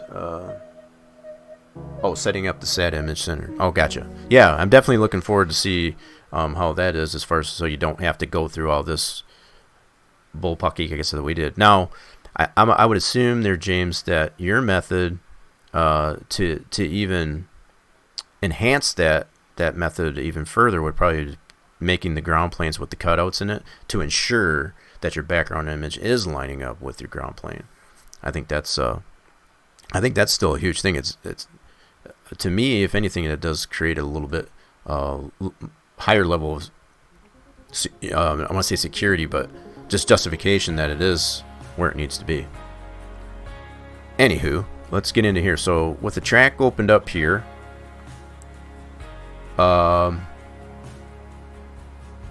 just some tips and pointers. I mean, I can save a much more in-depth this, much more in-depth explanation, I guess, as far as how that process works. In fact, there's plenty of videos that I got out there, I guess, as far as that explain that process. There's the Charlotte Roval build. That's probably one of the big ones. Those are still archived. They should be, and if they're not on the Twitch channel here, they're on the YouTube. So if you want that information, !YT will take you over to the Rock Nation YouTube channel. That should have a lot of that information on there. I don't have the direct link to the exact video, but should be easy enough to find in there, hopefully. But just to give a really quick rundown, I guess, as far as how height adjustments go. So like the way you do that with your track opened up here, for example. I'm not going to drag this out too long. I'm starting to get hungry, to be honest, so that's about that time. Let's I think I got the track template in this one here populated, so let's assume that this track template was legit, for example. That's going to be a huge assumption because it's not.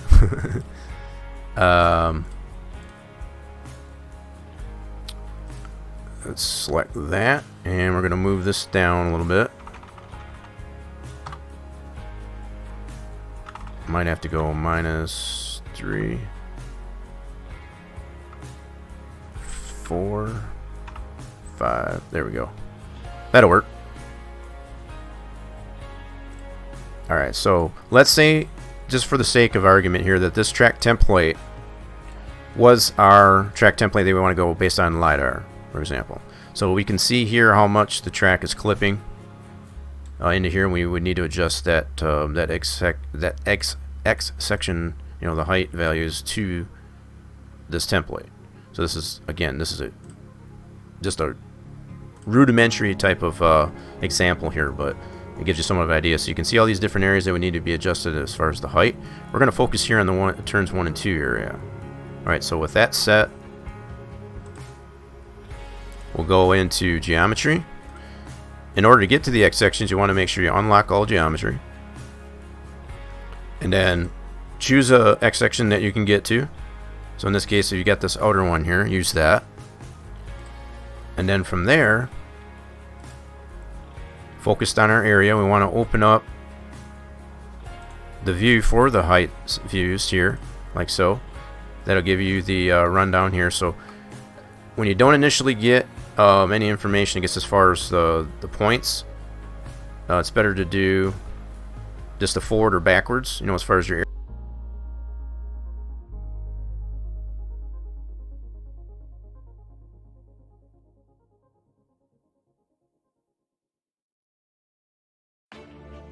I can move it forward and backwards, so we want to be about this area, between this area and that area.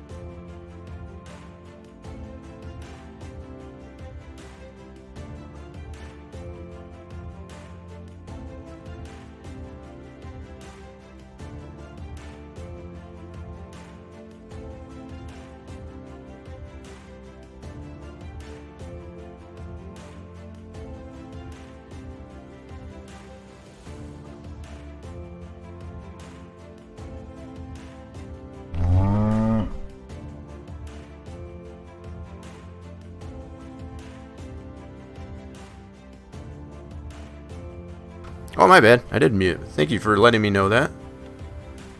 I don't know how long it was muted out there, but what I was explaining there as far as how you get it to this point here. So I got to make sure you're focused on the area that you want to adjust, obviously, and I wasn't. So get over to the area that you want to adjust in your camera view. Okay. So we're in this area that we got highlighted. Now there's no way to tell in this view, in your camera view, as far as what that is. So you kind of got to know your way around it. I mean, it's your track build. You should know. get oriented with your track. So focus your camera on that area, like so. All right. And with that area highlighted, this shows you, I guess, what's going on with that. Now we should be able to adjust that, like so. So that's the aprons. That's roughly towards the infield here. So you can see how much that's getting adjusted. So what we're trying to adjust at this point is to get the proper amount of clip between our track template and the actual height of the track.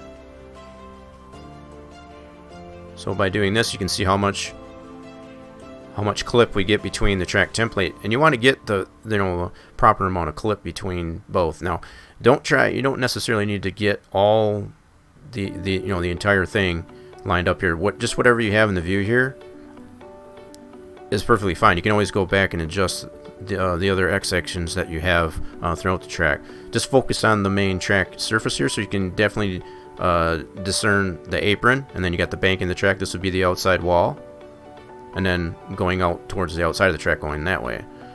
So to further adjust this section here, I'm going to go one segment ahead of this, so let's focus on that.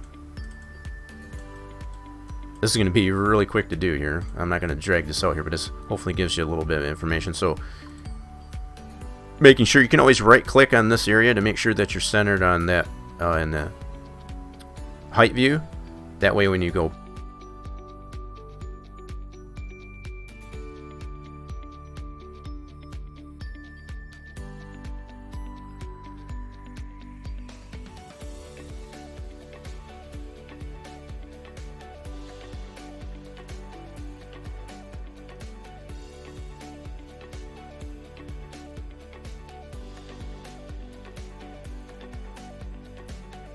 more, you can get this area.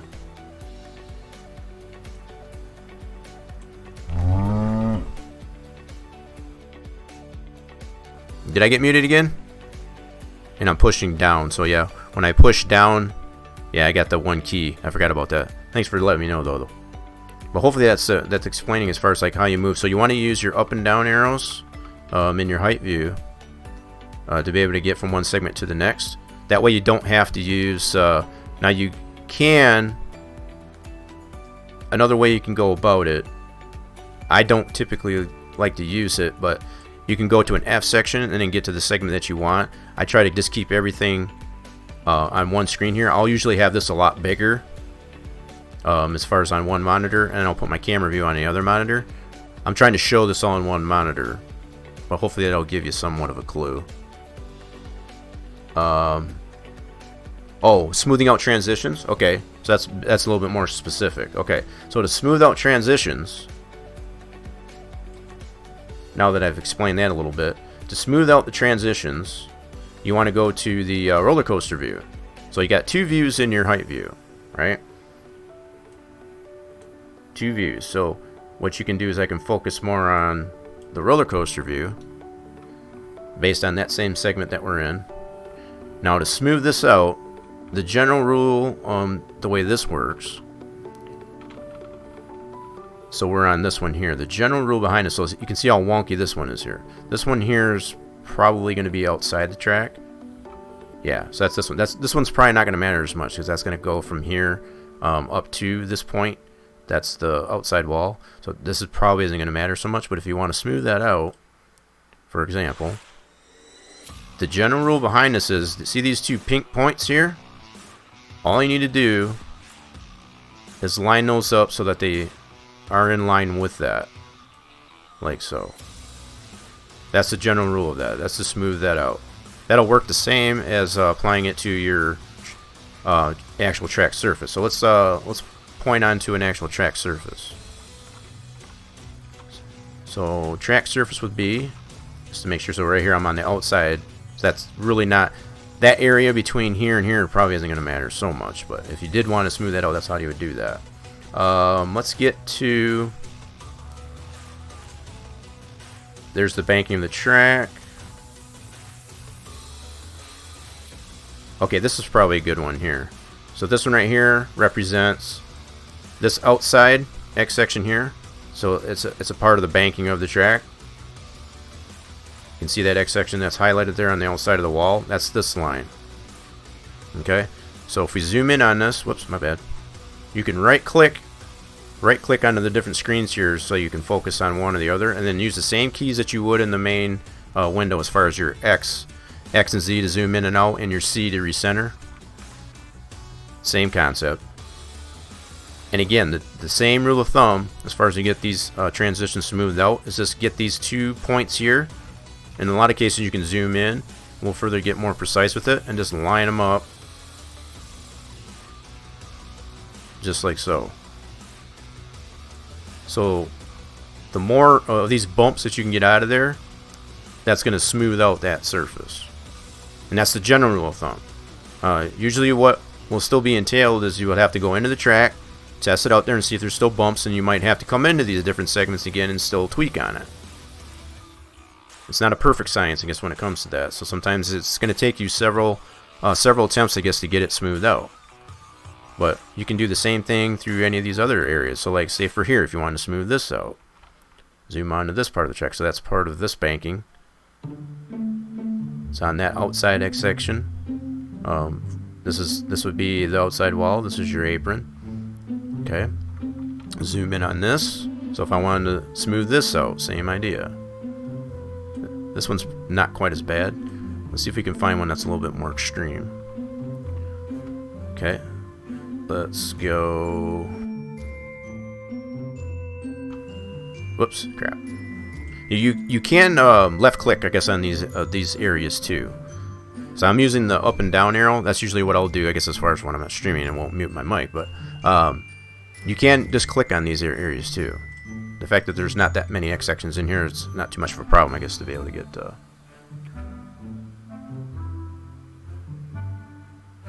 Okay, James just let us know that that video is going to be up there. So that is what you do? Yeah, and that's all it is. That's the general rule of it. Anyway, as far as to smooth these out. That's all you do. Just basically getting these little purple or pink dots to line up and basically just cross right through the line. And the more you zoom in, the more precise you can get at smoothing that out.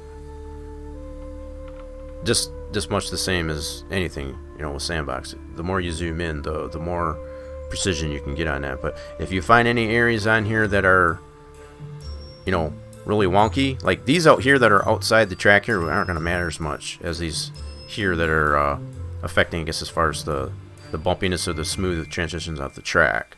So this one's actually not too bad. Only the ones that look really crazy are the ones that are on the very outside of the track. But you can definitely take care of those pretty simply. I'll do this really quick. So these are all on the outside of the track. You can see right there. So that's going to be from this area up to the outside wall, which is not going to affect the track surface at all. But you can smooth all these out. You can even go so far as just drop these down like so.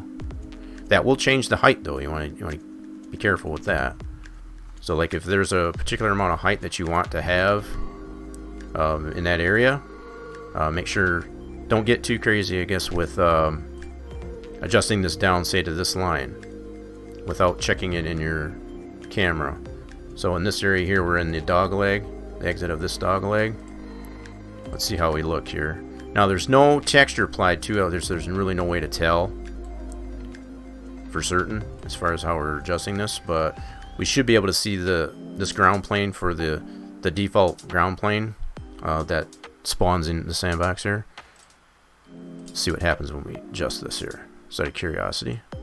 So we're coming out of the dog leg. Actually, we probably need to go back a little bit further. So we got pit road right here. So we're right about here. I think all of this right here is going to affect that. Let's just see here. Nope. So it may not matter as far as to bring this down. And now if we were to put a texture to that, even if it was just the white, dang it. See, this is where it helps to zoom in. So a lot of times when you're panned out too far, it will definitely create a inability, I guess, to be able to adjust it more precisely. But yeah, so if you wanted to adjust this line, you could probably do that pretty well. But if that happened to be your banking, you would want to smooth that out as much as possible. Obviously, that doesn't happen to be the case there, but that's really just to put in a nutshell as far as how that works anyway. Right. So not wrong to do that. Yeah, the fact that these are much more. That's a last the thing that you need to deal with as far as to smooth that out. The fact that you've got them oriented all the way out here like this, that's definitely very solid. We've already proven that more times than one or whatever to have this outer X section a minimum of 300 meters out from the center line of the track, just to remove any of that drawing distance issue or clipping that you would get on the track. That's going all the way back to even the North Wilkesboro build, the Dover build. If you can keep this a minimum of about 300 meters from the center line, that's your best approach. In fact, I'm getting a little bit off on a tangent here, but I'm gonna go ahead, linear guide. Let's see what you got this at, just out of curiosity. So our center line is gonna be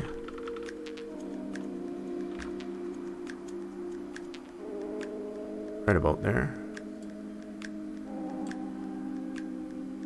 And that's about what you got it. About 300 meters. And that's about what you want it. As far as to be roughly 300 meters. It doesn't have to be exact. There's not a perfect exact numbers you need to have. But as long as it's around 300 meters on this outer X section from the center line, that's going to be kind of the Goldilocks zone as far as eliminating any of that potential clipping of that horizon. You know, as far as creating that bubble, especially on the opposite ends of the track. So the fact that you've got that applied is definitely, you've been paying attention. So I think with all that said, if there isn't any further explanation on that, I can always go into that a little bit more detail as we progress with the build of this one, as far as the tweak on different areas that we see bumps, whatever like that. I have a lot of that information already shared with the Charlotte Roval build going all the way back to 2 years ago at this point, just recalling from memory. So definitely have that at the disposal as well. And I shared that the YouTube channel, I guess, as far as it has all those archive videos. If it doesn't happen to be on Twitch, on the Twitch channel here, it's definitely over there. And if it's not, I'll make sure it is. All right.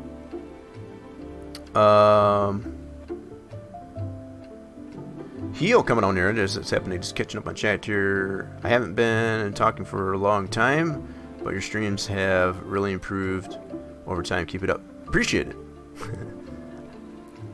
Appreciate the encouragement.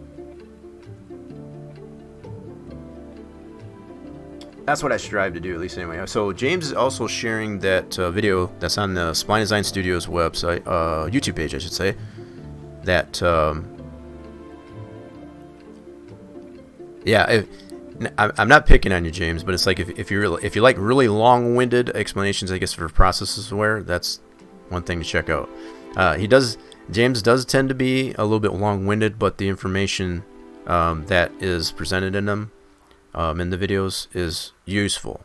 So it's like don't take it with a grain of salt, I guess, as far as, you know, there is some areas in there you can always kind of jump ahead, I guess, as far as where he tends to ramble on, and he'll even mention that through the streams there. But a lot of useful information in that, as far as you just got a different way of being able to present it, is all.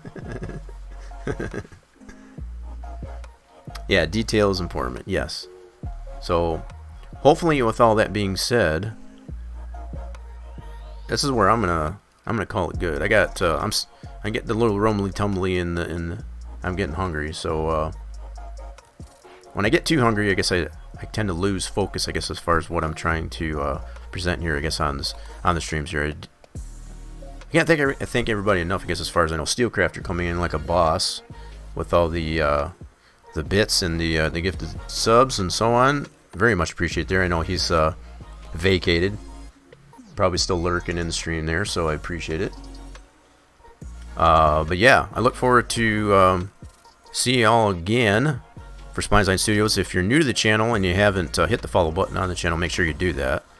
But also make sure that you're checking out the social medias. I try to post there on the regular, I guess, as far as to showcase any and all new things. There it is.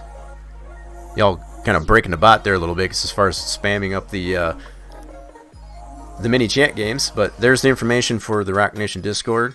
I'm also on Twitter, and we got our Spline Design Studios Facebook group page. Feel free to check out those at your leisure, I guess, to be able to get all the informations that may have been missed, or may have missed it through the live streams. I guess that's the only thing I can say. There's a lot of highlights and really short clips in comparison to what James has put out there, because with his more long-winded presentations. In any case, you should be able to get plenty of information to be able to do much the same things that we're doing on stream yourself. And if you have any other questions based on what has been gone over, if you need some more clarification or more elaboration on it, definitely feel free to let us know, and we'll see what we can do. But with all that being said, I'm going to get out of here, get some food. I hope you all have a fantastic rest of your weekend, and I will be streaming no later than Breakfast Wednesday coming up next week. That's the start of the streaming week as far as for Wednesday. Farming on Fridays, and Creative Processes here for Spline Design Studios Saturday on Saturday.